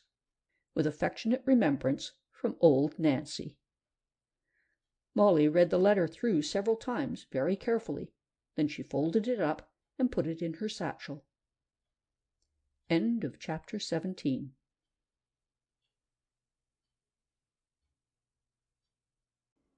Chapter 18 of Molly Comes to Lake Desolate. During the next 2 hours, while Molly searched the remainder of the road and the lonely country that lay between the road and the hills on either side, she kept thinking of the letter, and it worried her. She could not make up her mind whether the letter was genuine or not. At first she thought it really was from old Nancy, and then, because she had resolved to trust no one, she began to suspect that the man on the horse was another of the pumpkin's spies, and that the letter was faked. One part was true, Molly argued to herself, about the watchmaker. But then the spies would know by now that I have found out about the watchmaker, and they would not mind telling me news I already know, if they thought it would make the letter seem more genuine. But why should they warn me about this blind woman, unless... Oh, I don't know. I wonder if it really is from old Nancy after all. I wish I had some means of finding out. And then, after another 10 minutes' search, I believe it really is from old Nancy. I'm getting too distrustful," she said. "Anyway, I'll wait until I reach Lake Desolate and then decide." Molly climbed to the top of one of the hills, and from there caught her first glimpse of the lake. It was not far away now, but it was actually no more than a glimpse of the water that she got, because of the hills that surrounded it. She descended the hill, searching all the time, for it would not do to pass by any likely spot in her anxiety to reach some other spot, even if the latter did sound a more probable place for the black leaf to be growing in. Although the water had not looked far away, yet it seemed a long time to Molly before she reached Lake Desolate. Climbing round the side of one of the hills, she at length saw the lake immediately below her. It was a great stretch of water, silent, dark, and mysterious, around which the hills stood like sentinels. Across the surface of the water, strange birds hovered, flapping their wings and uttering weird screechings, as Mrs. Jennett had said. Every now and again they would swoop down on the water, or dart across to some trees and rocks on the opposite shore. Molly glanced anxiously around the shores of the lake, but could not see anything moving except the birds. Gradually she made her way down the hillside, and stood for a while gazing into the dark, still water. It was well named Lake Desolate, thought Molly, for never had she seen such a deserted, lonely place. As she looked across to the hills beyond, a slight sound made her turn her head. Her heart began to beat rapidly, for coming slowly along the shore of the lake toward her was a woman dressed in a long grey cloak. She had a stick in her hand, which she tapped on the ground in front of her, as blind people do. Molly stood perfectly motionless, so that the blind woman should not hear her move and know that anyone was near. The woman came on hesitatingly, tap, tap, tapping with her stick. Molly watched her. The woman passed within a short distance of where Molly was standing, stopped, listened, then moved on. At that moment one of Molly's feet slipped a little, and the stones on which she was standing moved, and several trickled down and fell with a plump into the water. The woman stopped immediately, while Molly bit her lip at her own carelessness. "Is anyone there?" asked the woman, turning and facing in the direction whence the sound had come. Molly did not answer, but looked straight at the woman, and as she looked a puzzled expression came over Molly's face. Where had she seen the blind woman's face before? She had seen it, of this she felt certain. And yet, then suddenly Molly knew. It was the same face that she had seen in Mrs. Jennett's photo album. It was the face of Miss Lydia. This discovery gave Molly a shock, and sent all her thoughts and plans tumbling helter-skelter over each other. What was she to do now? Meanwhile, as no reply had been given to her question, the blind woman sighed and passed on. Molly did not know what to do or whom to believe. She had never been wrong before in trusting one of her friend's friends, and this certainly looked like the Miss Lydia of whom Mrs. Jennett had spoken. But had old Nancy written that letter? If so, she would, of course, trust her before anyone and obey her instructions. "I can't find out who wrote the letter, at least not yet," thought Molly, "but I can find out if she really is Miss Lydia." Her mind made up, she stepped forward a few paces and called in a clear voice, "There is someone here. Can I help you?" The blind woman turned eagerly and groped her way back toward the voice. "Oh, I am so glad to hear someone speak again. But who are you? Are you a friend?" asked the woman anxiously. "I am so helpless, you know, and—" "I am willing to be your friend if—" "But who are you?" asked Molly. "What is your name?"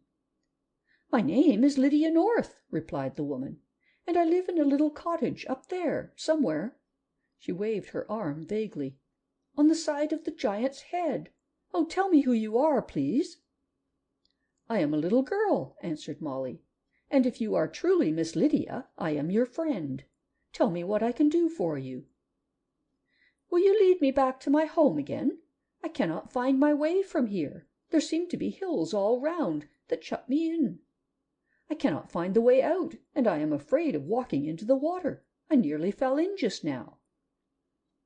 "How did you get here, Miss Lydia?" asked Molly. "I was hoping to meet you at your cottage. Mrs. Jennett told me about you, told me to call and see you. But I didn't know that you were blind." "I wasn't until the day before yesterday. I think it was the day before yesterday. It seems a long time ago. I am not used to being blind yet, and feel so helpless. I'm so glad you are a friend of good Mrs. Jennett's, then I can trust you," said Miss Lydia. This was something new for Molly, to have people doubtful whether she could be trusted. It was generally the other way about. But when she had heard Miss Lydia's story, she quite understood. It seemed that Miss Lydia had been away from home for a fortnight, staying with her sister in the city, and had returned home the day before yesterday. "When I reached my cottage gate," she continued, "I heard something coming behind me, a sort of soft rolling sound. Then something touched me, and I could not see any more. I found my way into the cottage somehow. I live alone. I kept thinking my sight would come back, but it did not come back. And this morning, I knew it was morning by the cocks crowing and the clocks striking, I started out, determined to find my way down to the high road, which runs below the hill, so that I might get help. But I lost my way. Presently I heard someone walking past me, and they offered to set me right for the high road, but they led me here, and then they laughed and went away." "I suppose you knew who it was that touched you and made you blind," said Molly. "I didn't see anyone," answered Miss Lydia, "but I can guess." Poor Miss Lydia, another of the pumpkin's victims! Molly felt very sorry for her helplessness in this deserted place. Molly was fairly certain now that the letter she had received was not from old Nancy. But why had the spies wished to prevent her from helping Miss Lydia? She would find out. If she had not felt sure that this was indeed Miss Lydia, she would have obeyed the letter and gone straight on to the Brown Hills. "I will lead you home, Miss Lydia," she said, "if you will trust me. Which is the nearest way?" "Where are we now?" asked Miss Lydia. "This is Lake Desolate," Molly informed her. "There are several lakes near here," said Miss Lydia, "but I thought we were somewhere near Lake Desolate because of the birds." So she told Molly to look for a big hill shaped like a head, which was somewhere on the west side of the lake. When Molly saw it, towering up behind the other hills, she took Miss Lydia by the hand and led her away from Lake Desolate. They passed out of the ring of hills around Lake Desolate and mounted a hilly path that led toward the Giant's Head. The country was very beautiful on this side of the lake, but Molly had no eyes for the beauty of the scene at present. She was trying to puzzle out the meaning of her letter and the meaning of Miss Lydia's story. Had the pumpkin any special purpose in making Miss Lydia blind, or was it just one of his wicked whims? And why had his spies led Miss Lydia to this lake, and then tried to prevent Molly from helping her? Surely, if the spies had wished to prevent Molly from helping the blind lady, it would have been an easy matter for them to keep Miss Lydia out of the way, to have led her to another lake. On the other hand, if they did want her to help Miss Lydia, why had they sent that letter? The chances were that Molly would obey the instructions in the letter. Yes, she certainly might have obeyed them if she hadn't seen Miss Lydia's photo in Mrs. Jennett's album. It was all very puzzling to Molly. It was rather slow work leading Miss Lydia as she walked hesitatingly over the rough, uneven ground, but after a time, a long, long time it seemed to Molly, they reached the Giant's Head and started to work their way up and round the side of the hill. Molly sighed as she looked back and thought of all the ground she would have to go over again and search, right from here to the brown hills in the distance. But she must see Miss Lydia safely home first, and do anything she could to help her. She found herself wondering how all the other searchers were getting on, and whether any of them had finished searching their part of the country yet, or whether any of them were unknowingly nearing success. Rounding the hill, they came in sight of Miss Lydia's cottage. A pretty, creeper-clad cottage, perched on the hillside, it peeped out of its bushy garden down at the road far below. Behind the cottage, the Giant's Head rose up against the sky. It was a lovely, lonely spot. Molly led Miss Lydia to the gate. "This is right, isn't it?" she asked. Miss Lydia felt the top of the gate. "Yes, this is home," she said. "Thank you, my dear. I don't know how to thank you. You'll come in with me, won't you? Oh, don't leave me till I'm indoors." "I won't leave you till you're indoors," said Molly, genuinely sorry for Miss Lydia in her helpless plight. She helped Miss Lydia to open her front door, and the two entered the cottage together. What would Molly's feelings have been had she looked out into the garden a moment later and seen the crouching figure that rose and emerged from behind a clump of bushes as soon as the door was shut? It was an old woman with little darting eyes and a red scarf wound round her head.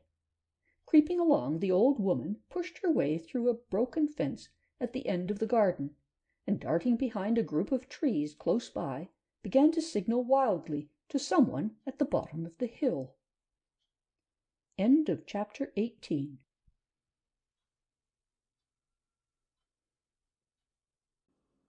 Chapter 19.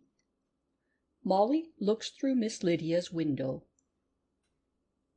Molly led Miss Lydia into the cottage parlor, a dainty, fresh little room, and brought a chair forward, into which Miss Lydia sank gratefully. "Can I get you anything? Shall I make you some tea?" suggested Molly cheerfully. There was no answer, and then she saw that Miss Lydia was crying softly to herself. "Oh dear, I'm so sorry, Miss Lydia," said Molly, distressed. "Oh, what can I do? Is there anything you'd like me to do?" "I don't know what to do," said Miss Lydia. "I feel so helpless here alone. If only I could get a message through to my sister in the city, she'd come to me immediately if she knew. What shall I do? You have been so good to me. It's a shame to bother you with my troubles, though." Molly sat down on a chair opposite to Miss Lydia and tried to decide what to do. Molly felt very perplexed and troubled herself. It seemed cruel to leave Miss Lydia here alone in this deserted spot, and yet if she took her with her it would cause so much delay, and time was getting short now. "Have you no friends near here that I could fetch for you?" asked Molly. Miss Lydia shook her head. "No one very near. I came to live in this lonely little house away from my friends, so that I could get on with my work. I am an artist. I was an artist," she corrected herself. "I cannot paint pictures now. I cannot watch the sun sink over the hills, nor see the stars reflected in the water. What shall I do? What shall I do?" she sobbed bitterly.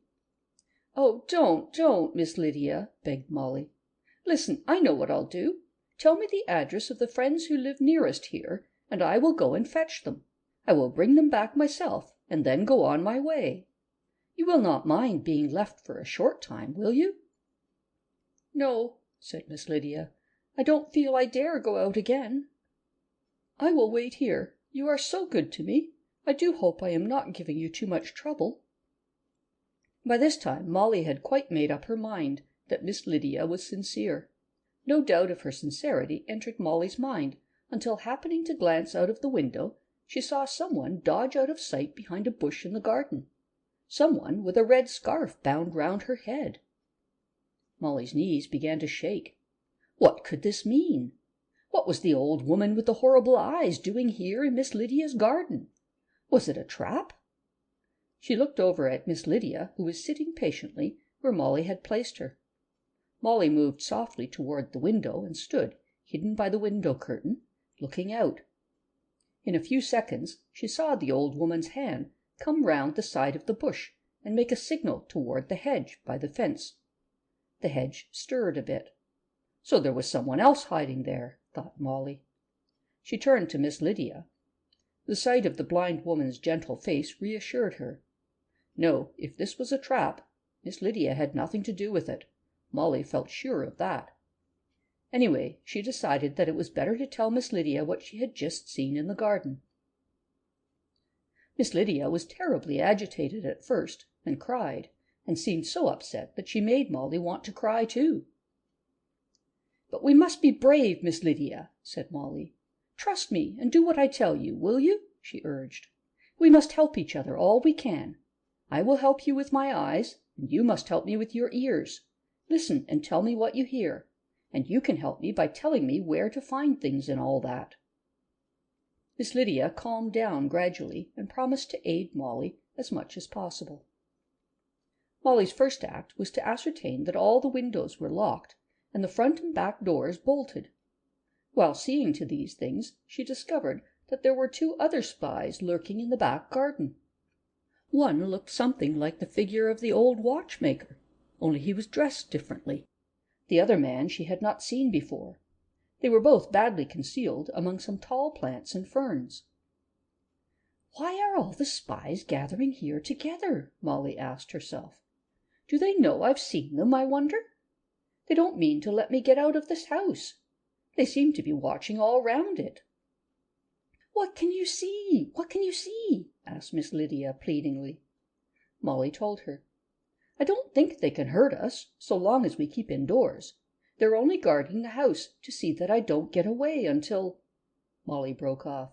"Until the pumpkin comes" was what she had been going to say, but there was no need to set Miss Lydia trembling afresh. Molly herself was in such a state of excitement, darting noiselessly from one window to another, comforting Miss Lydia and telling her what she could see, that there was hardly time to be very frightened. Miss Lydia divided her attention between the front door and the back, listening anxiously at each in turn. Presently she remembered something and called quietly to Molly. "There is a little room at the very top of the house, in the roof, a room I use as a studio," she said. "If you go up, you will have a better view of the garden, and will be able to see far outside the garden over the hedges as well." "I will go at once and see what I can make out," said Molly, "but I saw no stairs leading up any higher." "They are in the cupboard on the landing," was Miss Lydia's reply. "I'll wait here by the front door." Molly dashed upstairs, found the cupboard on the landing, and opening the door, saw the concealed stairs. She ran up these to the studio. There were 4 windows in the studio, one on each side of the room. She looked out of each in turn, taking care to keep well back in the room so as to be out of sight. There were splendid views from these windows. She could see clearly now the old woman still crouching behind the bush in the front garden. She could see, too, who was behind the hedge. It was the girl in green, who had met them in the 3rd green lane and decoyed them to the old woman. From the window that looked out onto the back garden, she saw the other 2 spies still hiding there, and a 3rd spy hiding a little farther away from them. Her eyes wandered round the garden. Then all at once she gave a gasp as she caught sight of something that made her heart seem to stop beating for a moment, then start to hammer madly at her side. It was a large black leaf, growing in the garden bed, just behind where the 2 spies were hiding, so that from the lower windows they had hidden it completely from her eyes. Molly could scarcely believe it for a moment, and looked again to make sure. Yes, it was the black leaf at last. Now she understood the presence of the spies here, and their anxiety to keep her away from the garden, which contained the leaf they dared not touch. And now she understood the reason why the pumpkin had made Miss Lydia blind. What a wonder the pumpkin was not somewhere near to guard the leaf, she thought. And even as she thought this, she saw the pumpkin. He came rolling slowly along the garden path toward the back door. "Oh, however am I to get the leaf with the pumpkin and all his spies around?" thought Molly. Then she heard Miss Lydia's voice calling up the stairs. "Come quickly! Hush! I can hear that rolling sound again out in the garden." Molly ran downstairs. "Oh, Miss Lydia," she whispered excitedly. "Do you know why they're all round this house? The spies and the pumpkin himself? Yes, it is he. Oh, hush, Miss Lydia. Do you know the reason? The black leaf is growing in your garden. I can see it from your studio window." Half crying, half laughing, Molly explained rapidly, while Miss Lydia wrung her hands together and listened intently. "Shh!" she interrupted suddenly. "Listen. I can hear the rolling sound outside the front door now, and the back door." "Not both at once?" queried Molly. "Yes, I can. Listen." Then it must be Jack as well, if there are 2 pumpkins," cried Molly tremulously. "But I don't expect he can help us," she went on quietly. "He's under the power of the pumpkin entirely. He'll just have to obey orders." Molly was thinking rapidly. What was she to do? How could she reach the leaf before the pumpkin touched her? Every moment she expected to hear 3 taps on one of the doors and see it swing open and the pumpkin roll in. She made Miss Lydia sit at the top of the stairs, and she herself stood halfway up, ready to run if necessary. What was she to do? So far the pumpkin had made no attempt to enter the house, but was content to bide his time outside. Unfortunately, Molly did not know which door he was waiting at, nor which of the 2 gray pumpkins outside was the real pumpkin and which was Jack. How could she reach the black leaf before the pumpkin or the spies could stop her? Try to reach it she must, yet she knew if she stepped outside she would not stand a moment's chance. On the other hand, she and Miss Lydia might remain shut up in this house for ever so long, perhaps until the 13 days were up and the leaf had disappeared, and then the pumpkin could tap on the door and enter, and they would be powerless to defend themselves. If only something would happen to distract the watchers outside, just for half a minute, that would be time enough. She could reach the leaf in less time than that. Oh, how tantalizingly near the leaf seemed, and yet how far away! Presently Molly asked, "Is there a tree in your garden that grows anywhere near one of the upstairs windows, Miss Lydia? I didn't notice when I ran through the rooms." "There is one at the side of the house," said Miss Lydia. "It can be reached from my bedroom window. The branches tap against the window pane. Why? What do you want to know about the tree for?" "Wait a moment," said Molly. "I'll just run up and have a look at it first." While she was upstairs, she had another look out of the studio window also. Of course the leaf was still there, and the 2 crouching figures among the tall plants. Molly had thought out her plan by this time, and noticed with satisfaction that evening was rapidly approaching. For it must be done in the dusk, she told herself, just before the moon comes up. She went down to Miss Lydia again and sat beside her at the top of the first flight of stairs. "The tree will do splendidly," whispered Molly. Then she told her companion what she had planned to do. "And I want you to help me, if you will, Miss Lydia." She paused. "I'm going to ask you to do a very plucky thing. In half an hour's time, I want you to draw the bolts of the back door and walk out into the garden." Miss Lydia was startled. "I know it seems a dreadfully hard thing to ask you to do," Molly went on hurriedly, "but I believe it is the only way out of our difficulties. For the sake of everyone who has suffered through the pumpkin, for my sake, for your own sake, will you take the risk, Miss Lydia?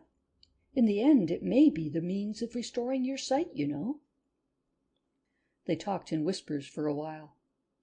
"And you don't think it's any good waiting, in case some help comes?" asked Miss Lydia wistfully.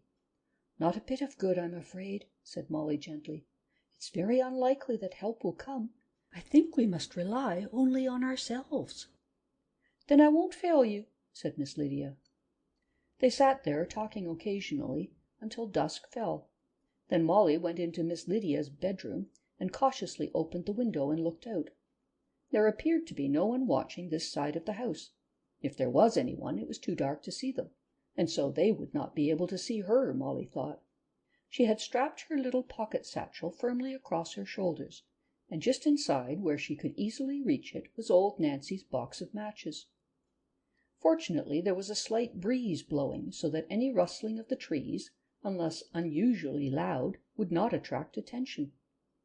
Molly got out onto the window-sill, and from there climbed as noiselessly as possible into the tree. Molly had had a good deal of experience in tree climbing now. Nevertheless, she was trembling as she lowered herself down to the branches nearest the ground. It was not a nice sensation climbing down when you didn't know what was at the bottom. She waited for a while and listened, peering out from among the leaves. Nothing stirred in the garden below. As far as she could make out, she had but to drop to the ground, run round the corner of the house along the path or across the garden bed, and the leaf was on the left-hand side, she remembered, close to a big tree whose outline could be dimly seen. Molly waited, full of doubts and anxieties. After all, was this a wise plan to try? Was it too simple to have any chance of success? What a long time Miss Lydia was!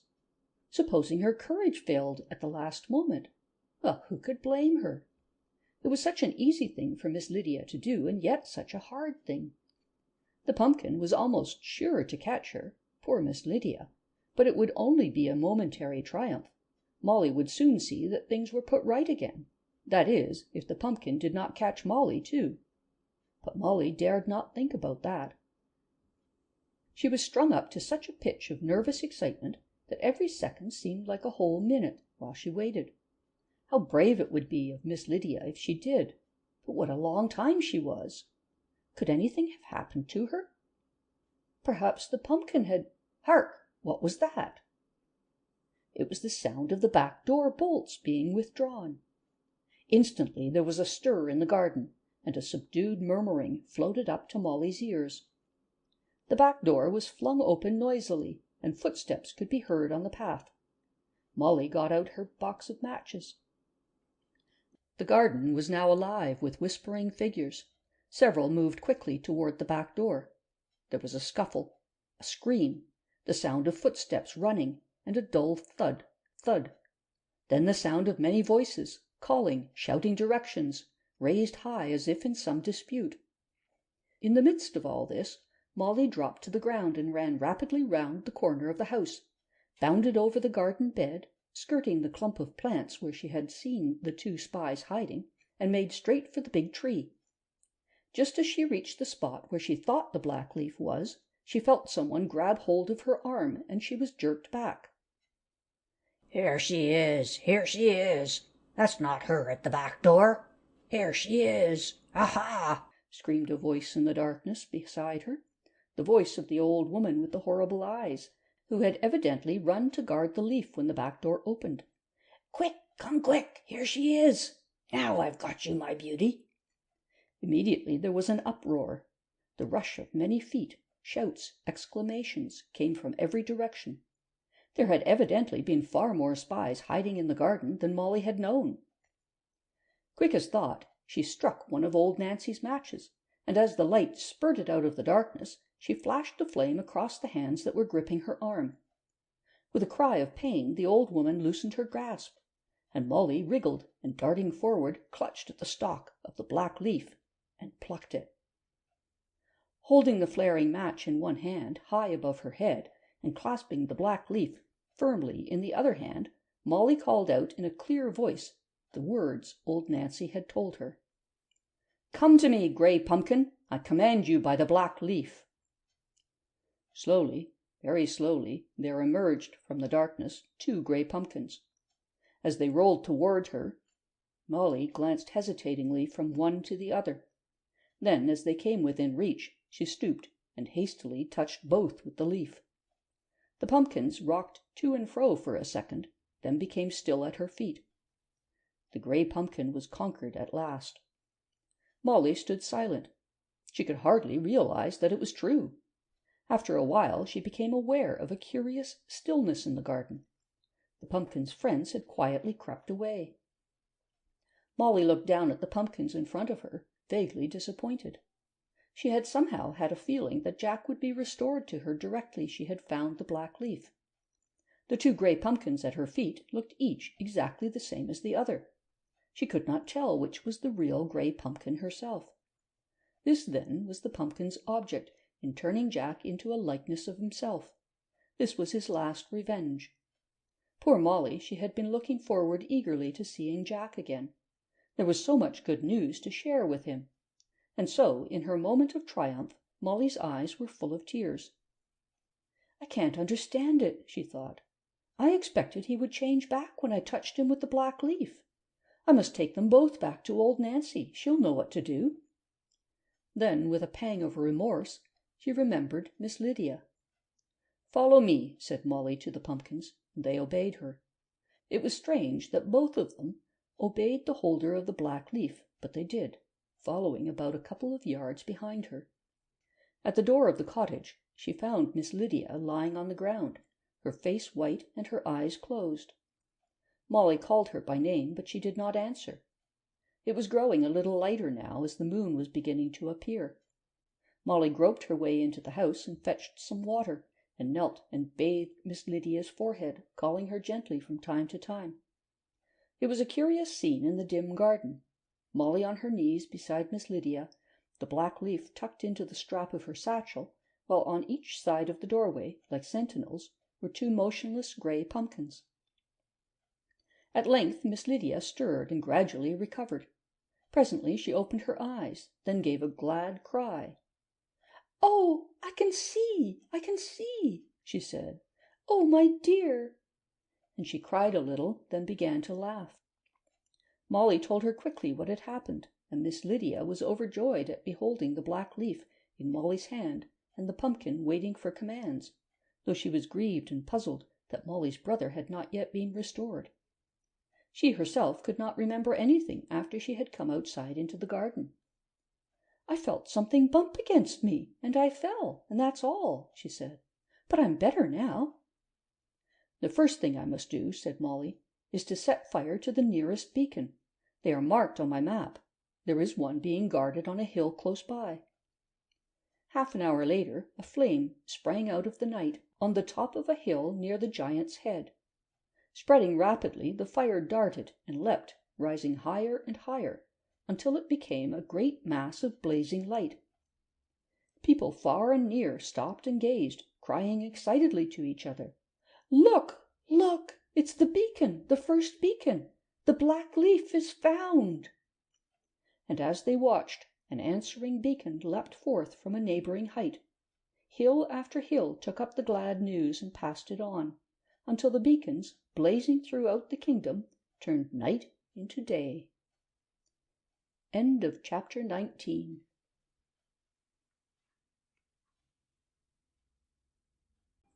Chapter 20. What happened outside old Nancy's cottage. Molly had struck the last but one of old Nancy's matches in order to set light to the beacon, and now she and Miss Lydia and the two men who had been guarding the beacon stood on the hilltop, gazing out at the answering light on the neighbouring hill. The fire cast a red glow over them all, and over the silent grey pumpkins in their midst.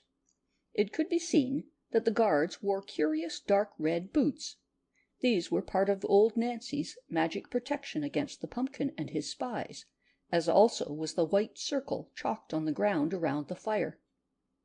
As they gazed down from the hill, one of the guards told Molly the quickest way back to the east gate of the city. If she followed the high road, which was dimly visible far below, for about a mile, she would come to a lane with a signpost which said, "To the Orange Wood." Go to the bottom of this lane, over a little bridge across the river, and then along another lane which skirted the wood, and she would find herself in the village at the edge of the Goblin's Heath. Back over the heath was the shortest way then, but she would save several miles by going along the high road at first. Molly was very pleased to hear of this short cut, as she had not thought of looking up her map yet, and so, being very anxious to reach old Nancy, Molly and Miss Lydia, who had determined to return with her, said good-bye to the guards and started off down the hillside, followed by the two pumpkins. As they went along, Molly insisted on Miss Lydia, who looked very tired and exhausted, having two of the little brown square sweets that old Nancy had given her, and she ate two herself. After a few minutes, both she and Miss Lydia felt much refreshed, and fit for the journey in front of them. It was strange and delightful to Molly to know that there was nothing now to be afraid of, no more dodging and hiding and distrusting everybody. When they neared the bottom of the hill, they caught sight of a figure emerging from a wood on the opposite side of the high road. The person stood gazing up at the blazing beacon, spellbound, then all at once gave a whoop of joy and did a sort of step dance in the road. "Oh!" cried Molly, delighted. It's Glan!" And Glan it was, sure enough. He raced to meet them as soon as he saw the little party moving down. "So it is you, little lady! You've done it after all!" he shouted as he came toward them. "Well done, well done!" And he seized Molly's hand and shook it till he nearly shook it off.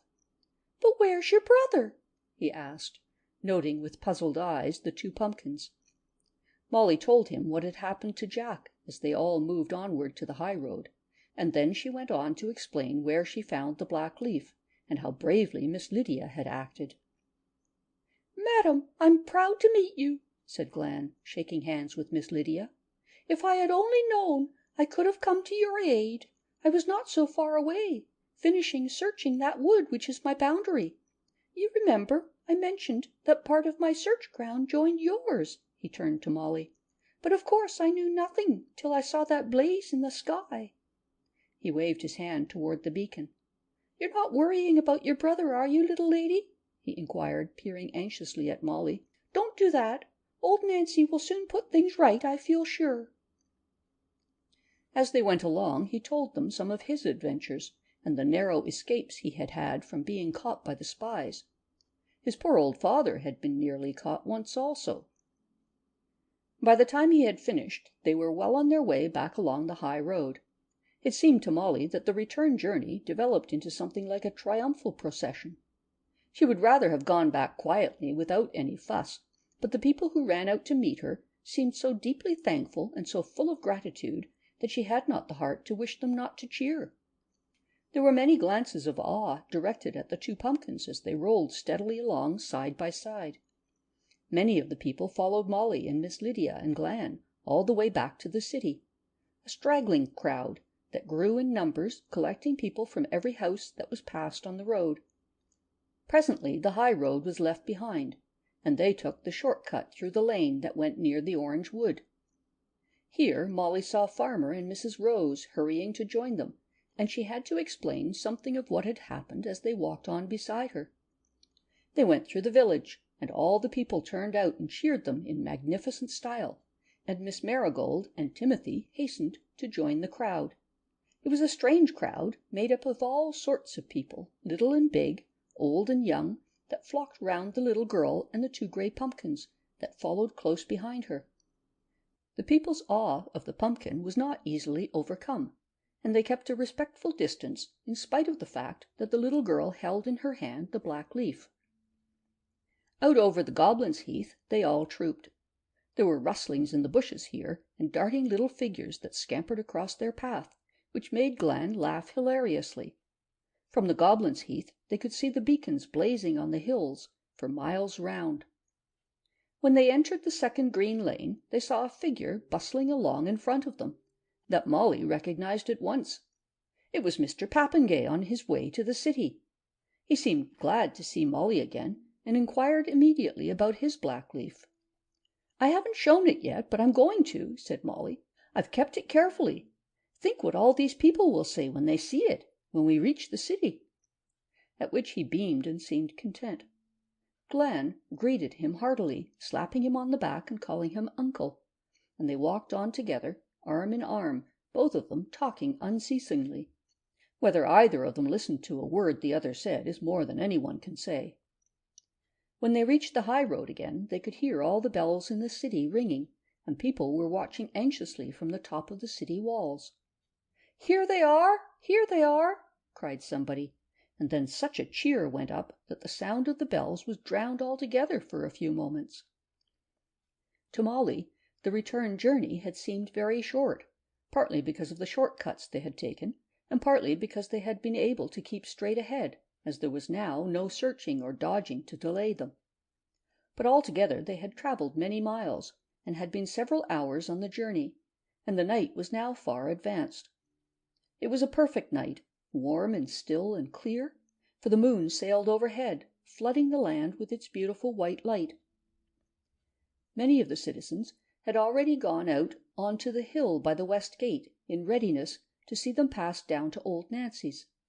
Those that were left joined in the procession at the rear. On passing Glan's shop, they found that his father and Aunt Janet had already gone ahead, as they did not know which way the procession was coming, and they wanted a front seat, Glan said. Outside the west gate the king was waiting, and he put his hands on Molly's shoulders and thanked her very sincerely in the name of the country. Then he walked with her down the hill, and she told him about Jack. The hill was packed with people, eager, murmuring, straining to catch a glimpse of Molly and the pumpkins. As she drew near old Nancy's cottage, Molly saw that a wide space had been cleared around the cottage by the city guards, and there was old Nancy standing waiting by her door, the firelight flickering in the room behind her, just as she had stood when Molly had last seen her. She held out her hands to Molly when she caught sight of the little girl. The king gently urged Molly forward, and so she stepped out alone into the open space and went toward old Nancy, the two pumpkins following obediently. Then a strange hush fell over the huge crowd gathered on the hill, and everyone waited expectantly for what was about to happen. "Here is the black leaf," said Molly, handing the leaf to old Nancy, "and here is the gray pumpkin, and Jack." Old Nancy stooped and kissed Molly on the forehead. "My dear, how can I thank you?" she said. "But tell me how this happened." And she motioned toward the two pumpkins. Molly explained. The people around could not hear what Molly said, but the whisper ran from one to the other that one of the pumpkins was the little girl's brother who was under a spell. "Oh, will you bring Jack back again?" begged Molly anxiously. Old Nancy looked gravely at each of the pumpkins in turn. "Which is Jack?" she muttered to herself. Then she peered closer, stretching out her hand and turning each of the pumpkins over and round about. The crowd gasped when she first touched the pumpkins. It was difficult to get used to the idea that the pumpkin was harmless now. "A pin was stuck in the pumpkin pincushion," she said to herself. Let me see now. Ah, then this one is the gray pumpkin," cried old Nancy triumphantly, "for there is a big pin stuck through the top of him now." A great cheer went up from the crowd, though those at the back did not know what they were cheering about. Old Nancy touched the gray pumpkin 3 times with the black leaf. The pumpkin trembled, rocked, then was still. "The gray pumpkin is now completely in my power," said old Nancy. "But before we punish him, let us make sure that he has remedied all the mischief he has done. Most of you who have suffered through him probably found that you were suddenly released from the spells which had held you, as soon as the black leaf was plucked. Is that correct?" Murmurs of assent came from the crowd. Old Nancy asked any who were still suffering from spells put on them by the pumpkin to step forward, and waited, but no one stepped forward. Molly looked across at Miss Lydia and smiled. "Then there is only this one last case to restore." Old Nancy pointed to one of the gray pumpkins. "This spell was different from the others because it was worked upon a person from the impossible world." She hesitated, looking down at the pumpkin which was supposed to contain Jack. Molly saw someone signaling wildly to her from the crowd. It was Mr. Papengay. "Don't forget," he called to Molly in a loud aside. "Now's the time." Molly remembered her promise, and opening her little satchel, rummaged about inside, then took out Mr. Papengay's painted black leaf and unfolded it. "What is that?" asked old Nancy. "It is a black leaf which Mr. Papengay painted, and which I promised to show everybody, and he wants me to do it now," said Molly, holding it out. A flicker of a smile showed at the corners of old Nancy's mouth, but she sternly repressed it. She took the painted leaf and gazed at it for a moment, then muttered something in an undertone and made a sign across the leaf with her left hand, holding the real black leaf and the painted leaf together in her right. "Have you any of the matches left that I gave you?" she asked Molly. "One," Molly replied. "That's just right." Old Nancy held the painted leaf high in the air. "I want you all to see this leaf, which has been made and painted by Mr. Papengay, and is an exact copy of the black leaf. It is a clever piece of work, and useful, as you shall see. Mr. Papengay, have I your permission to do anything I like with this?" "Certainly, ma'am, anything you like," beamed Mr. Papengay, swelling with pride at his own and the leaf's importance. Old Nancy handed the painted leaf back to Molly. "Place it under that gray pumpkin," she said, pointing to Jack's pumpkin. When Molly had done this, she was told to strike her one remaining match and set light to the painted leaf. This she did, and stood back as it caught alight, and little tongues of fire and gray puffs of smoke curled round the pumpkin. higher the smoke curled, and thicker it became, until the pumpkin was entirely hidden from view in the center of a great column of gray smoke. Everyone watched, fascinated. Suddenly there was a terrific bang. Then the smoke began to thin and drift apart. As it cleared away, a figure could be seen standing in the center of it. It was Jack, dazed and rubbing his eyes. "Jack! Jack!" cried Molly, rushing toward him. "Oh, I am so glad! Are you quite all right, Jack? Are you hurt?" She drew him out of the smoke. "Hello!" he said, gazing round. "Oh, I say, what's happened?" He was soon told. "And do you mean to say that I've been stowed away in an old pumpkin and been rolling about all over the country? Well, I must have looked an ass," said Jack. "But I don't remember anything, only feel as if I'd been shut up somewhere and been to sleep." He found his hand seized by one friend after another, and himself congratulated and questioned by the crowd that gathered round him. "And so it was your leaf that did the trick, Mr. Papengay, was it?" said Jack, grasping that gentleman's hand and pumping it up and down. "Well, I'm blessed! You are a marvellous man." Which was just what Mr. Papengay, his face wreathed in smiles, was thinking about himself. End of chapter 20.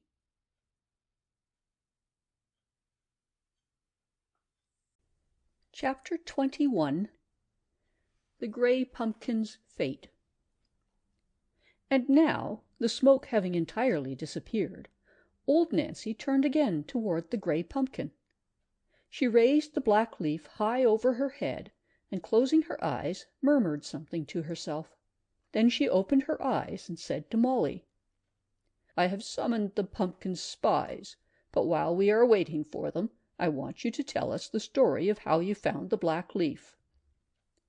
Molly felt very shy all at once, but she obeyed old Nancy, and standing on the doorstep, facing the crowd, she told her story as briefly as she could, without leaving out the name of anybody who had helped. One of the counselors was asked by the king to take down her words in a notebook, so that they could be afterward read by all those at a distance who could not hear. When Molly came to the part about Miss Lydia, she forgot her shyness and grew enthusiastic. "I could never have got the black leaf at the end if it hadn't been for Miss Lydia," she cried. "She was awfully brave. Although she had been made blind by the pumpkin, she walked out into the garden where the leaf was growing and where the pumpkin and his spies were waiting. She went out deliberately to distract them while I got the leaf." "3 cheers for Miss Lydia!" cried someone in the crowd, and the cheers were given heartily, much to Miss Lydia's confusion. When Molly reached the end of her tale, there was a perfect storm of cheering. She stepped down, flushed and excited, and stood talking to old Nancy for a few minutes, until the cheering gradually died away, and in its place a low muttering and groaning arose at the back of the crowd, followed by an outburst of booing and hissing. Molly turned quickly and saw that the crowd had parted, and through the space made a procession of people was wending its way. They were the pumpkin's spies, some very dejected with hanging heads, others sullen and defiant. First came the old woman with the scarlet turban and the little darting eyes. Next came the girl in green, then several others that Molly had never seen before, though judging by the remarks to be heard on all sides, they were no strangers to the other searchers. Among those in the rear, Molly recognized the old watchmaker and the man on horseback who had given her the letter that was supposed to be from old Nancy. There were about 30 of the spies altogether, and they gathered in a group before old Nancy, who eyed them sadly. "Was it you who scattered the grey powder on my window-sill and made me sleep through the sunset hour, and so enabled the pumpkin to return?" she asked of the old woman who had led the band of spies. The old woman nodded. "When someone in the impossible world pierced the pumpkin with a pin, the power for good which held me was suddenly dispersed, and all the evil magic that I knew rushed into my mind, and I made the grey powder and brought it to you. He he he!" A chuckle escaped. "And I'm glad I did. We've had a splendid time, ain't we, Ducky?" She leered at the girl in green, who nodded sullenly. "And if it hadn't been for a sort of muddle we made between us, in our eagerness to keep that meddlin' gal away," the old woman gave Molly an ugly glance, "our gray pumpkin wouldn't have been caught and here today, that he wouldn't." "Tell me about the muddle," said old Nancy, swaying the black leaf in her hand gently toward the old woman, who seemed compelled to answer. "In the first place, one of us led her," she jerked her head in the direction of Miss Lydia, "to the wrong lake by mistake when she was blind, right into that gel's path instead of out of it, and when we found out what had been done and went to fetch her away from Lake Desolate, we couldn't find her. So in case she came back to the lake, which she did, another of us, thinking to cover up the mistake, wrote a letter making believe it was from you, old Nancy, and the gal would have believed the letter and obeyed it, and everything would have been all right for us, only something put it into her head not to believe the letter, and so she led the blind woman home and found the leaf growing in her garden. But even then she would never have got the leaf, if it hadn't been for those matches of yours, old Nancy. They do burn." And the old woman held out her right hand, across the back of which was a deep red scar. "What put it into your head not to believe that letter?" she asked suddenly of Molly. "I had seen Miss Lydia's photo at a friend's house, and I recognized her as soon as I saw her beside Lake Desolate, and so I trusted her," Molly answered. "So that's how it was," nodded the old woman. "Of course we sent for the pumpkin at once, as soon as we found you were on your way to the house, but he did not arrive until you were inside, so we thought we'd catch you coming out." "Are none of you repentant?" asked old Nancy. "None of you sorry for all the unhappiness you have caused?" "Repentant? I should think not," the old woman answered. "No, though we're powerless now, we're not repentant. We had the finest time of our lives. That's so, comrades, ain't it?" The other spies assented without hesitation. "Then," said old Nancy, "it would be best to banish you all, together with your leader, the gray pumpkin, out of our world into the impossible world, where you can do no harm. Is it your wish that I do this?" old Nancy cried to the crowd. "Yes, yes! Banish them! Banish them!"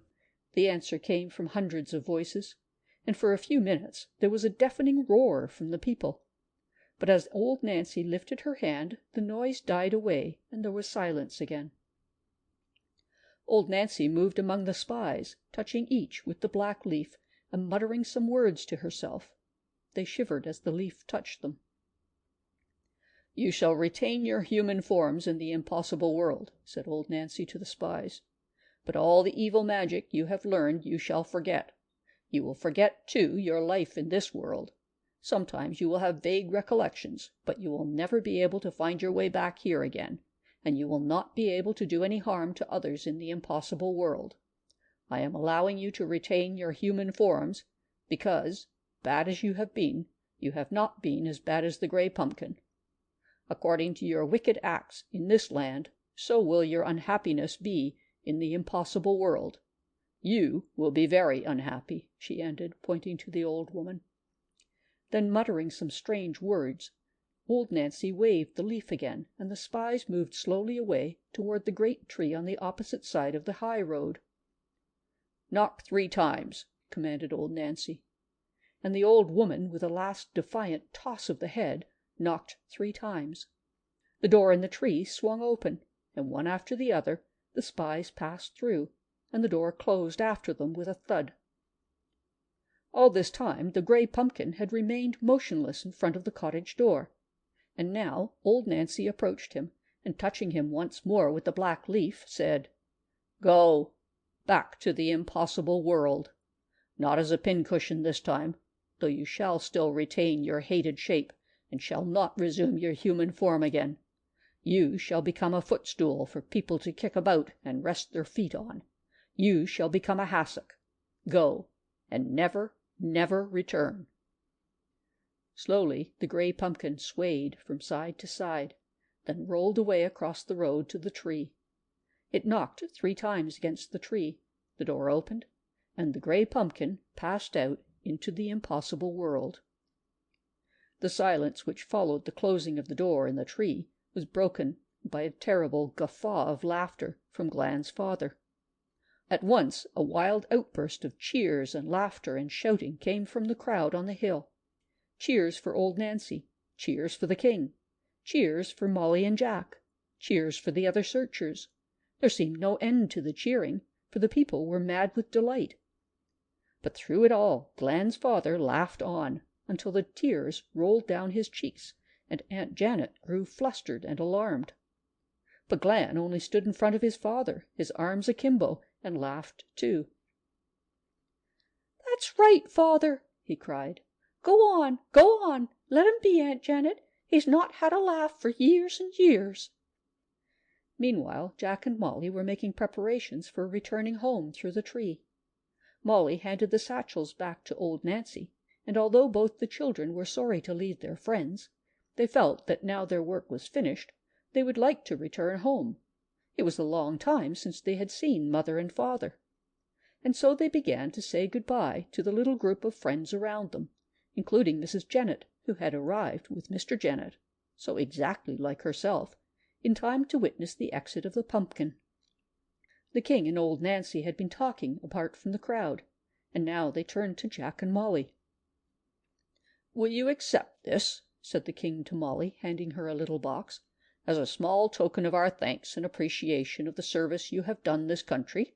It seems a very insignificant thing to offer you, but it has an unusual gift attached to it. Whenever you wear it, you will be happy, and will give happiness to those around you. Do not open the box now, but place it on your table when you get home, where the pincushion stood, and when the sunshine falls across it, open it. If you open it before, the special gift I mentioned will not be with it." Molly took the little box and thanked the king sincerely with sparkling eyes. To Jack the king said, "I have just heard that you go in for painting, so I am having a special set of painting brushes made for you, which will help you to do good work. They are rather special brushes." He and old Nancy exchanged mysterious smiles. "I want you to accept them as a little memento of your visit, but as they are not quite ready, I shall send them to you tomorrow." "Thanks awfully, your majesty, but I don't feel as if I've earned them properly, you know," said Jack. But the king shook him warmly by the hand and said he had done a great deal to help. And so they bade the king good-bye. "You will find that your mother hasn't been anxious about you. I saw to that," said old Nancy, as they said good-bye to her. And Glan said, "Come and see us again some day, little lady, you and your brother. Do, won't you? Knock 3 times on the tree when the moon is full, remember." "Oh, we'd love to come again some day, wouldn't we, Jack?" said Molly. "Rather," said Jack. So, for the 3rd time that night, the door in the tree opened in response to the 3 knocks, and this time a little girl and boy passed through to the impossible world again. End of chapter 21.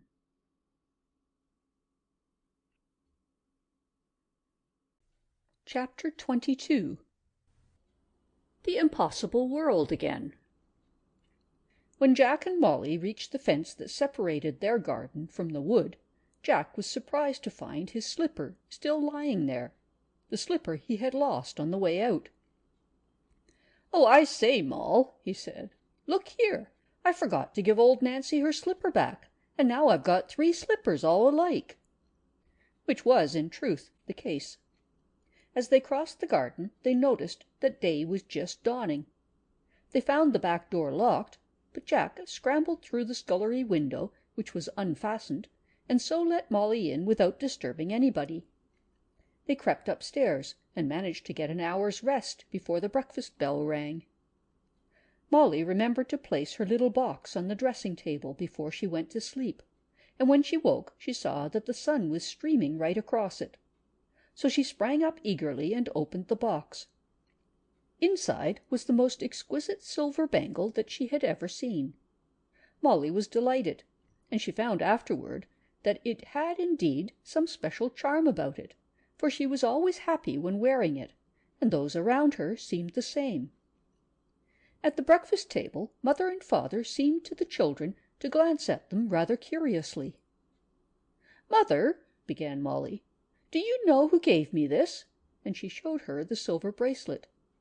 "Yes," said Mother, to Molly's surprise, "I know all about it." "Why, how did you?" asked Jack. But "Ah!" was all Mother would say, and she and Father exchanged amused glances. It was a little puzzling, and even when there arrived by post for Jack a long narrow box containing 3 paint-brushes, Mother and Father never asked whom they were from, although there was no name inside. "I suppose there's no need for us to tell you all about our adventure if you know already," remarked Jack. "Do you know everything?" "Everything," replied Mother, smiling. Of course the gray pumpkin pincushion had entirely vanished from Molly's dressing-table, and she never set eyes on it again, though she wrote and thanked Aunt Phoebe for her useful present. Jack and Molly often wonder where the gray pumpkin and his spies are. They have never seen any of them yet, though Molly has seen a ticket collector who reminds her somewhat of the old watchmaker. Both children keep a watchful eye on all shops that sell hassocks, and always glance eagerly round the room when they are invited out to tea anywhere, but so far they have not come across the gray pumpkin. End of chapter 22. End of Knock 3 Times. Thank you for listening. Please like, share, and subscribe